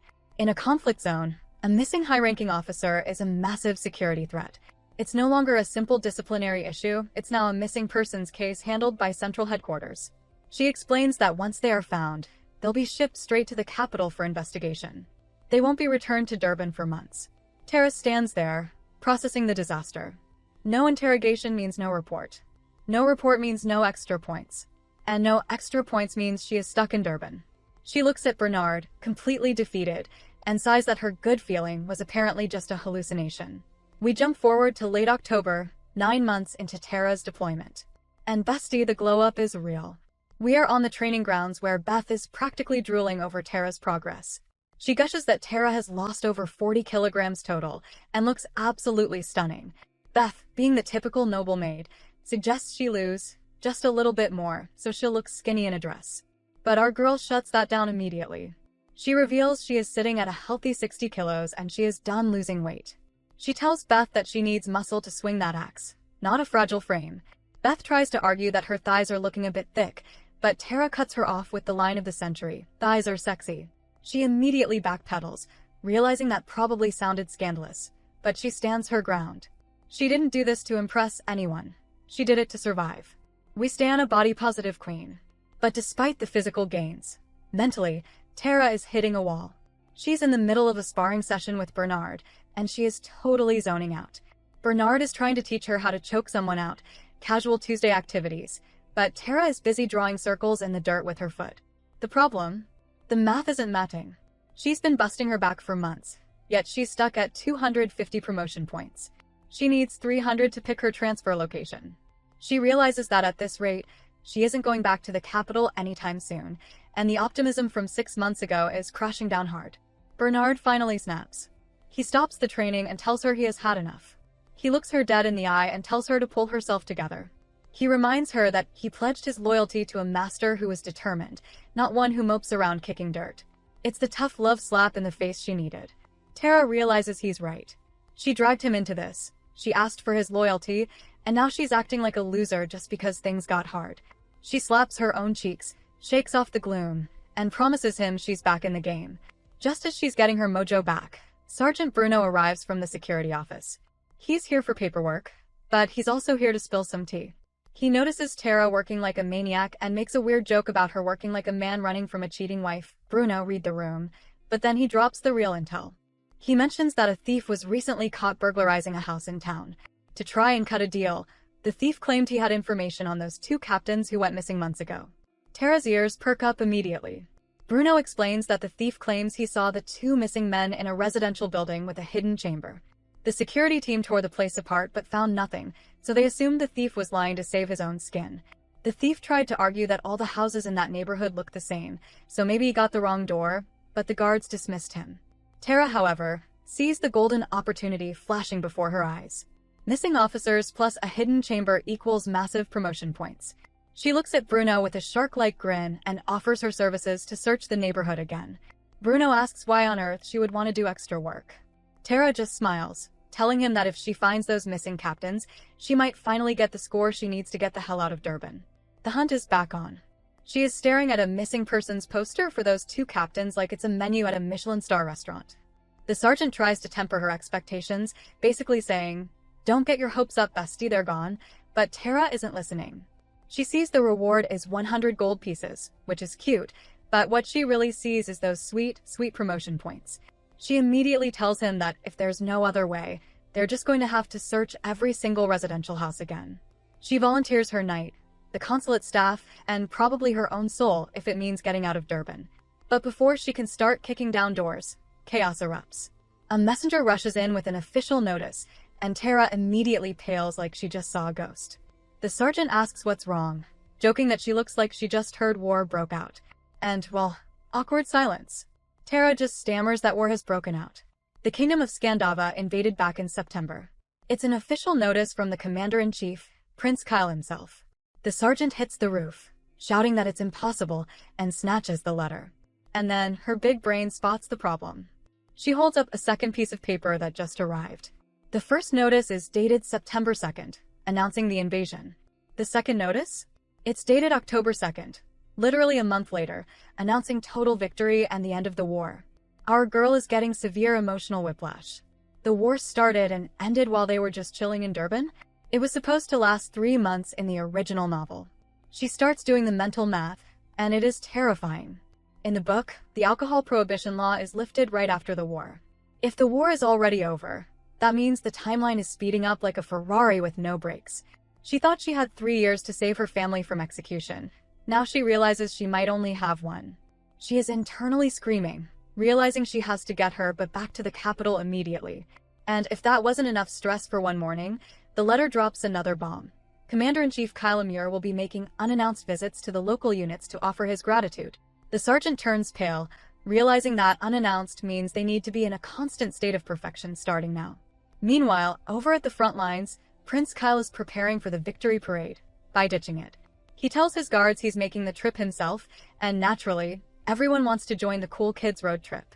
His guard, Nick, our favorite golden retriever, immediately pipes up, asking about his spot in the carriage. Kyle just looks at him and ruthlessly orders him to take the loot back to the capital and explain to the Emperor why his son is late. Nick is devastated. He practically falls to his knees, whining that he was stuck running errands during the war and didn't even get to fight, so he's ashamed to face his comrades. He begs Kyle to let him tag along, promising to work quickly and quietly. Kyle, clearly enjoying this way too much, deadpans that if Nick keeps his mouth shut, he'll consider it. Nick lights up, thanking him profusely, until Kyle cuts him off, turns to his other guards, Walter and Chris, and says, "Let's go." He leaves Nick standing there in the dust, probably crying. Savage. While Kyle is playing mind games with his subordinates, we cut to the shadows. A man named Leonard Bench is lurking outside the Elias mansion. He's a first-level messenger for the Black Society, and he gives us a little internal monologue explaining the hierarchy. Basically, he's a big deal, and Tara is Andre's fourth apprentice. He seems intrigued, wondering what Andre sees in this girl since all the previous apprentices either died or got shipped off to nowhere. He slips a message into a delivery, acting all mysterious. Cut to the next morning, and our girl is suffering. She is hungover, head throbbing, having a full-blown existential crisis at the breakfast table. She's spiraling, thinking that if she resigns now, she'll never get back into the palace to save her family, but she's stuck in a dead-end job in Durban. She's just about to faceplant into her eggs when Beth rushes in, holding a cloak. Beth is freaking out, asking the question of the century, "My lady, did you know about this?" She pulls a letter out of the cloak's pocket. It's from the Black Society. Beth swears on her life that the pocket was empty last night. Tara's hangover vanishes instantly. She stares at the letter, the color draining from her face. If Beth didn't put it there, and it wasn't there last night, that means an agent of the Black Society got close enough to touch her, slip a letter into her pocket, and vanish without her or Bernard noticing. She shudders, realizing her enemy was right in front of her face this whole time. Tara goes full Ice Queen. She asks Beth, her voice trembling with rage, if this is how she repays her trust. Poor Beth doesn't even understand what's happening. She looks terrified, stammering that she would never harm her lady, but Tara isn't having it. She snatches the cloak away, shouting that she doesn't even want to think about what would have happened if that pocket had contained poison instead of a letter. Beth immediately dissolves into tears, sobbing that she would never put poison in her cloak, but Tara just glares at her. Her internal monologue is warring with itself. She knows she's being harsh, but she also knows that nice gets you killed in this family. She needs Beth to be terrified, so she'll be careful. She tells Beth that from now on, she won't eat any food Beth brings or wear any clothes she touches. This breaks the poor maid. She drops to her knees, begging for forgiveness, sobbing so hard she's shaking. Tara, seeing that the lesson has landed, drops the bomb. She points out that the letter wasn't there yesterday, which means Beth left the cloak unattended. Beth admits she did. Tara sighs, asking for the play-by-play. Beth explains that when she went to get water this morning, 2 servants, Jack and Cook, were rolling a water drum and offered her a fresh sip. So, naturally, she left the cloak on a table in the hall to get a drink. Tara just stares at her. Bestie, you compromised the security of the future head of house for a sip of tap water? Tara realizes immediately that Jack is the mole. He managed to stay hidden this long, but now he's blatantly exposing himself? That means the Black Society wanted her to know. She looks at Beth, who is still a puddle on the floor, and delivers the "with great power comes great responsibility" speech. She explains that her trust makes Beth a target, and one careless move could get them both killed. Beth, looking determined through her tears, swears it will never happen again, and excuses herself to go check the other dresses. Once she's alone, Tara opens the letter. It's short and to the point. Come to the stable immediately. But her brain is already dissecting the delivery method. Why reveal Jack now? She grabs her cloak and heads out, ready for an explanation. At the stable, she finds a man in a black cloak lurking in the shadows. He's thinking she is awfully young to be Andre's apprentice, but Tara cuts right to the chase, asking if he's her contact. He hands her a letter from Master Andre. And oh, Andre is feeling petty today. The letter is basically a guilt trip, saying that since he's been so kind as to accept all her requests, it's time she actually started acting like an apprentice. He complains that she would have started sooner if she wasn't stuck in Durban, but better late than never. The cloaked messenger, who introduces himself as Leonard Bench, explains that they are working on a case she can learn from. Tara reads further and laughs. Andre's letter gets incredibly personal, ranting about his previous ungrateful apprentices who ran away, and asking if she plans to abandon him too. He practically pleads with her not to be an ungrateful lout. Tara just looks at Leonard and asks, "So, how many of them ran away exactly?" Leonard sighs, admitting it was about a dozen. Tara giggles, noting that the master has quite the temper, but Leonard wisely pleads the 5th, saying he has no idea what she's talking about. Tara drops it, but then narrows her eyes. She senses the paranoia in Andre's letter and asks Leonard point-blank if he was sent to keep an eye on her so she doesn't run away too. Leonard gives a polite, corporate answer, "I've been asked to assist you." Tara immediately sees through it. She realizes that's exactly why they exposed Jack, to keep her on a leash. This makes Leonard freeze. He has a sudden flashback to his meeting with Master Andre, where Andre predicted this exact moment. Andre had asked, "Do you think she realized that Jack is one of ours?" and laughed, saying she didn't need to be a genius to figure it out. Leonard stares at her, Thinking to himself that it is exactly as Master Andre predicted, she is already thinking one step ahead. Tara notices him gaping at her and gets smug. She warns him that if he keeps staring, she might get the wrong idea. Leonard snaps out of it, stammering, "What?" Tara laughs, teasing him by asking if she looks different than he expected. Maybe she lost weight, but she didn't think she was that gorgeous. Poor Leonard bows, frantically apologizing and explaining he's just never seen an apprentice so young. Tara laughs, telling him to just admit she's gorgeous, but then gets down to business. She summarizes the mission. The Scorpion Group, a rival shadow organization, has a base in Durban. Her job? Find it. How? Look for the Scorpion tattoo on their wrists. Since the Scorpions know all the main Black Society agents, they need a fresh face to sniff them out. Enter Tara. Leonard confirms this is correct, but Tara isn't satisfied. She points out that exposing Jack was a power move, but she feels like something is off. The Scorpions aren't stupid. They'll know the Black Society is hunting them. Leonard explains that Andre doesn't care if they know. By the time they figure it out, it'll be too late. Tara is still skeptical. She tries to weasel out of it, saying she feels like something isn't right, and honestly, she's too busy trying to earn promotion points to play spy games right now. She tries to tell Leonard she'll start her duties after she gets back to the capital. Leonard just coughs, looking awkward. He says Andre instructed him to say something specific if she tried to refuse. Tara asks what it is. Leonard looks her dead in the eye and says, 130613, JK. Tara freezes. That is the code for the secret bank account. The one holding all the evidence of Jason's bribery. The one Andre promised to keep safe. He is literally holding her blackmail material hostage to make her do her homework. She screams in frustration, shouting that the men in this world are just too f***ing cunning. Leonard calmly adds that if she refuses the mission, the contents of that secret safe, and all her leverage, will be handed over to the second-born of the house. That means Jason, her enemy. Our girl is internally screaming. She realizes she didn't just shoot herself in the foot, she handed the gun to the enemy. Leonard flinches, noticing that Tara's rage she actually reminds him of the Master. Maybe that's why he picked her? Toxic recognizes toxic. Tara forces herself to calm down because spiraling won't save her bank account. She puts on her best fake smile and laughs, claiming she would never refuse an opportunity to learn from the Black Society. She is so grateful. Leonard, strictly business, pulls out a map. He points to the Durban Royal Club, Wise Clubbing. Tara almost bursts out laughing at the name. Wise Clubbing? Really? But she spots the word royal and sighs, asking if she's meant to use her status as a noble. Leonard confirms it. This is a place where nobles gamble, drink wine, and pretend to talk politics, so they need a VIP pass. And congratulations, Tara. You are the only noble member of the Black Society in the area. Tara accepts her fate but has one question. What exactly did the Scorpions do? This mission feels less like spy work and more like an investigation into the Ministry of Security. She demands to know what Andre is hiding from her. Leonard tries to play the it's in your best interest not to know card, but Tara isn't buying it.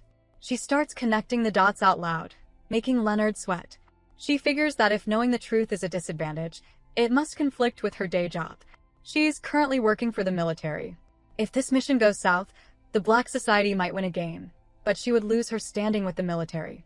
She gets right in Leonard's face, asking what happens if she gets caught. Should she act like it's a coincidence? Leonard stays silent, which Tara takes as a yes. He finally crumbles, sighing that the chances of her getting caught are minimal since it's normal for nobles to socialize there. Tara hates this.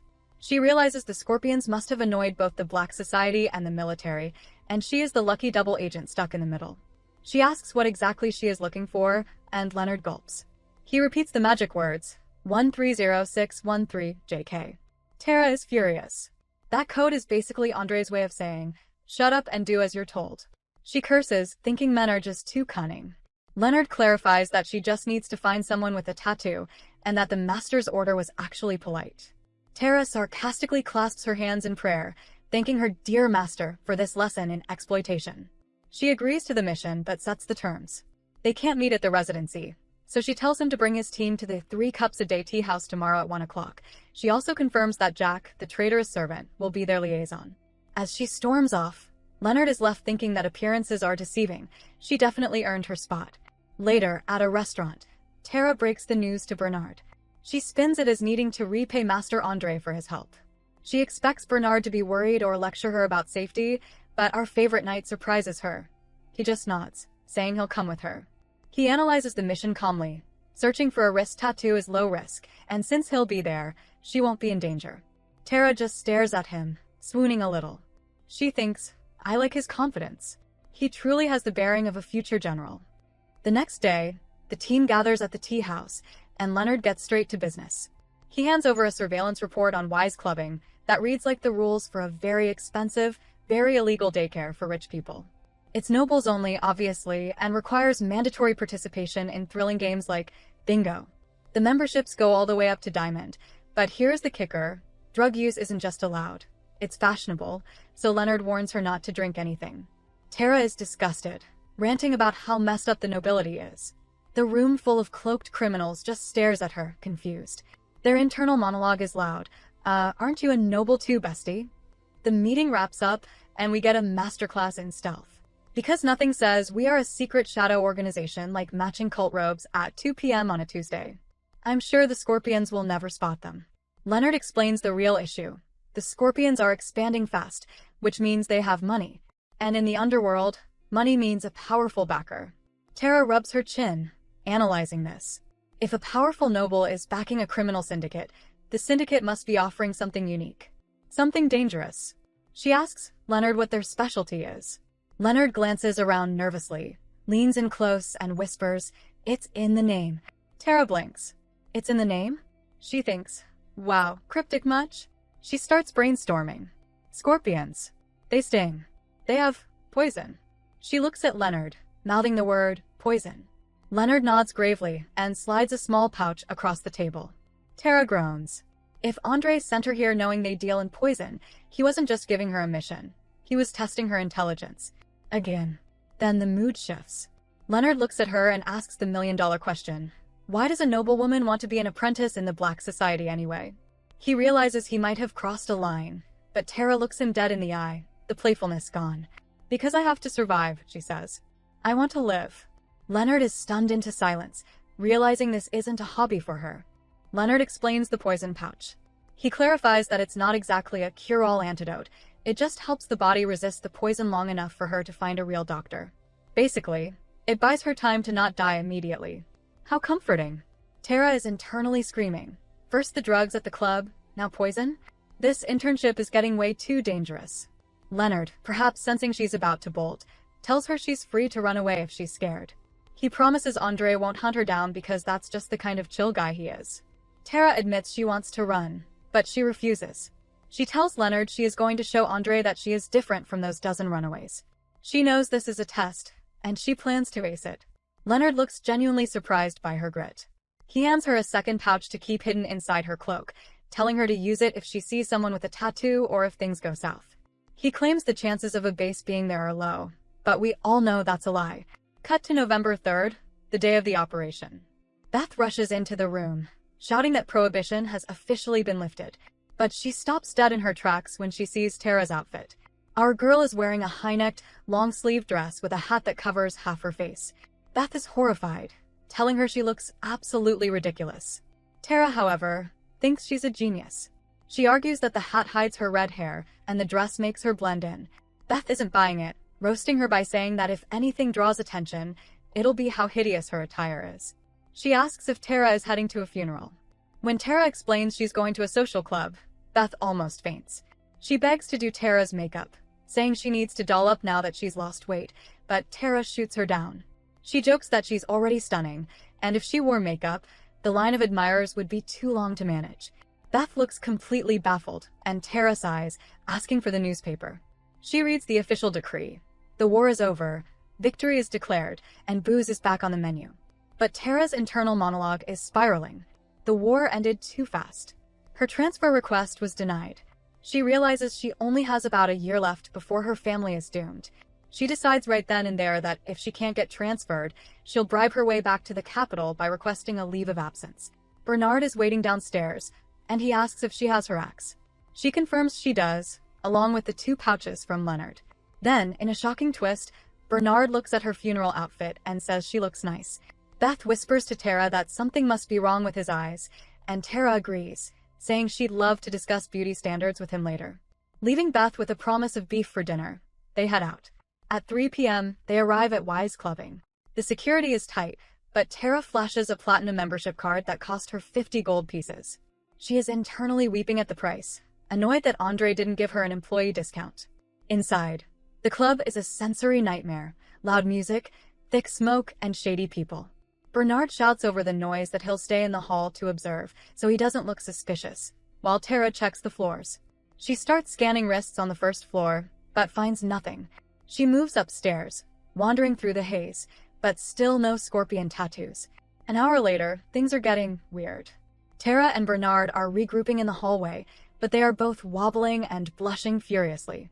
It turns out the smoke in the club is definitely not just tobacco, and our dynamic duo is getting a severe contact high. Tara giggles, slurring her words as she asks why they exposed Jack if the mission was this easy. Bernard, also looking a bit glazed, insists it only feels easy because they haven't found anyone yet. He reminds her she was sent here because only nobility can enter. Tara laughs, agreeing that it's great to have an easy mission, but complains that the place smells terrible. She's rambling about the extreme vibes when suddenly, her eyes snap into focus. She stops mid-sentence, her expression shifting from tipsy to crazy. She spots it. A tattoo.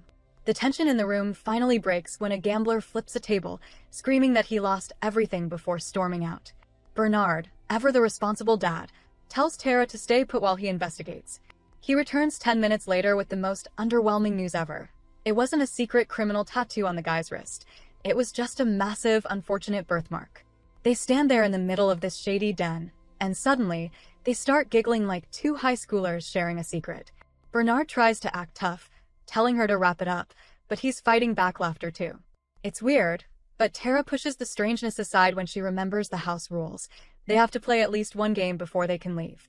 Tara hits the tables, strictly reminding herself of Leonard's warning: do not drink the water. Everything here is drugged. She throws the dice, aiming to lose quickly so they can sneak out unnoticed. But the universe chooses chaos. She wins big. She is confused, wondering if this is beginner's luck, but Bernard leans in, sweating bullets. He whispers frantically that she needs to lose to avoid drawing attention. She agrees and moves to the card table, promising to throw the match.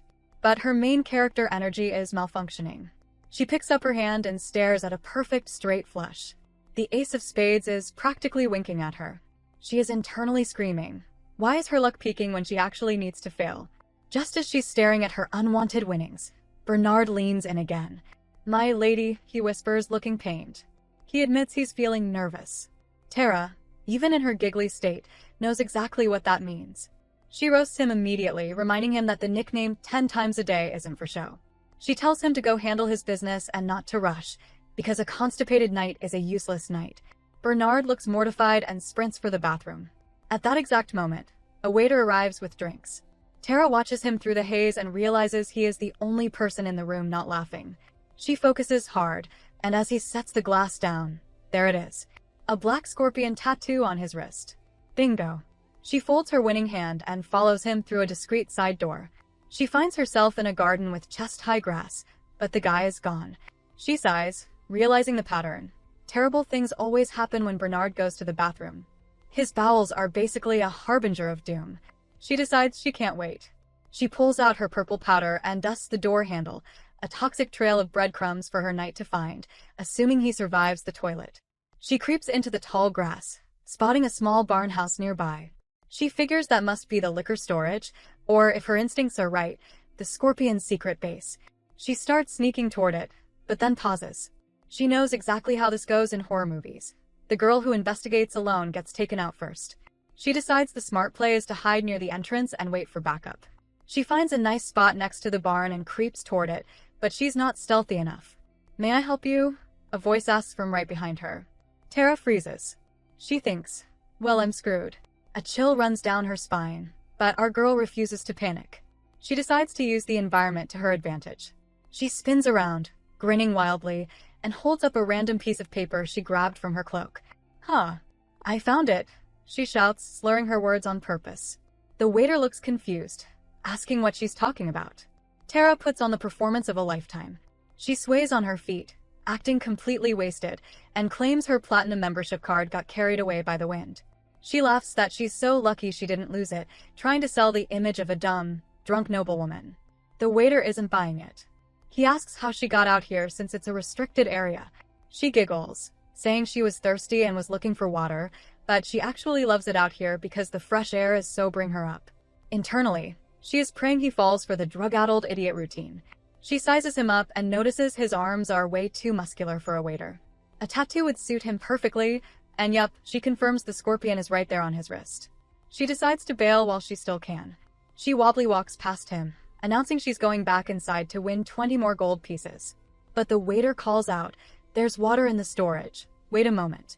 Tara nervously declines, saying she doesn't want to bother him, and tries to walk away faster. But he shouts, "Ma'am, I said I'll get you some water." Tara stops dead. Did he just call her ma'am? She is only 18. Deciding there is no point in keeping up the act, she whips around, genuinely offended, and snaps, asking what he just called her. The waiter is confused by her sudden aggression and shouts back, asking what's wrong with calling her ma'am and demanding to know who she really is. Tara snaps that he has too many questions, but before she can sass him further, he closes the distance and presses a blade against her neck. "Hands up," he hisses, "right now. Unless you want to lose your head." Tara slowly raises her hands, cursing internally. She was just trying to buy time. Where is Bernard? Is he reading a magazine in there? The waiter sneers that they have a lot to talk about and guides her toward the barn with the knife. Tara tries to laugh it off, insisting she has absolutely nothing to say to him, but he shoves her inside the dark storage room. The door slams shut, and thinks the only thing she can think. Damn it. Now I am seriously fucked. Meanwhile, Bernard is frantically scanning the club, terrified that he's going to find his lady hanging from the rafters if he doesn't hurry. Meanwhile, inside the murder closet, the scorpion waiter locks the door and grabs a chair and a rope. He gives her the standard villain monologue, sneering that she should just confess so he can spare her life. Tara is visibly unimpressed. She tells him that's so typical, and besides, she's destined to die in a year anyway due to the original plot of the novel, so she might as well die here. The guy pauses, genuinely confused, asking if the drugs have scrambled her brain. Tara laughs, admitting the drugs are strong, but she's lucid enough to ask the important question. Is he alone? He flinches but confirms it's just the two of them. Tara smiles. She starts mentally reviewing Bernard's self-defense classes. She remembers that men instinctively protect their crown jewels, so that's a no-go. His eyes and neck are too high for her reach. Armpits? Too awkward. That leaves one target, his feet. She slips off her shoes for maximum stealth and cheerfully tells him that him being alone is great news. She darts forward, whipping her tiny pink axe out from under her skirt. She smashes the blunt end of the weapon right onto his foot. He screams, grabbing his crushed toes, which brings his face down to her level. She immediately uses the blunt side again to uppercut him right in the chin. He curses at her, calling her a crazy bitch, and manages to land a jab on her back. But as she crouches, she spots an opening. She scrambles behind him, grabbing his hair and dragging him down into a headlock with the blade pressed against his throat. He struggles, but she tightens her grip, choking off his air supply until he stops thrashing and slumps to the floor, unconscious. Tara drops him, panting. She sits on the chair, trembling as the adrenaline fades. That was terrifying. She admits to herself that if Bernard hadn't taught her how to fight, she would have died right there. She checks the guy's arm and confirms the scorpion tattoo. Bingo. She decides to get the hell out of there, but when she tries the door handle, it won't budge. She rattles it, confused, because she watched him lock it from the inside. Behind her, a manic laugh breaks the silence. The waiter is awake. He cackles that the door locks from the outside too. She is trapped in there with him. Tara storms over, shouting that silence is golden, and demands to know where the key is. He plays dumb. She decides to play hardball. She tells him she's going to count to 3, and if he doesn't talk, she's chopping his foot off. She raises the axe, gritting her teeth. 1, 2. He screams that he really doesn't have the key and couldn't get out even if he wanted to.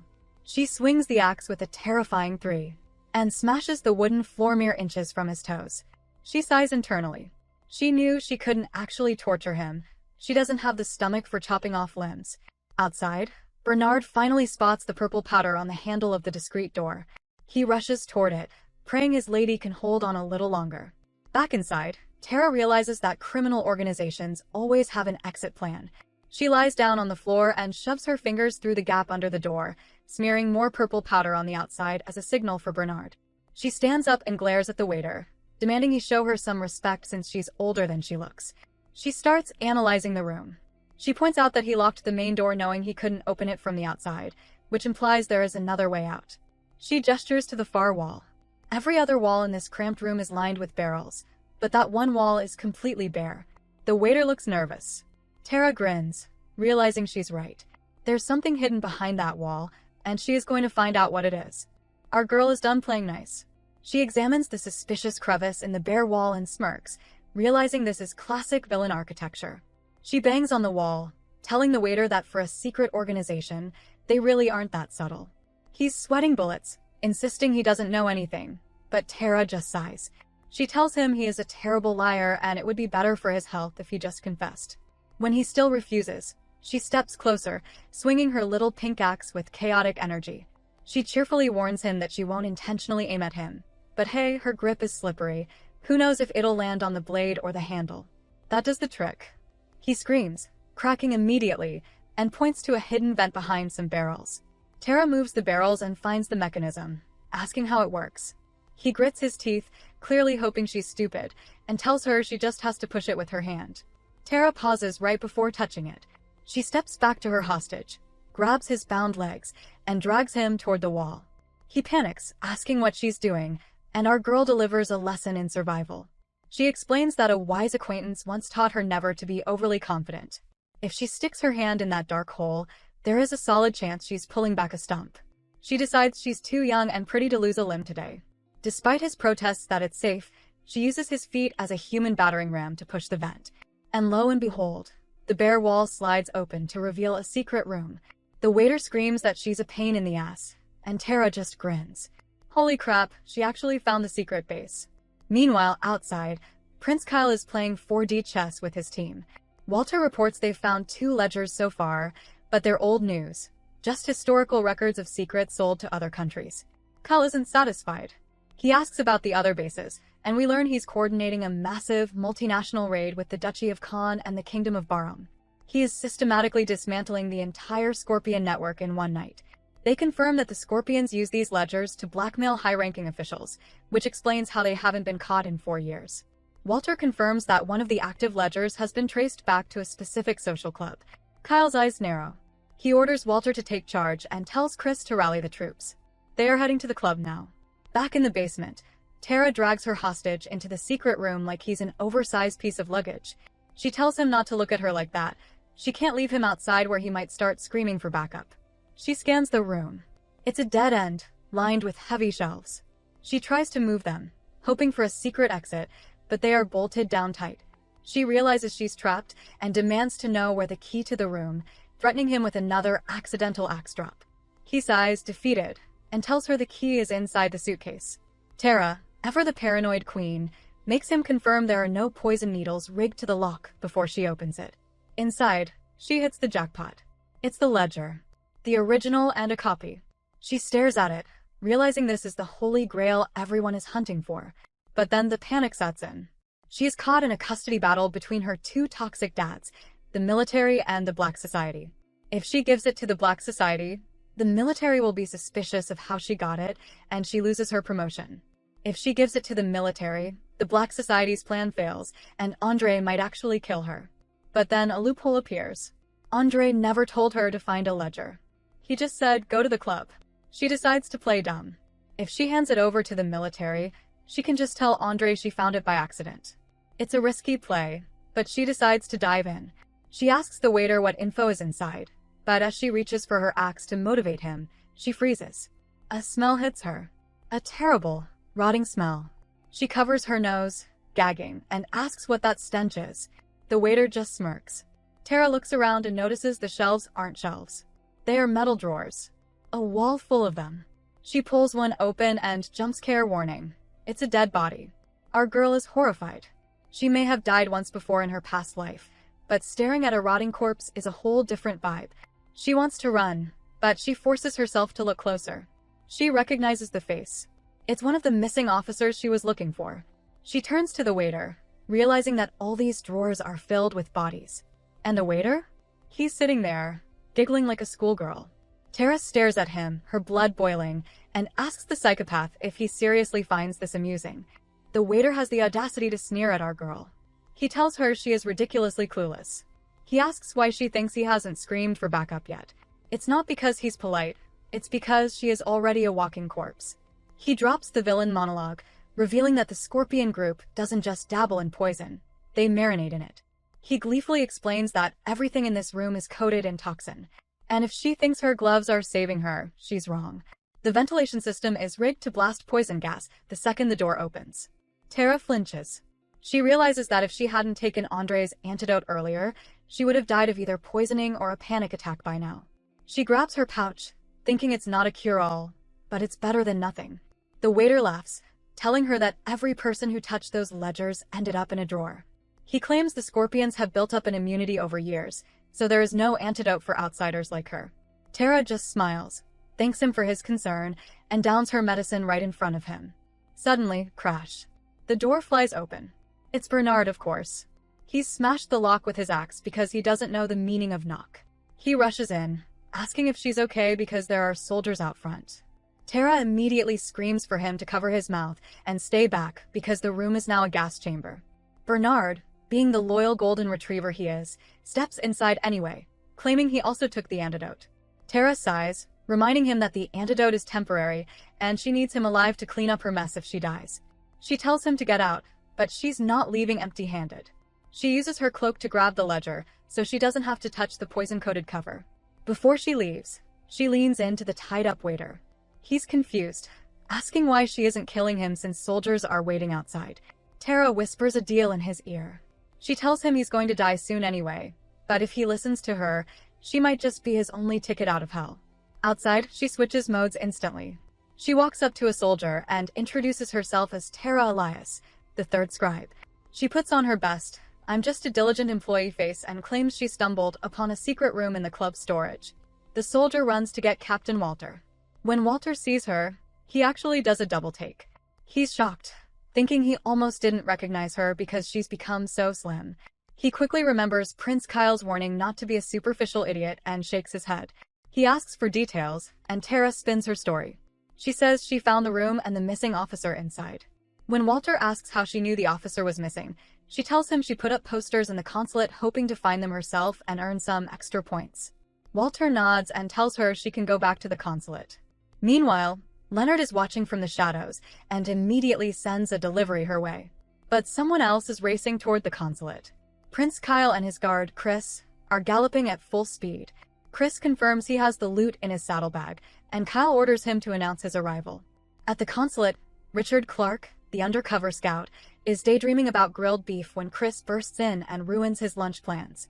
Richard is startled, asking if the prince came all the way here to see him. Chris shuts that delusion down immediately, telling him to get back to work.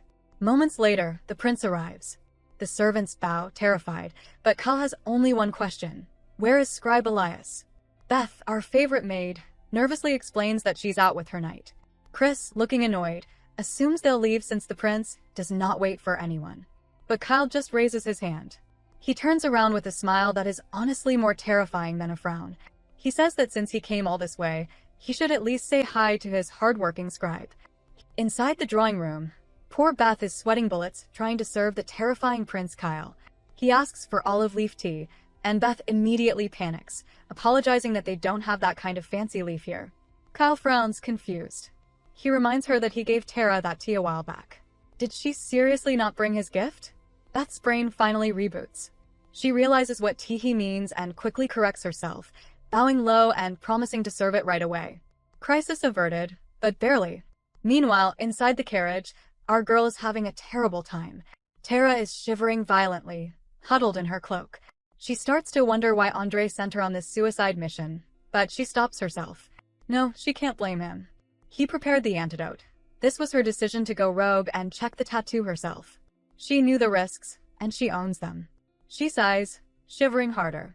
As her brain tries to fight through the fog, she thinks back to the officer she just saw at the club, Walter.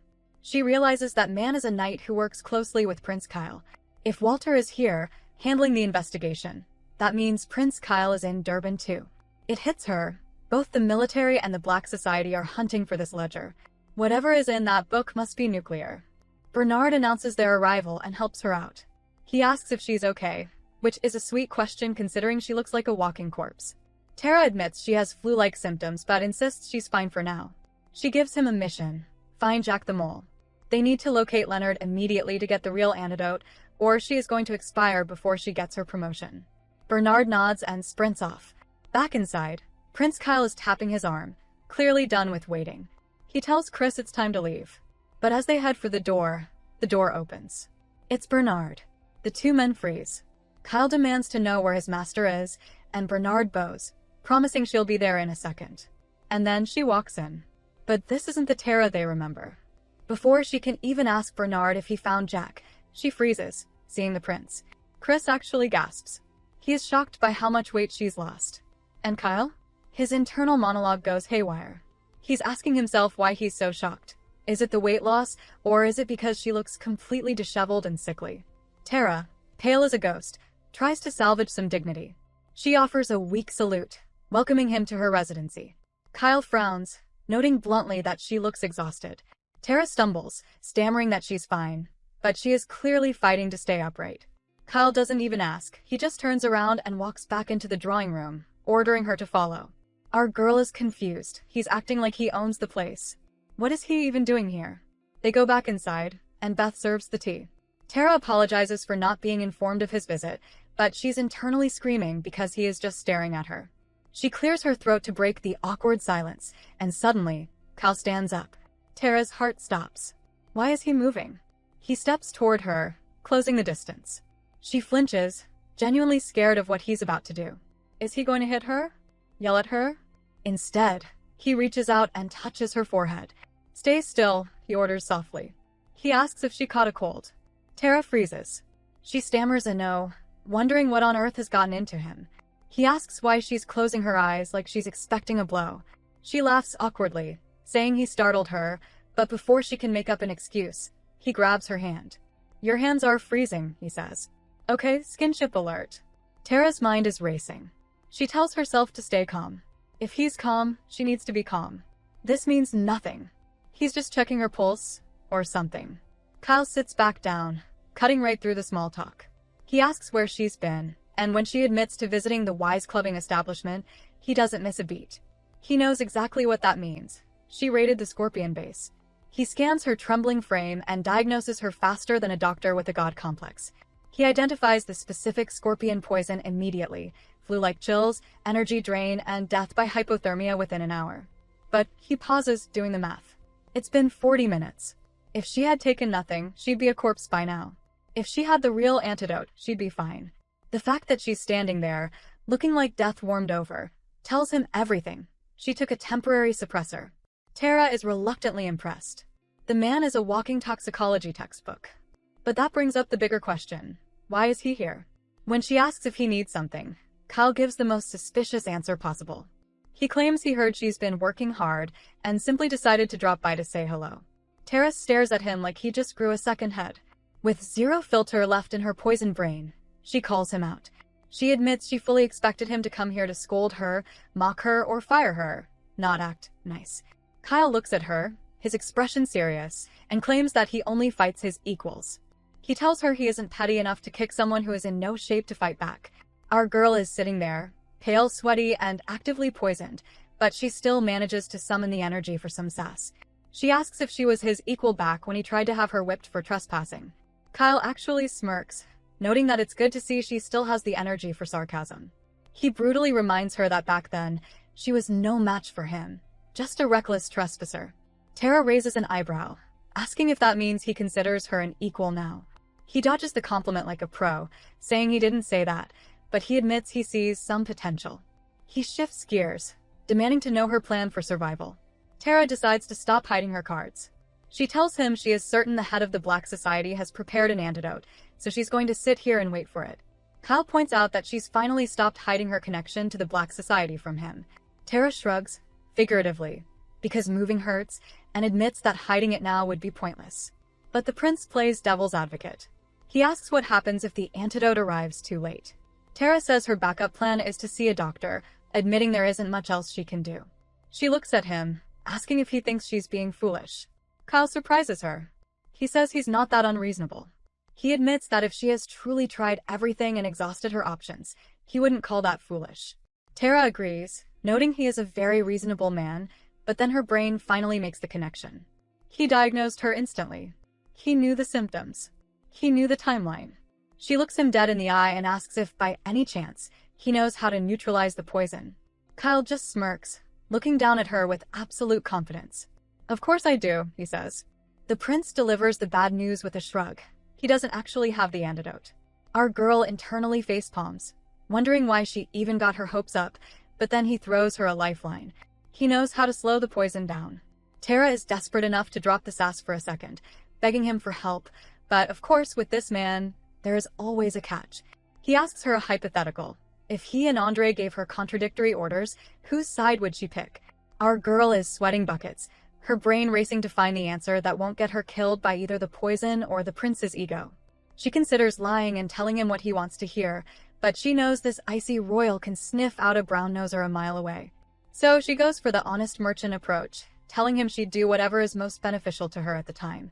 When he pushes for an answer regarding right now, she doesn't hesitate. She picks Andre. The prince's face goes stone cold, and Tara is convinced she just signed her own death warrant. She's literally dying and he's playing mind games. What a jerk.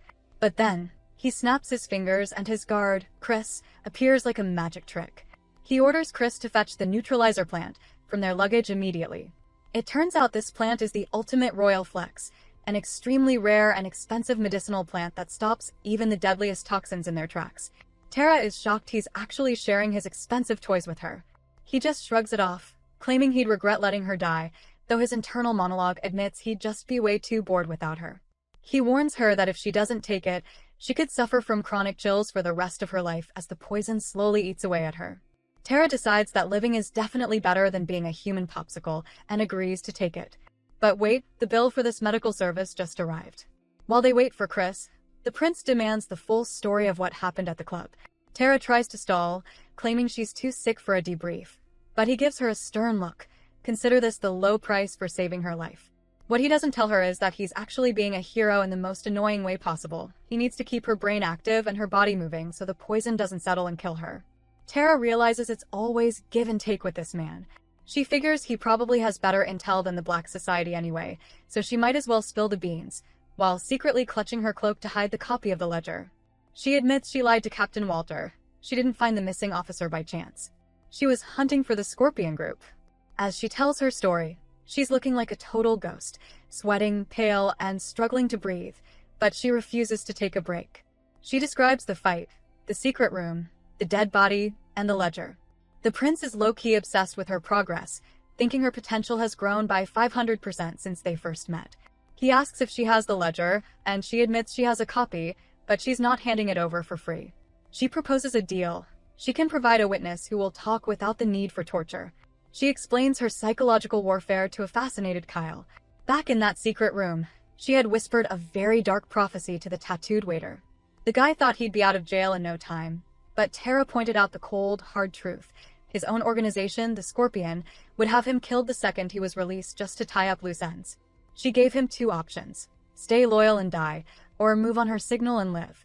She explains that while the military is investigating, they can't actually do much without a witness or evidence. And no, the wall of rotting bodies doesn't count if the higher-ups can just pin it on middle management and let the case rot in legal limbo. She warns him that if he doesn't testify, he's just giving the Scorpions more time to turn him into the next drawer occupant to tie up loose ends. She promises that if he cooperates, the Black Society will secure his release and even provides a lawyer to handle his plea deal. Before she leaves to go finish dying, she gets a name: Hugo Johnson. Back in the present, even Prince Kyle is momentarily speechless at her tactical brilliance. Their debrief is interrupted by Chris, who arrives with the neutralizer plant, which is basically a gold-plated salad leaf. Kyle casually asks for another serving, while Chris is internally sobbing because even a single leaf costs a fortune.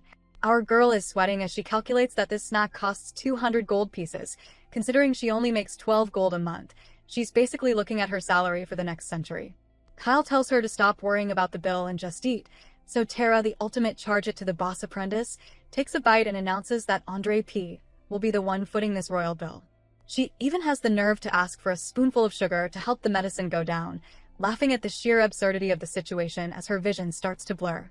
She tries to confirm the deal with Kyle one last time, but her body finally quits, and she flops onto the chair, totally unconscious. The prince just smiles, thinking she's a tough one. Chris offers to carry her to her room, but Kyle's protective boyfriend instincts, which he definitely won't admit to, kick in. He barks at Chris to hold on and step aside, deciding he'll do the heavy lifting himself.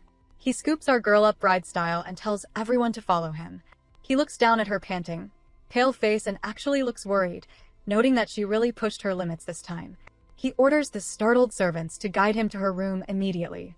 Meanwhile, outside, Leonard and Bernard are having a very tense meeting of the Tara Protection Squad. Leonard admits he didn't expect Prince Kyle to move so fast and asks how the apprentice is doing. Bernard is fuming, calling Andre a son of a bitch for letting her get exposed to code poison. Leonard explains that while she'll survive for now, she'll suffer from chronic chills for life if she doesn't get the proper antidote from the capital within 2 weeks. Bernard acts like the ultimate gatekeeper, refusing to tell Leonard what Tara found and telling him to just bring the antidote and ask her himself. Leonard hops on his horse, realizing that no matter how much they plan, danger always finds her, and starts a day-and-a-half sprint to the capital. Back in the bedroom, Beth is a literal puddle of tears, sobbing over how pale her lady looks. Kyle watches her, actually impressed that Tara has surrounded herself with people who genuinely care enough to cry for her. He plays doctor, ordering Beth to wipe her sweat with a warm towel and bring more blankets. Once Beth scurries off, Kyle is left alone with our sleeping heroine.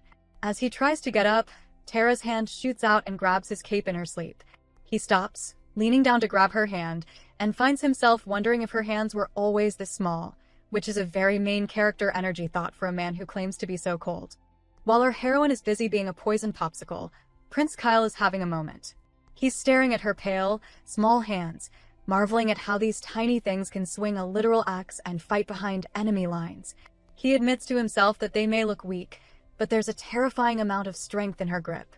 He even gets a little sentimental, whispering that she must be in a lot of pain and acknowledging that while they slowed the poison, those chronic chills are going to be a nightmare. He actually tells her to get better soon, which is basically a marriage proposal coming from him.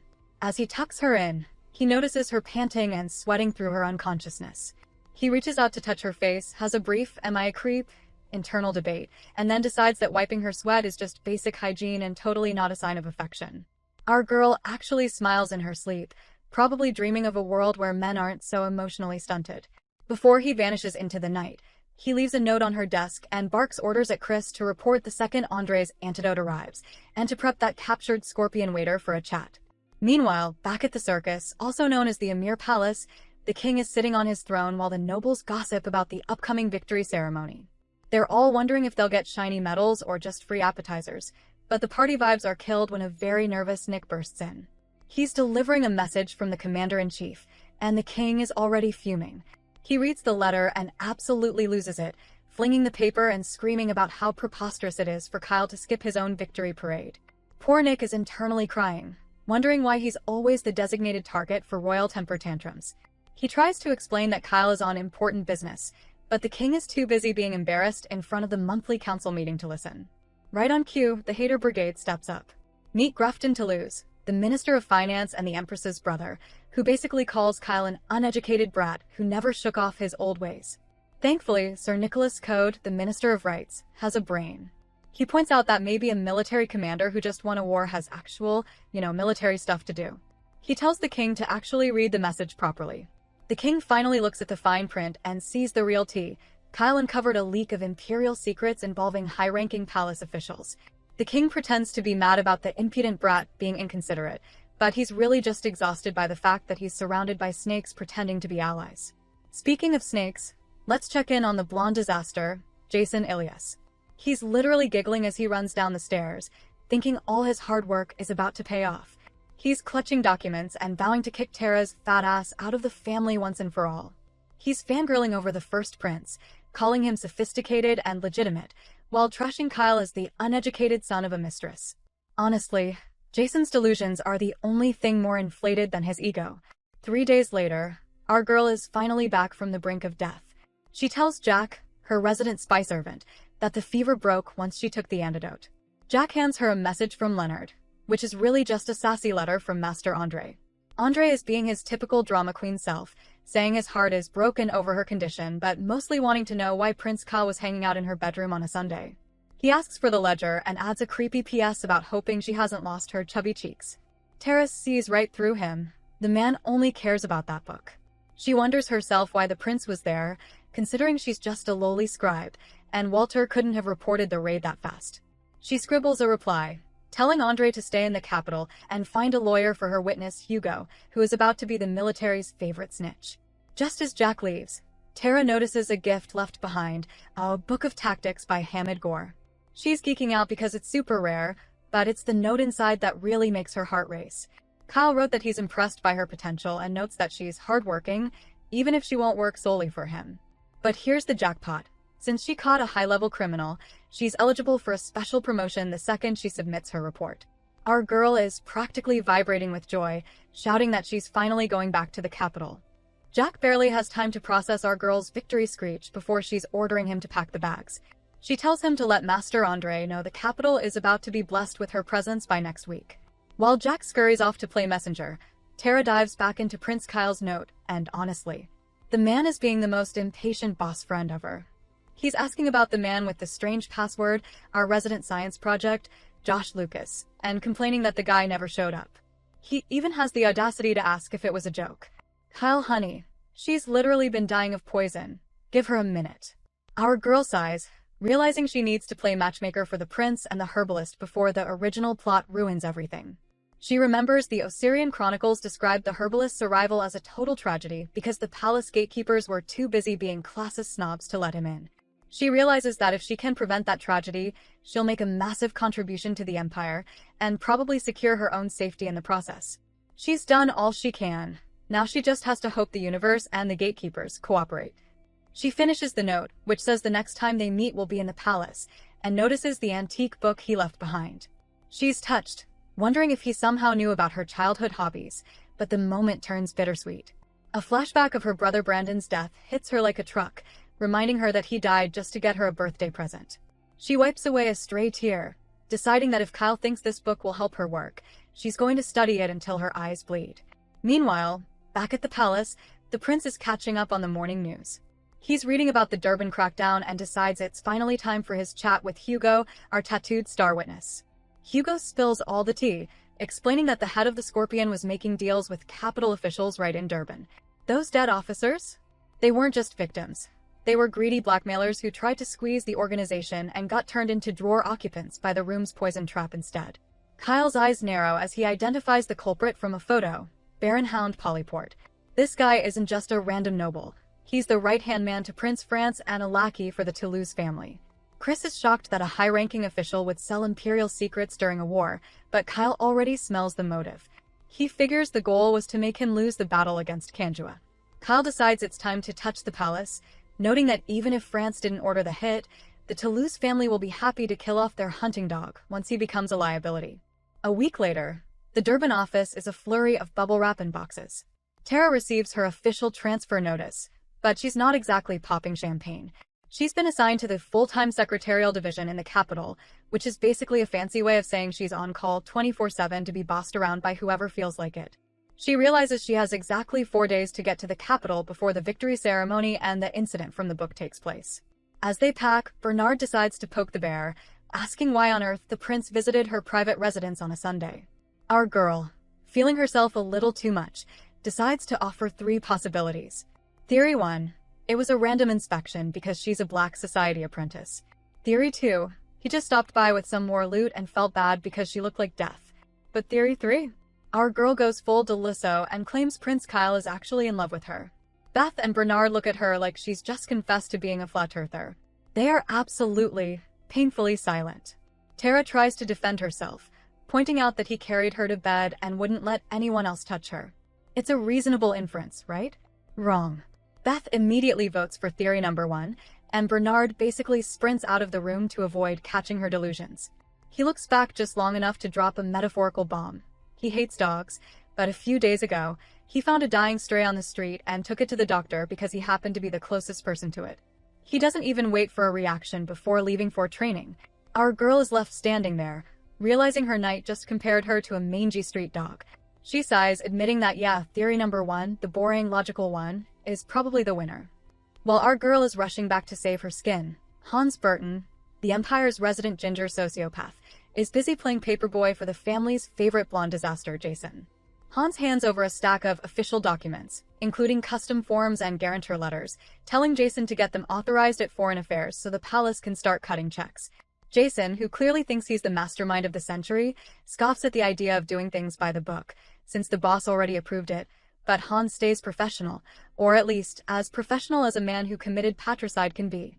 The real cherry on top is an envelope containing a 3-year exclusive distribution and sales contract. Jason is practically salivating over how generous the deal is, while Hans claims his boss is just off playing nurse to a sick wife and trusts Jason to handle the victory ceremony banquet deliveries.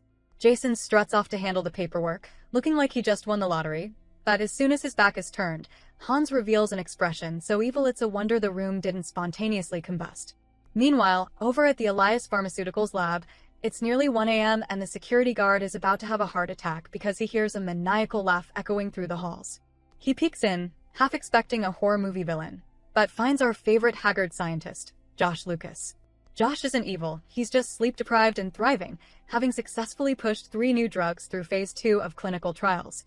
The guard is just happy his back pain is gone thanks to Josh's experiments, while Josh is busy giggling and thinking about how he needs to message Tara the second he gets home. Honestly, we love a dedicated researcher who finds more joy in beakers than in sleep. Back at the Elias Merchant Group, the head of distribution is staring at a contract like it's a live bomb. It has the family seal, but he was never consulted, and with the count 4 hours away at a shipyard, the office is a total while the cat's away, the mice play situation. This new deal involves exclusive rights to supply dragon fruit to the palace, a move that could bump the family budget by 5%, and Jason is the one behind it. The manager is hesitant to sign without the count's blessing, but enter the ultimate snake mom, Countess Victoria. She swoops in and starts verbally eviscerating the poor guy, claiming formalities are just a hindrance to great things and accusing him of standing in the way of a profitable deal. She basically bullies him into submission until he caves and grants the exclusive permit. Jason officially has his fruit empire, but we all know that when things seem this easy, the fallout is going to be spectacular. While her brother is busy committing white-collar crime, our heroine is in a carriage, grinning over Josh's research success. Beth, however, is having a rough time and feels like her stomach is doing gymnastics. Tara forces her to drink the rest of Josh's arrowroot juice, which apparently tastes like bitter regret, and calls for a pit stop by a river. As they watch the water, Bernard brings over a sandwich and tries to figure out why Tara is riding like the 4 horsemen are on her tail. He thinks she's just a one-of-a-kind noble who misses home, but Tara finally decides to drop the "I'm fine" mask. She tells him she isn't just rushing for the fun of it, she's literally running out of time. Bernard is worried she's taking the next head of house ambition too far, but Tara hits him with the ultimate reality check. It's not about the power or the title. If she doesn't win this race, her entire family is going to end up in the obituary section. Our heroine recalls Bernard's wise words reminding her that there's no guarantee she'll actually become the head of the house. He asks if she's really prepared to face death if this little power play fails. Our girl doesn't even blink, admitting that while she might be paranoid, anyone who loses a royal power struggle is usually doomed to a dirt nap, or worse. She's doing her best to avoid the "or worse" part. Bernard asks why she's pushing so hard, and she breaks it down. She's been stuck in Durban for 7 months while her siblings have been busy networking in the capital. She's technically a newcomer again, and she needs to get back to the palace to set her traps before the real work begins. She tells Bernard she's only being this honest because she trusts him to be by her side until the day she dies, which is a total mood, honestly. Bernard actually stops being a drill sergeant for a second, clashing her shoulder and telling her not to shoulder all these burdens alone. He promises he'll always be there for her, and honestly, our girl is officially swooning. She's internally screaming, wondering where he learned to talk like a romance lead, because he is definitely making her eyes leak. 30 minutes from the capital, our heroine is back in boss mode. She's already mentally prepping her to-do list, which is basically just a list of people who might betray her. On the undecided list, she's got Master Andre, who will definitely dump her if she stops being entertaining, and her father, who only loves her as long as she's not a disgrace. Then we have the absolutely not on my side category. Chloe is cool but has the emotional range of a teaspoon when it comes to sisterly love. Jason obviously hates her guts, and Logan is just a mystery wrapped in a hot but scary enigma. She decides Chloe is her best bet for an ally, but she's only got 9 months to figure out what triggers the coming treason and how to stop it. She snaps her book shut, determined to turn the upcoming incident to her advantage.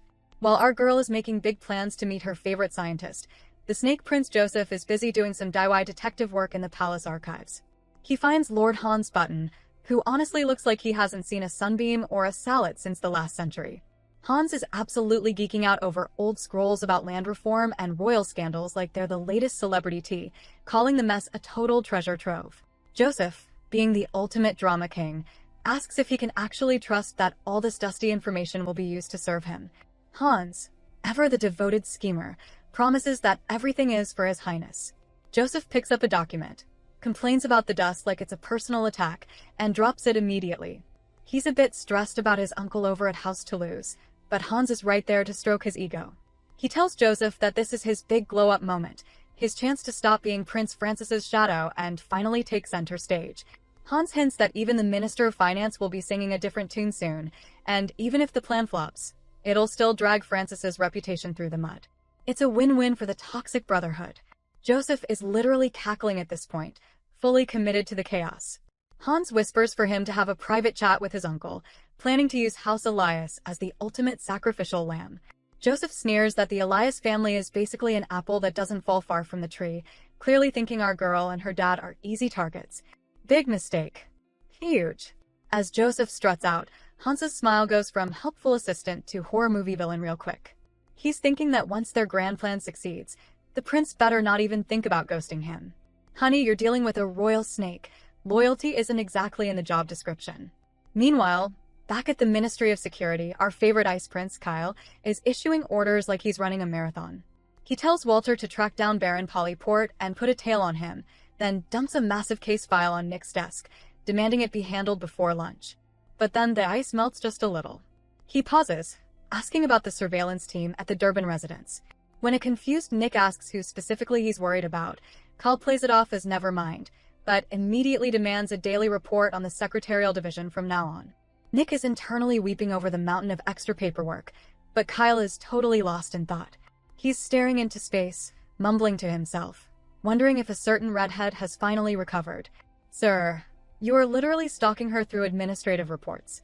The morning tea vibe is absolutely rancid, and the Empress is leading the charge by roasting her brother Grafton for the military leak disaster. The morning papers are screaming about the intelligence being sold to their enemies, and since Kyle snatched a lightning-fast victory, the Royal Participation Trophy, Francis, is looking more like a runner-up than an heir. The Empress is spiraling, blaming Grafton for underestimating the Ice Prince and putting Francis's future in the gutter. Grafton tries to stay calm, arguing that no one could have predicted Kyle's speed, but his fix is to throw Baron Polyport under the carriage as a scapegoat. Surprisingly, Francis actually finds a temporary spine, shouting that they can't just betray his bestie like that. But Grafton calls him out immediately. This isn't about honor. It's about the fact that Francis is head over heels for the Baron's daughter, Lady Laura.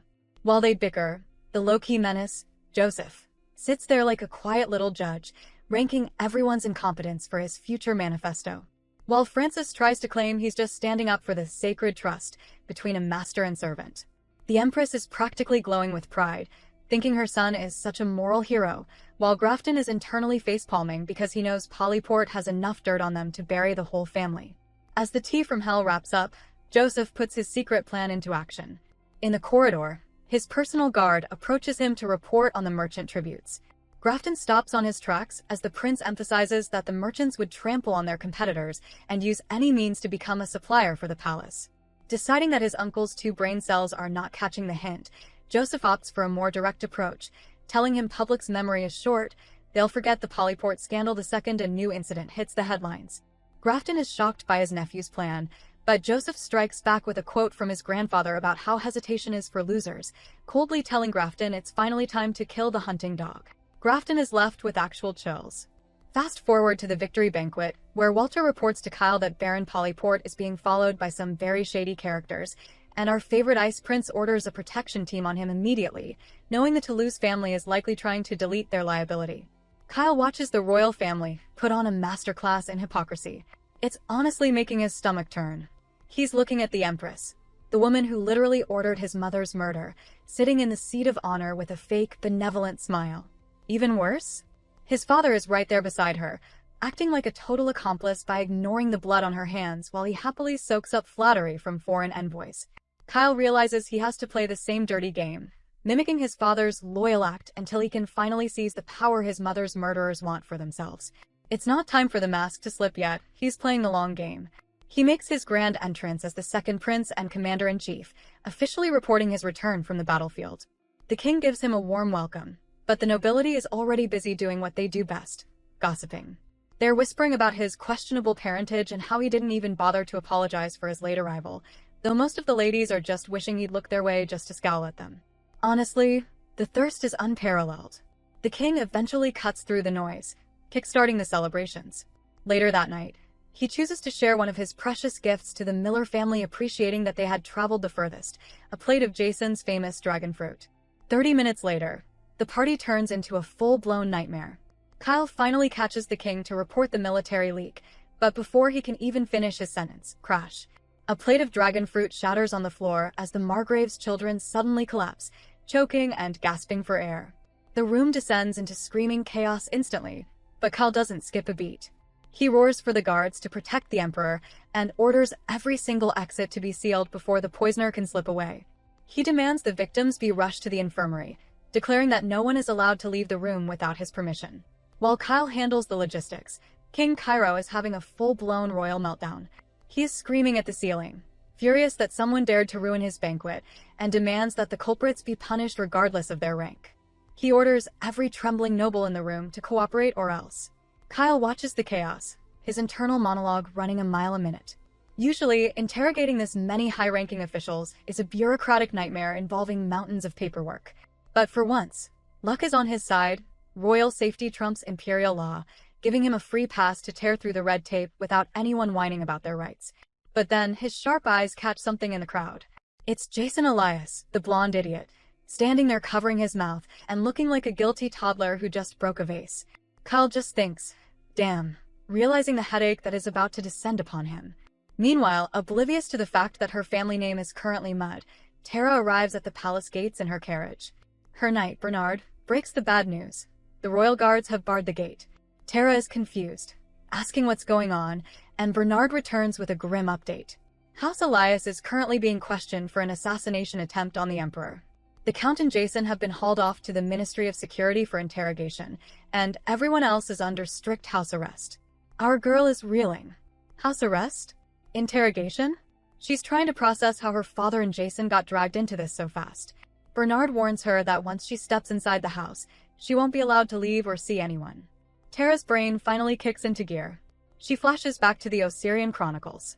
In the book, the emperor died from a mysterious illness after a banquet because a cure wasn't found in time. She realizes that while the event itself is following the book's timeline, someone has twisted the script to frame her family for it. Seeing the approaching guards, Bernard shouts at Tara to pull herself together, snapping her out of her spiral. She needs a plan, and she needs it now. She turns to Bernard and gives him his marching orders. First, he needs to run to Master Andre immediately and show him the copy of the ledger she found in Durban to start a counterattack. Then, a terrifying realization hits her. She grabs Bernard again because she completely forgot about Josh Lucas, the scientist she invited to the palace. If he shows up claiming to have a cure right now, it will look like the Elias family staged the poisoning to look like heroes. She orders Bernard to intercept Josh Lucas before he reaches the palace gates and hide him at the Elias residence instead. Bernard nods, understanding the urgency, just as the guards arrive to escort Tara into captivity. She walks into the trap, leaving Bernard to execute the plan. We cut to the Ministry of Security, where Prince Kyle is having a very bad night. Walter fills him in on the details, and it is ugly. The Empress's family, the Toulouse merchant group, held the exclusive rights to the dragon fruit until they conveniently transferred them to the Elias family just 2 weeks ago. Kyle theorizes immediately what happened. The Toulouse group set up a fall guy. They are clean, and Jason Elias is holding the smoking gun. But the royal physician arrives with a plot twist. It wasn't poison. The physician explains it was a severe allergic reaction caused by a foreign substance on the fruit. Since dragon fruit isn't grown in the Empire, no one knew about the allergy, and here's the kicker, there is no cure. Even if they identify the substance, developing a drug would take at least 6 months. Kyle asks if the stored fruit was tainted, but the physician shakes his head. The animals tested on the stored fruit were fine. This means only the fruit served to the victims was tampered with. It was a surgical, targeted strike. The physician notes that the king, having royal immunity boosters, likely wouldn't have died even if he ate it, but he can't be sure without the exact cause. Kyle is left alone with his thoughts, realizing someone cooked up a perfect scheme. The outcome is simple, the timing is flawless, and the scapegoat is already in custody. He sighs, realizing he is going to have his hands full cleaning up this mess. Meanwhile, our girl steps into the mansion, and the butler practically drops his monocle. He is staring at her like she's a ghost, or perhaps just shocked that she's half the size she was when she left. He stammers, asking if it's really her, but Tara cuts through the shock. She needs a sit rep, and she needs it now. She asks where everyone is, and the butler spills the tea. The lawyers are currently in the study with Dylan, the smart sister Chloe, and the broody brother Logan. The Countess, surprise, surprise, is ill and has been bedridden since the news broke. And, in a weird twist, the bratty little sister Arya has been hanging out in the study a lot lately. Tara raises an eyebrow. Arya? Studying? That's suspicious. But first, priorities. She orders the cook to whip up a meal because saving the family burns calories, and then she heads straight for the snake's den to see the Countess. She walks into the room, and it is a scene. Her sweet mother, Isabel, is there tending to the Countess, looking terrified. Isabel hugs our girl, crying with relief, but the touching reunion is immediately ruined by a voice from the bed. The Countess is lying there, allegedly sick, but she seems healthy enough to spew venom. She immediately insults Tara, asking what kind of nerve she has to show up now and snapping about her weight loss. Tara clenches her fist, ready to give this woman a piece of her mind, but she holds back. The Countess, clearly miserable, demands they get out because the room reeks of commoners and shouts for the windows to be opened. Isabel quickly ushers Tara out into the corridor before punches are thrown. Once they're safe in the hallway, Tara asks why her mother tolerates such abuse. She is furious that Isabel just takes it. But then, her mom drops the biggest plot twist of the chapter. She smiles gently and admits she's not just taking it, she's roasting the Countess alive in her head. Isabel reveals her internal monologue is absolutely savage. When the Countess screams, Isabel is just thinking, "Your makeup makes you look like a witch," or "You must be constipated again." Tara bursts out laughing, realizing her mom is actually an icon. She thought Isabel was weak, but turns out she's just playing the long game. They share a hug, and fueled by her mother's secret savagery, Tara decides it's time for round 2. She marches right back into the Countess's room. The Countess shrieks, asking what she's doing back here. Tara doesn't waste time. She makes an offer. She will save the Countess's precious son, Jason, from the dungeons. But there is a price. The Countess has to apologize. To Tara, and to her mother. The Countess laughs in her face, calling her crazy and asking what a useless girl could possibly do to help. Tara doubles down. She warns the older woman that a simple apology will do now, but if she refuses, she'll be on her knees begging for help later. That hits a nerve. The Countess stomps over, screaming about how Jason is in this mess because of Tara, and raises her hand to slap her across the face. Bad move. Tara catches her wrist midair. She grips it tight, warning the Countess that if she tries that again, she will twist her arm until it snaps. The Countess screams for the guards to arrest this insolent girl, yanking the emergency cord. Tara just smirks. She reminds her stepmother that there are no guards coming. The prince suspended the knights, and the house is under investigation. No one is coming to save her. She asks one last time, will she apologize? The Countess yanks her arm free, breathless with rage, screaming that she would rather die than apologize to a lowly commoner. She calls Tara worthless, disrespectful, and completely out of her mind. Tara sighs, looking at the woman with pure pity. She admits she never understood why soap opera characters said such dramatic lines, but now she gets it. She looks the Countess dead in the eye and drops the mic. Shame on you. The Countess is left screaming in her room, asking what on earth Tara just said to her. But our girl is already walking away, thinking that the woman's deep-rooted elitism is going to be her downfall. She slams the door shut on the screeching and steps out onto the landing. The rest of the family, minus the arrested ones, are waiting there. Chloe, the smart sister, admits she had her suspicions about Tara's return, but she's impressed by her resourcefulness. She asks how the meeting went, and Tara just says she's been transferred to the capital. Chloe gives a grim update on the business. They've lost a few deals, but the real damage is coming the longer the Count stays detained. She admits that while she was busy keeping an eye on Tara, she took her eyes off Jason, and he, along with their mother, pulled a fast one. Chloe actually reassures Tara that everything will be okay, in an uncharacteristically big sister moment. Our girl moves to the study to find Dylan, the Count's spy. He gasps when he sees her. So shocked by her weight loss, he practically has to sit himself down. Tara tells him to pull it together, because she needs the tea on exactly how Jason messed this up. Dylan spills everything. Apparently, Jason used the Count's seal without permission. The craziest part? The Count actually tried to exile Jason to a sheep ranch in the south for embezzlement a while back, but the Countess harped on him relentlessly until he changed his mind. Tara sighs. So, because Jason wasn't sent to herd sheep, he was free to destroy the family. She breaks down the timeline with Dylan. The Toulouse family transferred the dragon fruit rights to House Elias. The fruit sat in Jason's storage for a week. Jason prepped the basket, and then the Margrave's kids started vomiting blood. It looks like a perfect frame job. But Tara drops a bomb. She says this isn't a disaster. It's an opportunity sent from heaven. Dylan looks at her like she's joined a cult, asking if this is some new religion she's practicing. Tara explains herself. Before she left for Durban, she sponsored a researcher named Josh Lucas. Why? Because she read a book in her father's study called Medicinal Use of Fruits. She explains that the poison isn't poison at all. In the kingdom of Baram, dragon fruit is known as the fruit of eternal youth and is excellent for cardiovascular health. Josh Lucas was researching this exact fruit to turn it into medicine. The symptoms the kids are having aren't from an assassination attempt. It's a medical reaction that Josh knows how to fix. Dylan realizes they might actually be saved. Tara asks where Josh is, assuming Bernard went to fetch him. But then, a servant bursts in with bad news. Bernard couldn't find the researcher anywhere. We cut to a few hours earlier to find out why. Josh Lucas is running through town, happy as a clam because his clinical trials are going great. But then he hears a paperboy shouting about the attempted assassination at the palace. Josh buys a paper and reads that the poison came from the dragon fruit, the very thing he's been studying. He realizes the symptoms match the side effects of the fruit perfectly. Upon realizing that the Eliases are suspects, he thinks, what a terrible coincidence, and decides he must repay Lady Tara's kindness. She invested in him when he was a nobody, so now he's going to return the favor. With zero political awareness and a heart full of good intentions, Josh decides to run straight to the palace. Arriving at the gates, our nervous science project is trying to convince the guards that he has an appointment with the Ice Prince himself.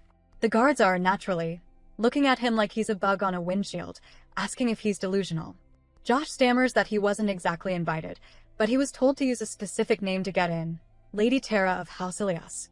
One guard scoffs, thinking that family is currently in jail, but the other guard freezes. He remembers a bizarre specific order from His Highness 7 months ago to let in a man sent by Tara. The guards are shook.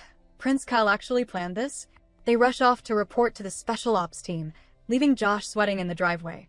Meanwhile, inside the Ministry of Security, Prince Kyle and his right-hand man Walter are dissecting the Elias disaster. Walter admits he's shocked that the business-first family would pull such a reckless assassination attempt, but Kyle plays the unbiased judge card, insisting they investigate without prejudice. He decides to handle the Count himself because he knows the old man is a tough nut to crack, leaving the blonde idiot Jason to Walter's capable hands. But just as they're about to start the interrogation party, a guard interrupts with the news. The man from the 7-month-old order has arrived. Kyle's eyes light up immediately. He delays the interrogation of the Count, wondering if the timing of this is simply a coincidence. We cut to the drawing room where Josh is practically hyperventilating, wondering how he didn't get stopped at the gate. The door opens, and he jumps about a foot in the air, bowing so fast he nearly gives himself whiplash. Josh introduces himself, but Kyle cuts him off. He already knows exactly who he is. Josh is floored that the future emperor knows his name, but Kyle is impatient. He points out that Josh is just standing there staring, and tells him to get on with it. Josh finally sits and spills the tea. He explains that he works for Elias Pharmaceuticals and that Lady Tara sponsored him. But here is the kicker. 7 months ago, she gave him a very specific instruction. She told him that if he succeeded in developing his drug, he should release it under the House Elias name. And if she wasn't available, he was to come straight to Prince Kyle. Kyle stares at him, his internal calculator running a mile a minute. She set this up 7 months ago? Josh admits he didn't understand it back then, thinking she was just being cautious, but everything has happened exactly as she predicted. Kyle confirms the timeline, asking if he's certain it was 7 months ago. Josh nods, oblivious to the fact that he is making his patron look incredibly suspicious. Kyle gets to the point. Does Josh know why the Margrave's children are dying? Josh nods eagerly. Surprisingly, this is exactly what he's been researching. He explains that before he met Tara, he published an article on Wolfsbane, a poisonous plant that, if used correctly, works as a powerful painkiller and anesthetic. But there's a catch. If you mix the root extract with dragon fruit, it causes a severe allergic reaction, vomiting blood, burning sensation, the works. It looks exactly like poison, but it's just bad chemistry. Kyle is tapping his finger against the armrest, his eyes narrowing. He asks why Josh was studying that specific interaction. Josh admits he wanted to commercialize the drug and was curious about how it interacted with the fruit of eternal youth, but the experiment was too expensive. That's when Tara swooped in with the funding. Kyle connects the dots. Tara funded research into a specific poison interaction involving a fruit her brother would eventually sell to the palace 7 months before it happened. Josh, bless his heart, thinks he's bringing good news. He proudly announces that he succeeded. The cure is simple. Diluted wolf's bane root extract will soothe the reaction in 30 minutes. Kyle asks if he's sure. Josh hesitates, admitting he hasn't technically finished Phase 3 clinical trials, but he's pretty sure it works. Kyle ignores the safety violation and asks the million-dollar question. Does Tara know he's here? Josh says no, he planned to write to her later. Kyle's face goes dark. He asks if Josh realizes what this looks like, coming here to solve a crime based on a prediction made half a year ago. Josh starts to panic, sensing the vibe has shifted from heroic rescue to criminal conspiracy. He asks if he did something wrong. Kyle ignores him and shouts for Nick. Nick appears, and Kyle orders him to escort Josh to the infirmary to administer the cure and get a written statement. But he gives a strict order. Josh is not to leave the palace until tomorrow. As Nick drags the confused scientist away, Josh asks why, and Kyle delivers the final blow right before the door slams. I don't think your visit today will be beneficial to your master. Left alone, Kyle grimaces. He realizes the problem immediately. Tara predicted this tragedy 7 months ago. He decides he's done guessing. He's going to go ask the little witch himself.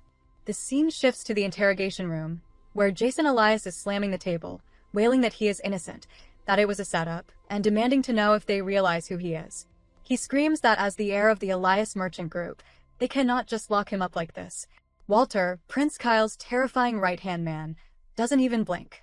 He just casually starts telling a story. He mentions a spice merchant who lied about prices a month ago. When the man wouldn't confess, Walter pulled out his pinky fingernail. Jason stops screaming and starts trembling. Walter continues, counting down the fingers, ring finger, middle finger, noting that the man finally confessed right before Walter got to his toenails. Then he brings up a nobleman's son who harassed some maids. That guy wouldn't admit it either, so Walter took a body part he was sure the man would miss. Jason practically dissolves into a puddle of tears and terror, screaming for him to stop. We cut to 30 minutes later, and the vibe has shifted. The scary interrogator is gone, replaced by Chris, playing the role of the sympathetic good cop. He hands Jason a handkerchief, gently suggesting that it is not uncommon for a noble to be tricked into these crimes. He promises to help him to the best of his abilities, so he really needs to stop crying and just confess. Jason, who has clearly never experienced hardship in his entire life, spills his guts immediately. He cries his eyes out, confessing everything. Chris watches him, internally disappointed. It took less than an hour for the heir of a major house to crack. He thinks that House Elias is either down on its luck, or they simply bred a coward. Meanwhile, back at the Elias mansion, our girl is asking for a status report on Bernard. The servant says he is resting, but the calm is shattered when the butler arrives, huffing and puffing. A message from the palace has arrived. The spy Dylan wonders if it is already a verdict, but Tara knows the bureaucracy is too slow for that. They gather in the hall. The entire immediate family is there.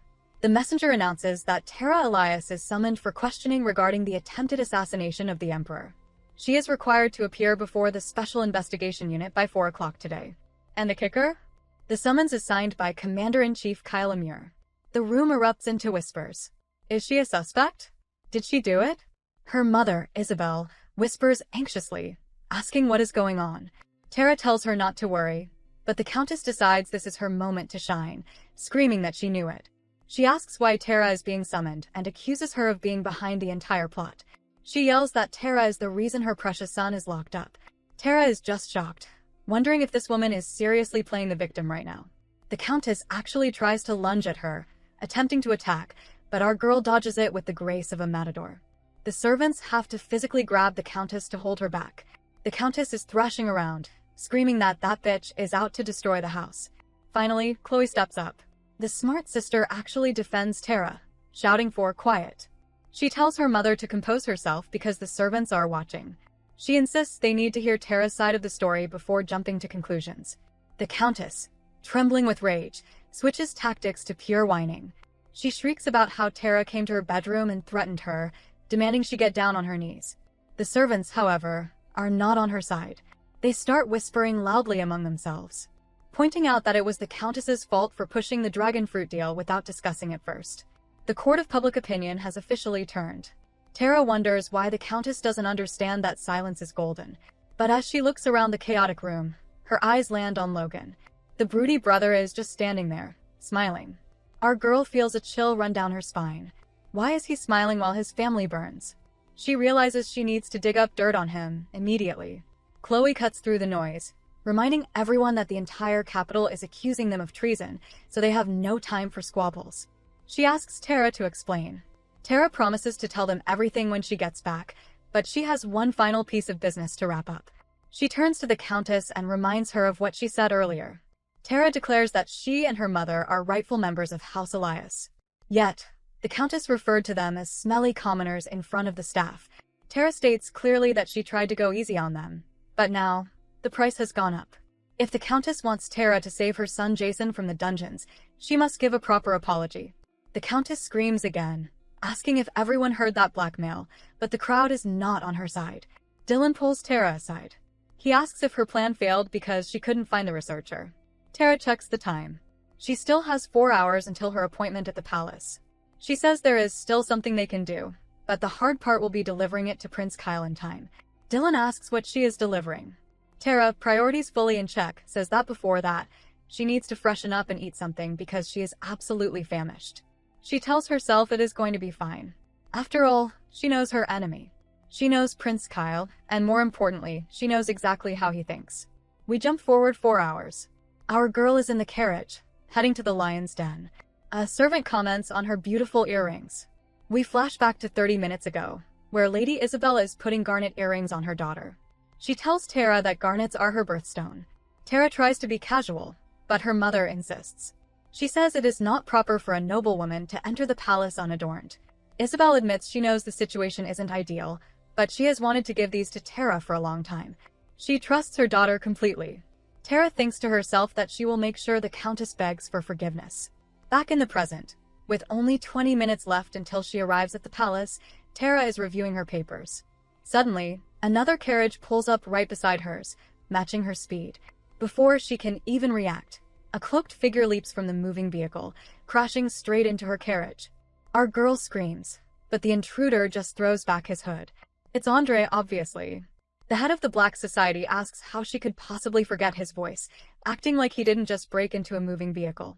But before Tara can yell at him for nearly giving her a cardiac arrest, Andre freezes. He stares at her face, hands trembling, and whispers, "Oh my God." Tara asks what's wrong, expecting bad news about the trial. Instead, Andre grabs her face and wails that this is unacceptable. He is mourning the loss of her chubby cheeks like a widow at a funeral. Tara slaps his hands away, reminding him that unsolicited touching is harassment, but Andre is too busy feeling betrayed by her metabolism. He sighs, deciding that since she is still technically on the chubby side, he will forgive her. The audacity of this man is truly boundless. He finally pivots to business, revealing why he risked a carriage break-in. He checked the market, and there were only 2 orders for Wolfsbane in the past year. One from the Palace Gardens, and one from Elias Pharmaceuticals. He waits for her to panic, but Tara just nods. She admits she placed the order. Andre smirks, his eyes lighting up with delight. He asks if she orchestrated the assassination attempt herself. Then he immediately answers his own question, no. It would be too obvious, too sloppy, and there's no profit in it. He knows she's smarter than that. He demands the truth. Tara tries to play the coincidence card, claiming she had no idea this would happen, but Andre just stares at her. He decides to let it slide, mostly because he assumes his apprentice wouldn't be this messy. He notes the timing is suspicious. The investigation into the Scorpion Guild has conveniently stalled because of this poisoning drama. Prince Kyle will definitely notice that connection. Tara realizes he's right and hands over the Scorpion Guild ledger she promised him. She asks why a crime lord is so invested in saving the Empire. Andre claims it's guilt over his reckless apprentice, shouting about his patriotism like a bad actor in a soap opera. He wishes her luck and vanishes as quickly as he arrived, leaving Tara and her poor maid completely bewildered. 30 minutes later, the vibe shifts from chaotic to deadly. We are in the interrogation room. Tara faces Prince Kyle and makes the rookie mistake of playing innocent, asking why she was summoned. Kyle isn't having it. He stares her down and asks if she wants to use her conscience or her acting skills today.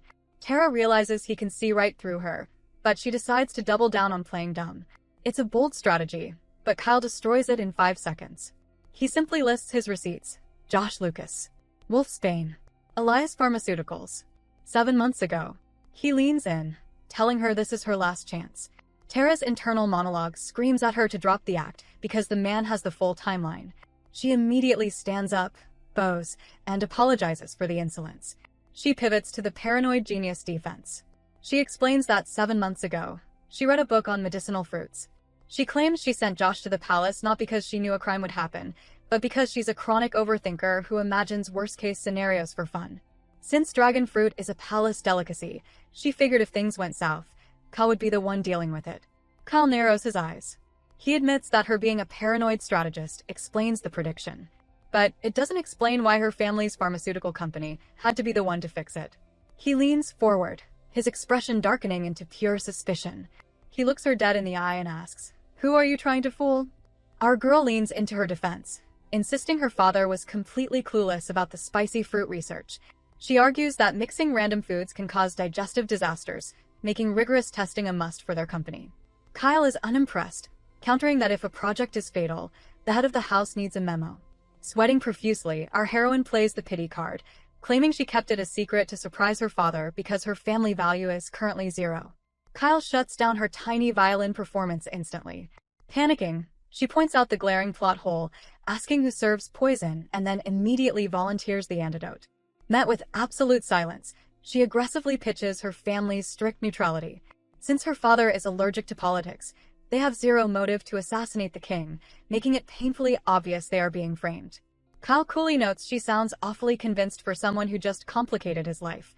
She argues the real villains made things messy, but Kyle shoots back that Josh showing up is what threw a wrench in the gears. Internally, our girl is having a meltdown, her eyeballs practically sweating. She screams into the void that she never wanted a royal assassination plot, she just wanted a shiny promotion. If Jason was not ruining her life just by existing, this could have been her moment. The prince shatters her pity party, his face dropping into a serious glare as he accuses her of hiding something. She averts her eyes, feeling like his gaze is scanning her soul like a barcode. 5 agonizing minutes pass before Kyle offers an ultimatum, allowing her to see her father only if she gives a satisfactory answer.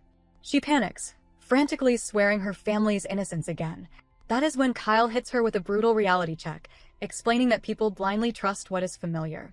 He lists her 3 fatal blunders, calling out her overconfidence in her knowledge, her house, and her servants. Realizing she flew too close to the sun on wings of pure arrogance, she deflates. Swallowing her pride, she apologizes for being a brat and agrees to play his game. With a suspiciously gentle smile, Kyle morphs into a narrator, launching into a history lesson about a southern breadbasket territory. Our girl blinks, internally joking that storytelling was supposed to be her brand. Kyle explains how Lord Philip dealt with a toxic coworker named Baron Barrow, who spent years running a smear campaign and sabotaging a vital agricultural waterway. Philip's reputation was ruined, and though he suspected the Baron, he lacked the receipts to prove it, eventually inheriting the title anyway through sheer stubbornness. Meanwhile, a literal blonde snake working for the third prince is stressing over his own villainous logistics. He reflects on hiring goons to feed poisoned food to street beggars, brushing off 5 lost lives like loose change. His internal monologue is interrupted by coworkers gossiping about a scribe named Robinson, who supposedly eloped. One coworker bitterly warns the newly promoted replacement not to look too thrilled about Robinson's mysterious disappearance. The blonde snake cringes at their laughter, mentally complaining about dropping 200 gold coins of Prince Joseph's money to pay off the missing scribe. He casually notes his hired hunting dogs are already sleeping with the fishes, leaving only a palace gardener on his hit list, a puzzle he is giddy to solve. Back in the interrogation room, our girl hides a smirk, absolutely living for a good riddle.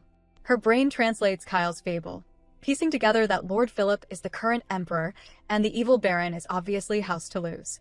It clicks that Toulouse is the invisible hand behind every disaster, terrifyingly good at scrubbing their tracks. Kyle interrupts her mental corkboard to ask if the puzzle is too hard. She coolly replies it is not difficult, just messy.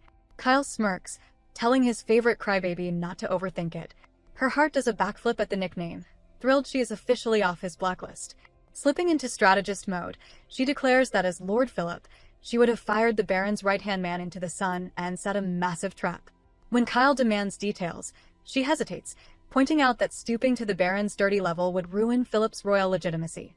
Kyle instantly eliminates their personal space, his voice dropping into a firm, borderline shout as he demands to know what good a pristine reputation is if the man ends up too dead to inherit his own house.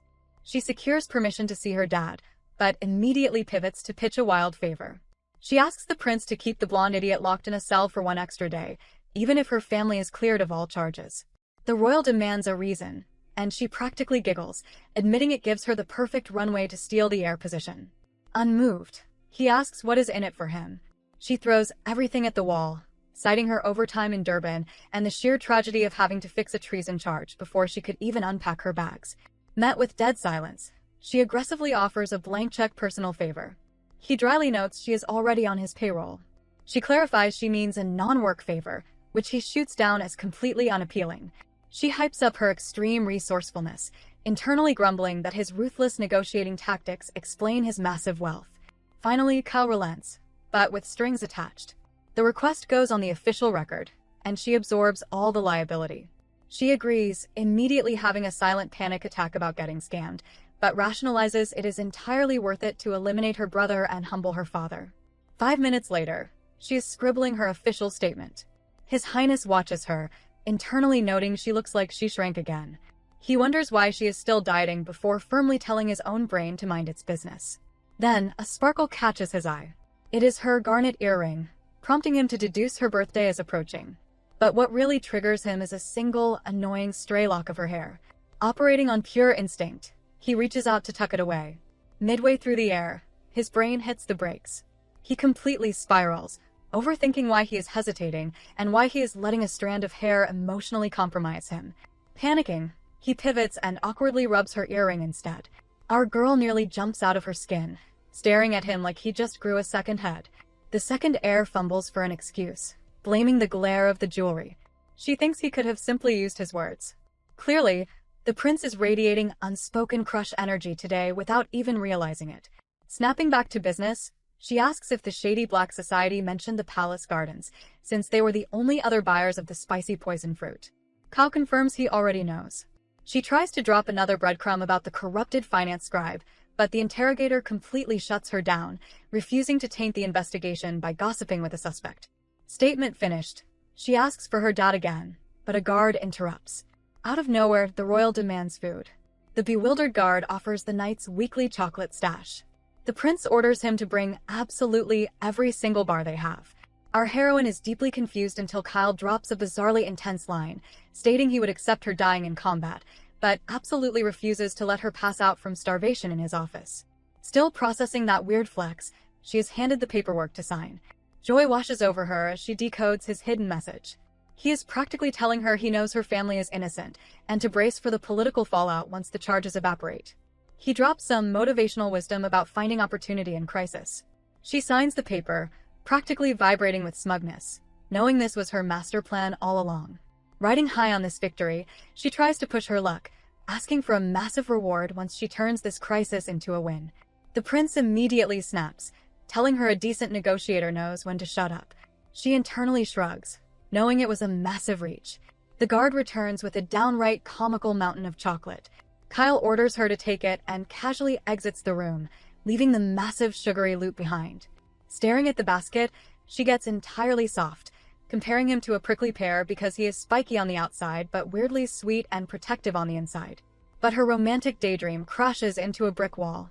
As he speaks to the guard in the hallway, her eyes lock onto a specific detail, and her brain flatlines in sheer unadulterated shock. Still completely reeling from her recent revelation, our girl decides to just ask him directly.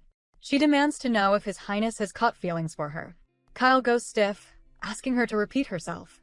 She doubles down, clarifying that love might be too strong a word, but she is genuinely asking if he has developed romantic feelings. Kyle looks at her like she just grew a second head. Panic instantly sets in as she realizes that if looks could kill, she would be a chalk outline on the floor right now. Looking dead serious, he asks if the poison has completely melted her brain. She tries to laugh it off, mentally kicking herself for asking, but also wondering why he is treating the concept of liking her like it is a war crime. Kyle aggressively orders her out of his office.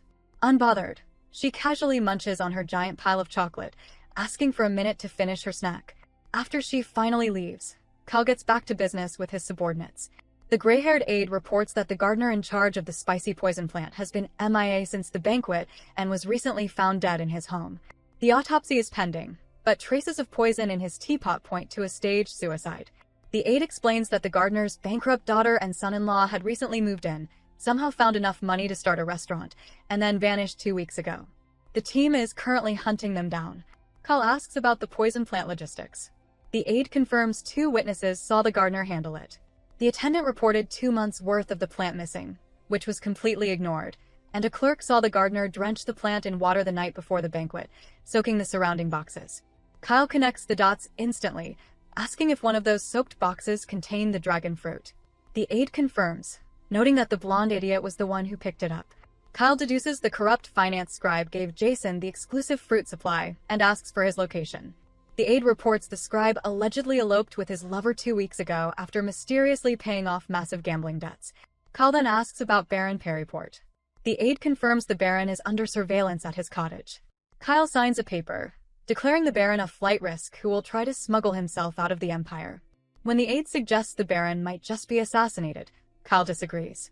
He explains the Baron is Prince Francis's close confidant and holds too much blackmail material on House Toulouse to be easily disposed of, ordering his immediate arrest.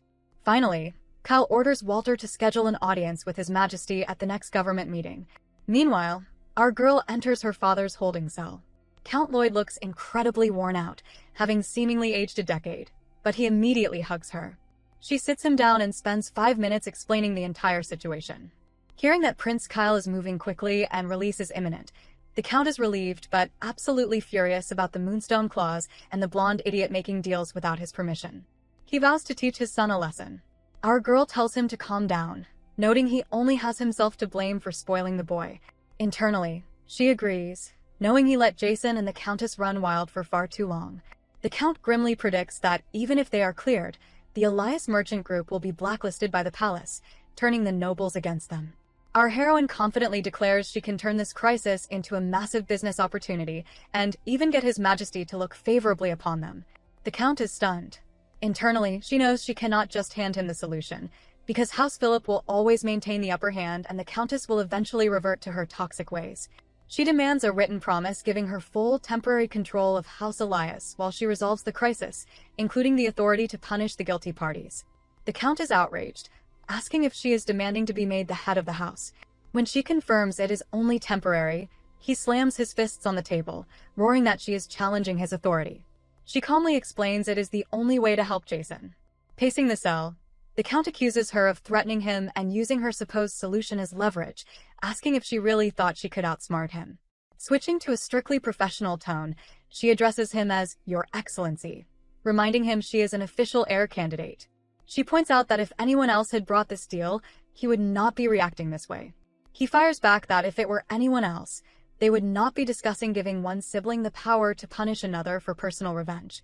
The narrator chimes in to explain that while Count Lloyd leads the biggest merchant group, the top 3 groups own 75% of the Empire's wealth, making his actual power quite fragile.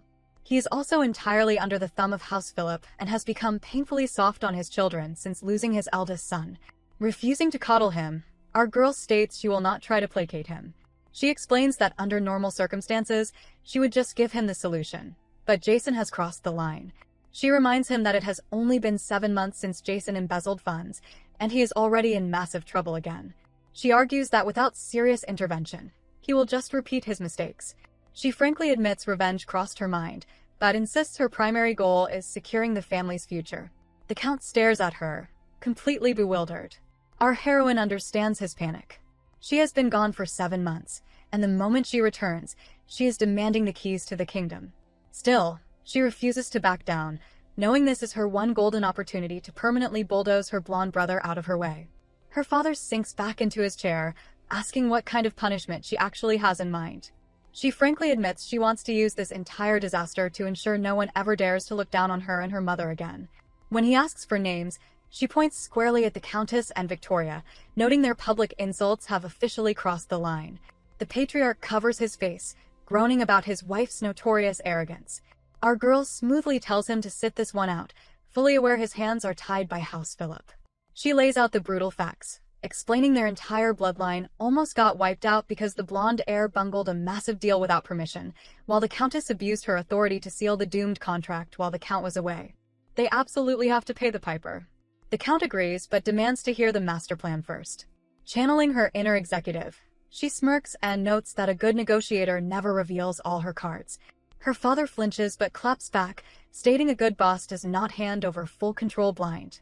Recognizing she needs to throw him a bone, she drops a tactical nuke, revealing she possesses a poison cure that has already passed its second clinical trial. The patriarch is visibly shell-shocked. She promises to spill the tea, but only after he signs over the authority to handle her brother's case. A guard suddenly interrupts, announcing they only have 5 minutes left. The Count physically recoils. Our girl leans in, applying the pressure, telling him time is practically up. Trapped by logic, her father realizes that if she can actually clear their name, he has no choice but to accept. He nervously asks what happens if she gets drunk on power. She reiterates it is strictly temporary, and her main motivation is simply to flex on the Countess, who only respects absolute authority.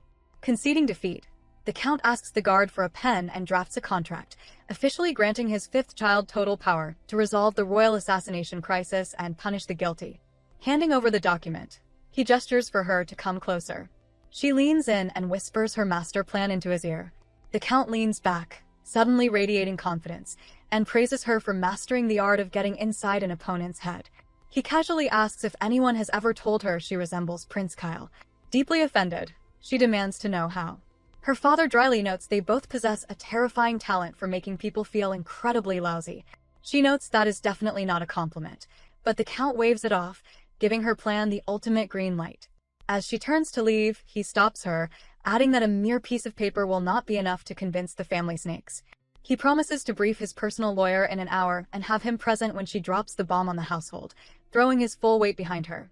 Beaming with triumphant energy, she promises not to let him down. Riding back in her carriage, our heroine happily admires her massive mountain of chocolate. She breathes a heavy sigh of relief that the second heir is the one handling this treason case, shuddering at the absolute nightmare it would be if Prince Francis or Joseph were in charge. Meanwhile, on the dark outskirts of the capital, a group of cloaked guards is frantically dragging a very stressed Baron Poliport toward a getaway boat. Their escape is violently interrupted when a rival squad of elite shadow operatives drops in. The Royal Strike Team perfectly coordinates to hide their identities, waiting for the Baron's exhausted guards to tire out before striking. Back at the royal office, confirming the target was intercepted at the border in a chaotic 50-man brawl. The prince sharply asks about injuries. The subordinate instantly gets starry-eyed and emotional, bragging about a tiny scratch on his shoulder and boasting that anyone who survives 20 sparring rounds with His Highness is practically invincible. The royal ruthlessly shatters his aide's ego, clarifying he was asking about the Baron's health, not his. Deflated, the subordinate reports the captive suffered some minor shock-induced muscle spasms, but is otherwise perfectly sound and currently locked in a secure safe house. The interrogator orders strict surveillance, predicting the enemy faction will be tearing the city apart looking for their missing pawn. As a final power move, the prince orders a squad to guard the Baron's daughter. When asked if they should be discreet, he commands them to make it aggressively official, wanting the entire empire to know exactly who is protecting her. Nick suggests beating a confession out of Orlando, since the suspect is stubbornly claiming innocence. Kyle flatly rejects the idea, knowing a coerced confession would immediately ruin their case in court. When Nick cheerfully suggests they do not even need Orlando since Hugo already broke, the room's temperature plummets. Kyle's face drops into a terrifying deadpan as he coldly uses the aide's full name, asking if he seriously wants to ignore the prime suspect. Realizing he just stepped on a landmine, Nick frantically bows, apologizes for his short-sightedness, and volunteers for 100 courtyard laps. Kyle tells him to save the cardio for later and orders both suspects transferred to a safe house.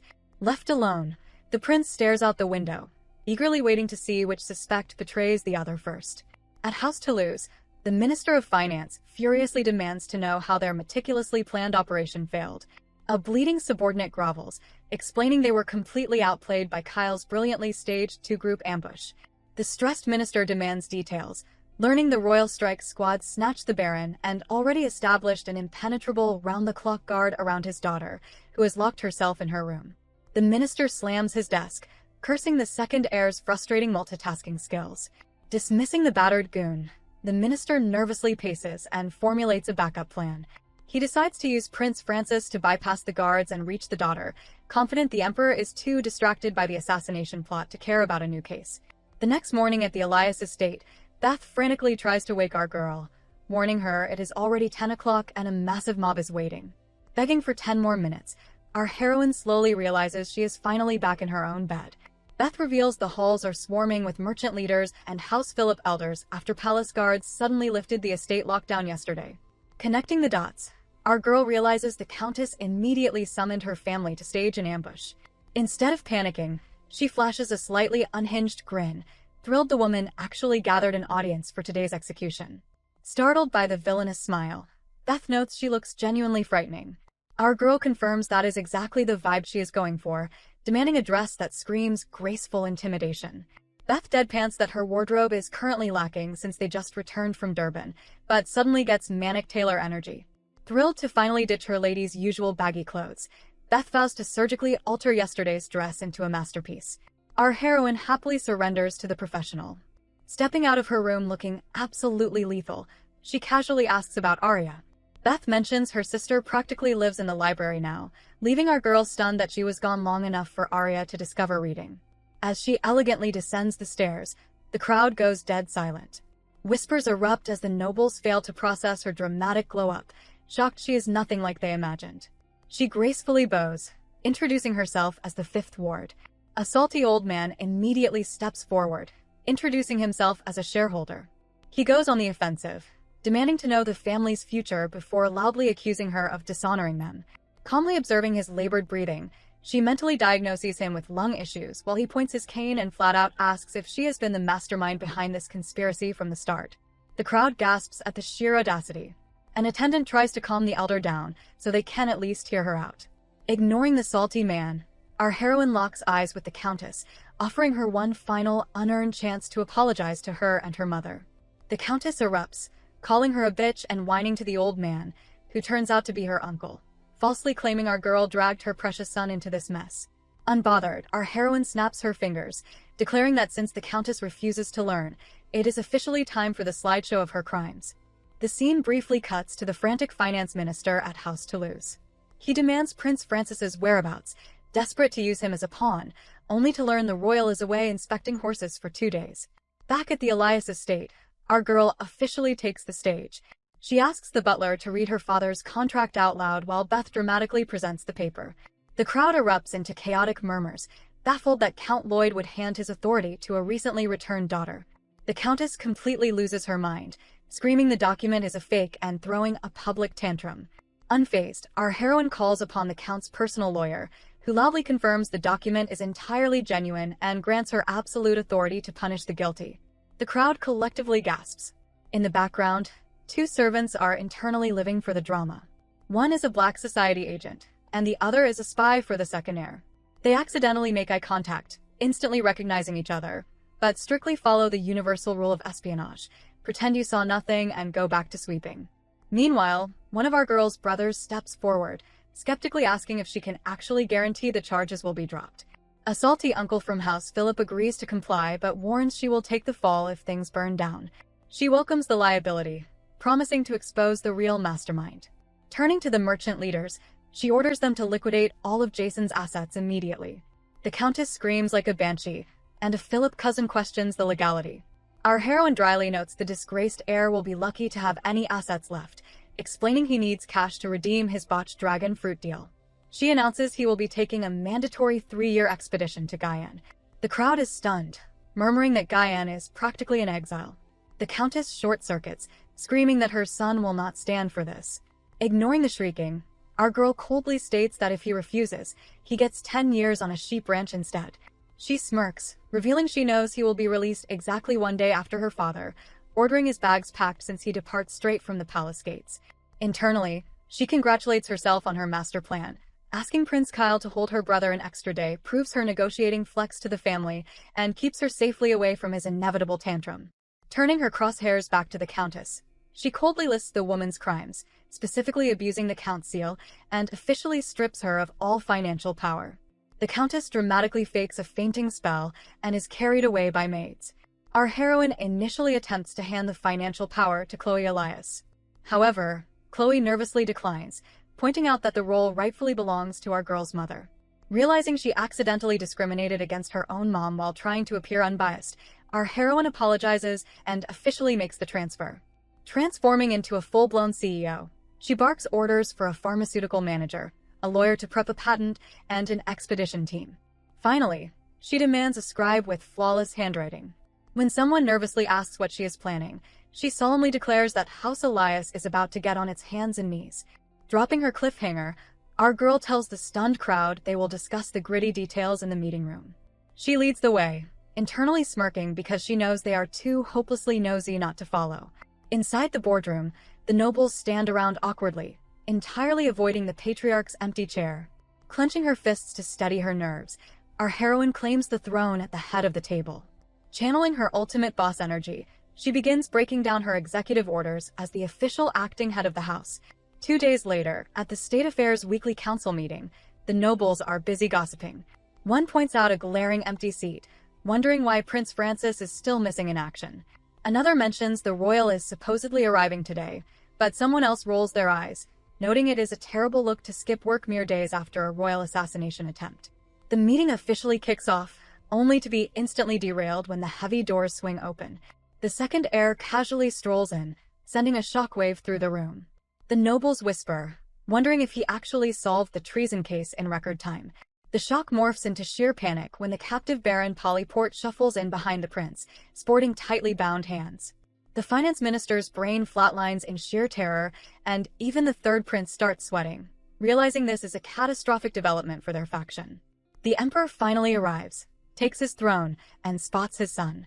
He casually asks what brings him to the council.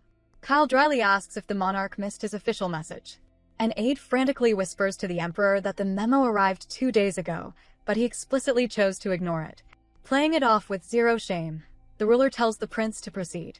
Kyle announces he cracked the assassination case and is ready to spill the tea. The emperor is internally shook, having banked on the investigation dragging out for at least another week, privately wishing his son was not such an inflexible overachiever.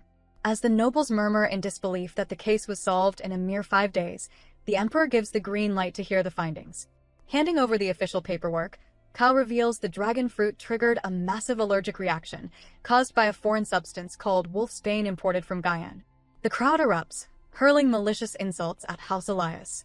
The third prince privately spirals, horrified that the royal interrogator identified the poison so quickly.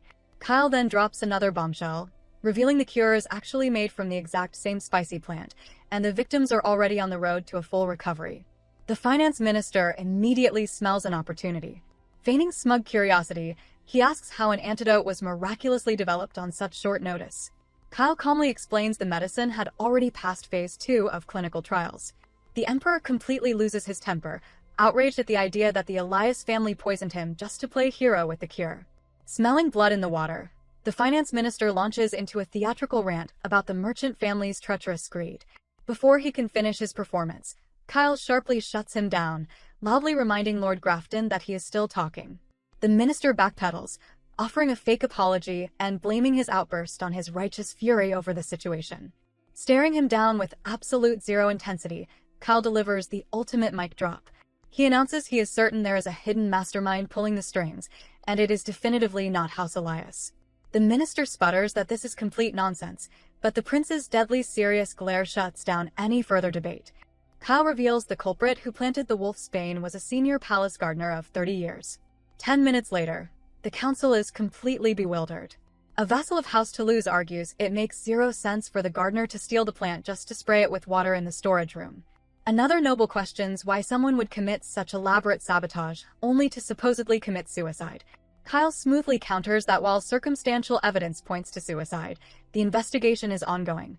When asked what happens if it was not suicide, the prince points out that without discovering the poison, the death would not be suspicious. meaning House Elias would have definitely been framed.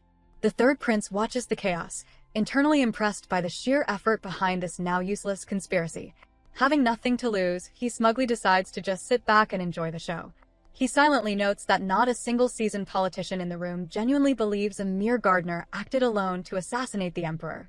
The monarch demands to know the real mastermind. Kyle explains the cash transactions make tracing accounts impossible, but they are investigating pre-banquet suspicious activity. The second heir then pivots, declaring he has another crucial matter to report. The king tries to brush it off to focus on House Elias, but Kyle firmly pushes back. He insists that amidst the assassination chaos, another massive case was almost buried and must be heard immediately. Internally thrilled that his awaited moment has finally arrived, the emperor eagerly gives his son the floor. Kyle orders the vice captain forward, who drags in 2 bound prisoners. The finance minister and his cronies instantly start sweating in panic. Pointing to the captives, Kyle drops a massive bombshell. There is a mole lurking right under their noses. The council erupts into chaos, with nobles losing their minds over the possibility that a royal assemblyman is connected to the infamous military intelligence leak dominating the newspapers. Kyle explains his suspicions began after Sandoval forces ambushed their troops a second time. The enemy somehow knew the exact, highly classified locations of their border camps, information strictly restricted to elite military officials. Suspecting a high-ranking palace mole, Kyle reveals he secured both witnesses and hard evidence. He hands a ledger to the emperor, who snatches it in a fury. The prince explains the ledger contains the perpetrator's initials, recorded by the head of the intel-selling organization. He commands Hugo Johnson to speak. Hugo confesses to managing a Durban club that served as a front for treasonous meetings between elite military officials and Sandoval spies. Dropping the hammer, he reveals a palace insider orchestrated the connections, claiming he personally watched the organization's head, kneeling right beside him, right in the ledger after those meetings. The council screams for the traitor's identity. The organization's head, Orlando, internally calculates his odds, hoping a plea deal will score him a cushy island prison sentence instead of the death penalty. The finance minister mentally begs him to stay quiet, promising a rescue. Visibly shaking, Orlando realizes Hugo or the Baron will talk anyway. Kyle whispers a brutal reality check, asking if Orlando is truly dumb enough to reject a plea deal. Breaking under the pressure, Orlando points directly at Baron Polyport, confessing the guilty noble is standing right there. The Baron collapses, trembling and frantically claiming he only followed orders out of loyalty. The council erupts, whispering that the Baron is a House Toulouse vassal connected to Prince Francis. The finance minister practically vibrates with anxiety. The emperor is internally grinning, thrilled to see the usually arrogant Lord Grafton sweating bullets. Connecting the dots, he realizes this is exactly why Grafton skipped the victory ceremony. Dropping his facade, the king demands to know who the Baron was serving. When the Baron stutters, the emperor furiously threatens to chop off his hands. Terrified, the Baron screams his orders came from Prince Francis, and then directly from Duke Toulouse. The finance minister immediately bows, begging to explain.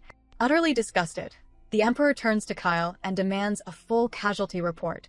The prince coldly lists the devastating toll: 30 elite soldiers dead, over 160 wounded, 2 camps burned to ashes, and massive financial losses. He emphasizes the worst impact was the destruction of the soldiers' morale and trust. Kyle delivers this report while aiming an absolute death glare at the finance minister, sending chills down the man's spine. Exploding in rage, the emperor screams at Duke Toulouse for endangering his soldiers and violently orders his guards to drag Prince Francis to him immediately. The emperor is practically shaking the throne room with pure rage. Terrified nobles frantically beg him to breathe, but our boy Kyle casually takes a knee right in the splash zone. The king barks at him to rise, and Kyle smoothly complies.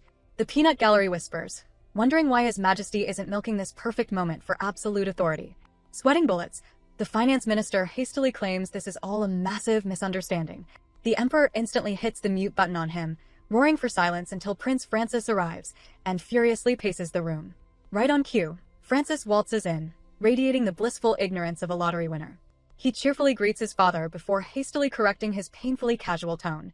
The emperor demands his recent whereabouts, and Francis proudly announces he was visiting his sponsored ranch. The king completely snaps, screaming that it has only been 5 days since a literal assassination attempt. Francis aggressively fidgets, stammering he didn't think that far ahead. The emperor glares, mentally thrilled he never officially named this 30-something disaster as his successor. Dropping the hammer, The king asks who ordered Baron Polyport to leak military intelligence to Scandala. Francis blinks in sheer confusion before pure panic sets in. Sweating an ocean, he stammers his innocence, crushing his armrest. The Emperor warns that second chances are officially cancelled. Crumbling instantly, Francis wails that he only followed his mother and Uncle Grafton's orders. The finance minister starts sweating too, claiming they only meant to help Kyle. The Emperor asks if he looks like a gullible fool. Grafton launches his emergency backup lie. Their brilliant plan was to leak fake intelligence, but greedy subordinates sold the real documents. From the floor, the little prisoner completely loses it and screams that the Duke is lying. The minister shoots the Baron a toxic glare, doubling down while Francis vigorously nods. Pivoting his strategy, Grafton hits his knees, smoothly admitting it was a mistake to trust greedy people. Francis practically swan dives to the floor in agreement. Watching this pathetic display, the prisoner recalls Kyle's spicy advice. Take the punishment now, don't corner the bosses, and Kyle will save him later in exchange for his secret memorandum. Swallowing his rage, the Baron decides to play along, silently vowing revenge. The Emperor totally rejects the absurd fake intel excuse. Grafton aggressively leans on their royal titles, but the king roars about them bypassing the commander-in-chief. Grafton claims Francis wanted to tell Kyle, but Grafton insisted on secrecy to fool their allies first. Watching this absolute circus, Kyle mentally smirks. Grafton thinks he is escaping, but he just publicly confessed to wartime treason. Declaring the Duke guilty, the king orders a House of Lords trial and instantly strips Grafton of both minister titles. The peanut gallery whispers this is a massive overreaction for House to lose, but Kyle smirks harder. The Emperor just created shiny bargaining chips to hand back when the inevitable appeal letters arrive. Turning his wrath onto Francis, the Emperor officially revokes his princely authority and secretary role, coldly exiling the sobbing, crawling prince to the Toulouse mansion. Meanwhile, the third prince sports a face-splitting grin in the back, happily marveling at this free political victory. To seal the deal, the Emperor isolates the disgraced duo and puts Kyle in charge of the final executions. Leaving finance leaderless, reports are temporarily redirected to the prime consul and first scribe before a brief recess is called. As guards march the duo out like common prisoners, the gossip shifts. The nobles realize House Elios is definitely next on the chopping block. Hearing that name, Kyle's smirk turns predatory, eagerly waiting to see how Tara's family survives the incoming bloodbath. As the disgraced finance minister is escorted out, the third prince slithers up for a quick whisper session. He mutters that he should have handled things himself, but promises to expertly manage public opinion. Asking if the Duke wants his minister title reinstated, the prince gets an eager yes, tells him to simply wait for his return, and parts ways. Back inside, the meeting reconvenes. The Emperor raises an eyebrow at a formal request to keep Jason in custody for one extra day. Kyle smoothly explains it is a direct request from our girl, casually dropping that she simply wants the upper hand in her competition for the Elias headship. The Emperor cackles, asking if this petty favor directly benefited the prince. Internally, Kyle was just incredibly curious to see her power play, but out loud, he smoothly lies and says yes. The Emperor points out the absurdity of granting favors to someone whose family allegations aren't even cleared. Kyle aggressively defends her as his scribe and the absolute genius who provided the medical cure, freely offering to accept any punishment for abusing his authority. Highly amused, the king marvels that House Elias must have their hands full with our girl. Shifting gears, the Emperor asks what to do about House Elias. Angry Toulouse vassals immediately step up, aggressively demanding Elias lose their exclusive supply rights and merchant rank since their patriarch was so clueless. The Emperor glances at Kyle, who completely emotionally uninvests, stating his only duty is reporting facts. Before the king can drop the hammer, the prime consul smoothly interrupts with a freshly delivered letter, whispering about some very substantial financial benefits. Reading it, the Emperor does a whiplash-inducing 180. He bursts into laughter, suddenly declaring that House Elias has flawlessly fulfilled their royal duties. He cheerfully waves off a completely baffled vassal and announces his final decision. 5 minutes later, the nobles leave in absolute shock at the lenient ruling. Kyle just smirks, realizing our girl perfectly understands the art of giving a little to gain a lot. The scene shifts to the Elias estate, where a royal messenger demands the head of house. A salty old man tries to dismiss her, but our girl firmly claps back that she is the acting head. The messenger hands over the decree. Her heart doing a victory lap, she reads it to the silent room. The decree states House Elias must apologize and lose their dragon fruit rights. However, the Emperor has fully accepted her redemption proposal. Elias Pharmaceutical must transfer all allergy and heart drug patents directly to the king. Jason must fork over half his tangible assets and is banished to Guyane for 3 years to distribute with Spain. Since all those patents and assets go directly to the Emperor's personal funds, the king is basically printing free money. In exchange, all interrogations are entirely dismissed. The room is completely stunned. She single-handedly saved the family. Stepping straight into boss mode, she orders Dylan and the lawyers to start prepping the massive stack of paperwork. The blonde sister approaches, admitting she never viewed our girl as a real competitor until right now. She genuinely praises the genius PR move of sacrificing the patents to get the royal stamp of approval, handing out a rare olive branch by admitting she just learned a thing or two. Our girl beams, slightly shocking her sister, who excuses herself to work even though it is practically dinner time. Watching her walk away, our girl realizes she just accidentally supercharged her sister's competitive spirit. But the second she is entirely alone, she completely loses her cool, bouncing with pure energy and celebrating her massive victory. Watching the Elias carriages depart, our girl's trusted maid, Beth, rushes up, beaming over her masterclass performance. Exhausted but victorious, our girl agrees the crisis is over and demands a massive delivery of chocolate to her room. As Beth sprints off, our girl watches the final carriage roll away, completely unsurprised that absolutely no one bothered to stick around to say goodbye to the disgraced countess. Inside one departing carriage, the salty old man's family has an intense debrief. A younger noble is astounded Elias Pharmaceutical developed a heart medication that passed clinical trials. Knowing heart disease is the leading cause of death among nobles, he predicts insane demand and is totally baffled why our girl surrendered such a profitable patent. The old man chuckles, explaining it is a genius long-term play. Securing the Emperor's official stamp of approval guarantees House Elias becomes the #1 pharmaceutical group. She brilliantly turned a crisis into an advantage. However, the biggest shock was sending the profits directly to the Emperor's personal accounts. The younger noble is confused, since nobles slide the Emperor under-the-table bribes constantly. The old man explains the Emperor hates shady donations due to the leverage they provide. Now, the Emperor has a legal, steady stream of funding from a publicly known source. He will never forget that favor. Rubbing his chin, the old man declares they must make this fifth-born genius their new ally. Reminded that Victoria absolutely despises our girl, the old man scoffs, stating Victoria has zero common sense and does not understand the powerhouse she is messing with. Noting how Stuart has strong marriage ties to them and their second son is returning from abroad soon, he practically cackles, declaring they must pay House Stuart an immediate visit to secure an alliance. The scene shifts to a montage of the next day's newspapers. Unhinged headlines question if the exiled Prince Francis will ever return and mock House Toulouse's disastrous attempt to fool the enemy. Elias Merchant Group gets glowing press coverage, hailed for correcting their poor management and voted the absolute best up-and-coming merchant group. Other papers wildly speculate about the assassination attempt and the missing secret ledger. Despite the drama, the palace regains its peace, moving on as if the assassination attempt never happened. The wild rumors slowly die down, replaced by the usual quiet buzz of the empire. Even the massive hit House Elias took fades from the public eye, entirely overshadowed by the highly anticipated return of House Stuart's second son. A week later, we find our girl standing in the Elias winter house, listening to the freezing rain. Beth approaches, deeply concerned that our girl's lips are literally turning blue. Our girl casually brushes it off, explaining her lips have been this weird color for days. Beth frantically offers to call a doctor or bring a hot breakfast, but our girl firmly refuses. She explains the blue lips are just an annoying side effect of the poison antidote. She remembers the doctor's strict warning to let her body naturally adjust over time, noting taking medicine now would force her to rely on it forever. Beth lovingly drapes a heavy coat over our girl's shoulders, still fussing. Our girl insists she is fine. Internally, she grumbles that she is only 18, but her life constantly feels like a grueling military boot camp. Beth hands over the daily paper, pointing to a dramatic headline about Jason's heartbreaking farewell to the sea. Reading it, our girl sports a completely smug grin. She finds the poetic wording hilarious, instantly imagining Jason violently seasick and screaming to go home. She jokingly regrets not packing him motion sickness pills. Thrilled he is out of the picture for 3 years, she morbidly wonders if he might end up the only surviving Elias if her plans crash. Beth suddenly interrupts, blurting out how much she admires our girl and gushing about how radiant she looked when banishing Jason. Highly embarrassed, our girl orders Beth to stop the flattery and desperately asks for her carriage. Beth notes she came downstairs 20 minutes early and Chloe has already left for work.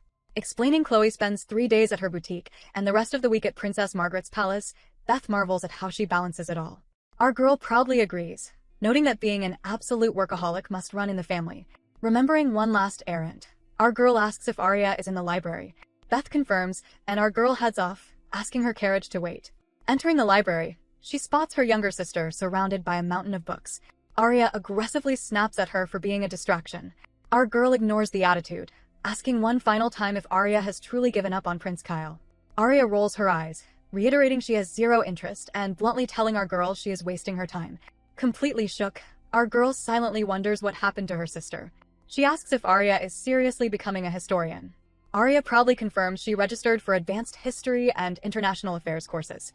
She credits the life change to the book our girl gave her, explaining the volume about princesses sparked her curiosity. She admits she never realized books could be so entertaining. Watching her sister geek out, our girl is terrified by this complete personality transplant. She accepts defeat, promising to never bother Arya with Prince Kyle news again. Arya ignores the apology, aggressively asking our girl to leave her alone so she can read. Genuinely speechless, our girl points to a massive textbook and asks what it is. Arya casually explains it is her starting point for the Empire's history. Intrigued, our girl asks to look, checking out the heavy book titled The Assyrian Chronicles. Our girl stares at the massive textbook, completely frozen. The title, The Assyrian Chronicles, perfectly matches the mobile game and novel from her past life. Her mind frantically connects the dots. Arya proudly explains the book will jumpstart her history knowledge and casually asks for an opinion on the title. Our girl remains paralyzed. Noting her sister looks like she just saw a ghost, Arya waves a hand to snap her out of it. Overwhelmed, our girl shouts for Arya to freeze, dramatically clutching her head and practically fainting against a chair. Arya jumps up in a panic, forcing her internal screaming to stop. Our girl plays it cool, asking if Arya invented the title. Arya proudly claims it. Thinking fast, our girl lies, claiming she read an old book with that exact title, and it triggered bad memories. Buying the excuse, Arya notes it is probably just a common historical title. Our girl asks to borrow it, promising to return it by tomorrow so Arya can keep writing. Before our girl can process anything in the hallway, the disgraced countess storms in, absolutely shrieking at her husband. Flanked by nervous maids, she threatens to withdraw every single penny of House Philippe's investments unless Jason is returned immediately.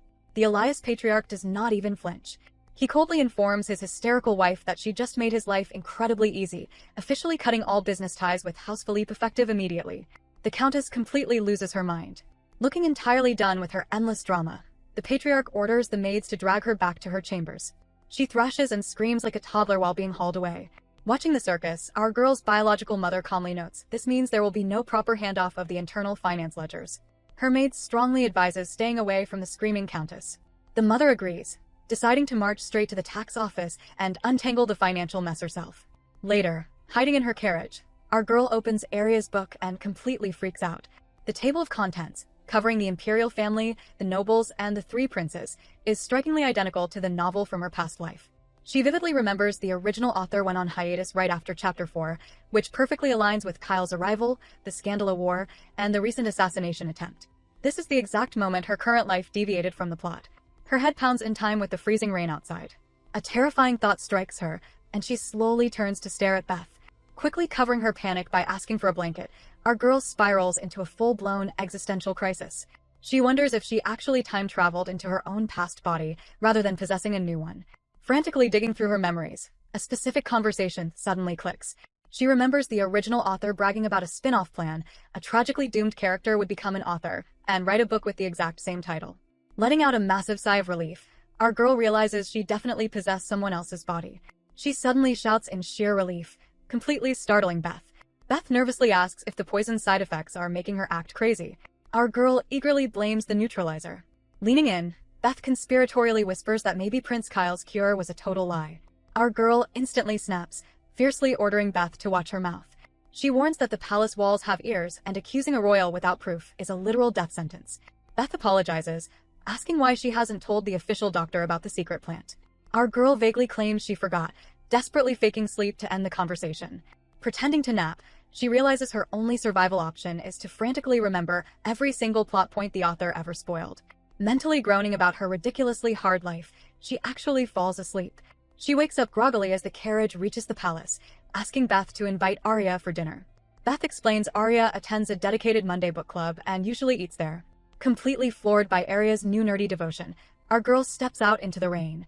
Standing before the massive palace gates, she takes a dramatic, victorious breath. A guard rudely ruins the moment, asking if she plans to stand in the rain forever. Smirking, our girl proudly flashes her badge, officially announcing her arrival. Imperial Military Administrator, Full-Time Secretarial Division, 3rd Secretary Tara Elios, reporting for duty. The scene shifts to the third prince, looking absolutely annoyed in a dimly lit room. He mutters that he repeatedly told the Empress not to summon him, yet she refuses to listen. He reads her dramatic letter accusing him of forsaking his duties by not visiting her, despite the Emperor's strict no-contact orders.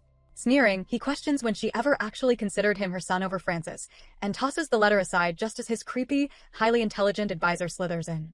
The prince assures his lackey that the room is perfectly safe for plotting. Getting straight to business, he asks if he should obey his mother's summons. The advisor smoothly nods, urging the prince to take maximum advantage of her desperate isolation. He advises the prince to play the gentle, caring son and let the empress vent.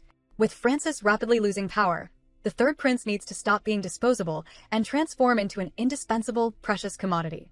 The prince loves the analogy, then asks how to handle his uncle, Duke Toulouse. The advisor explains the Duke must see the prince as a highly capable political mastermind he can completely trust. Even if Francis returns, the third prince must definitively prove he is the superior heir.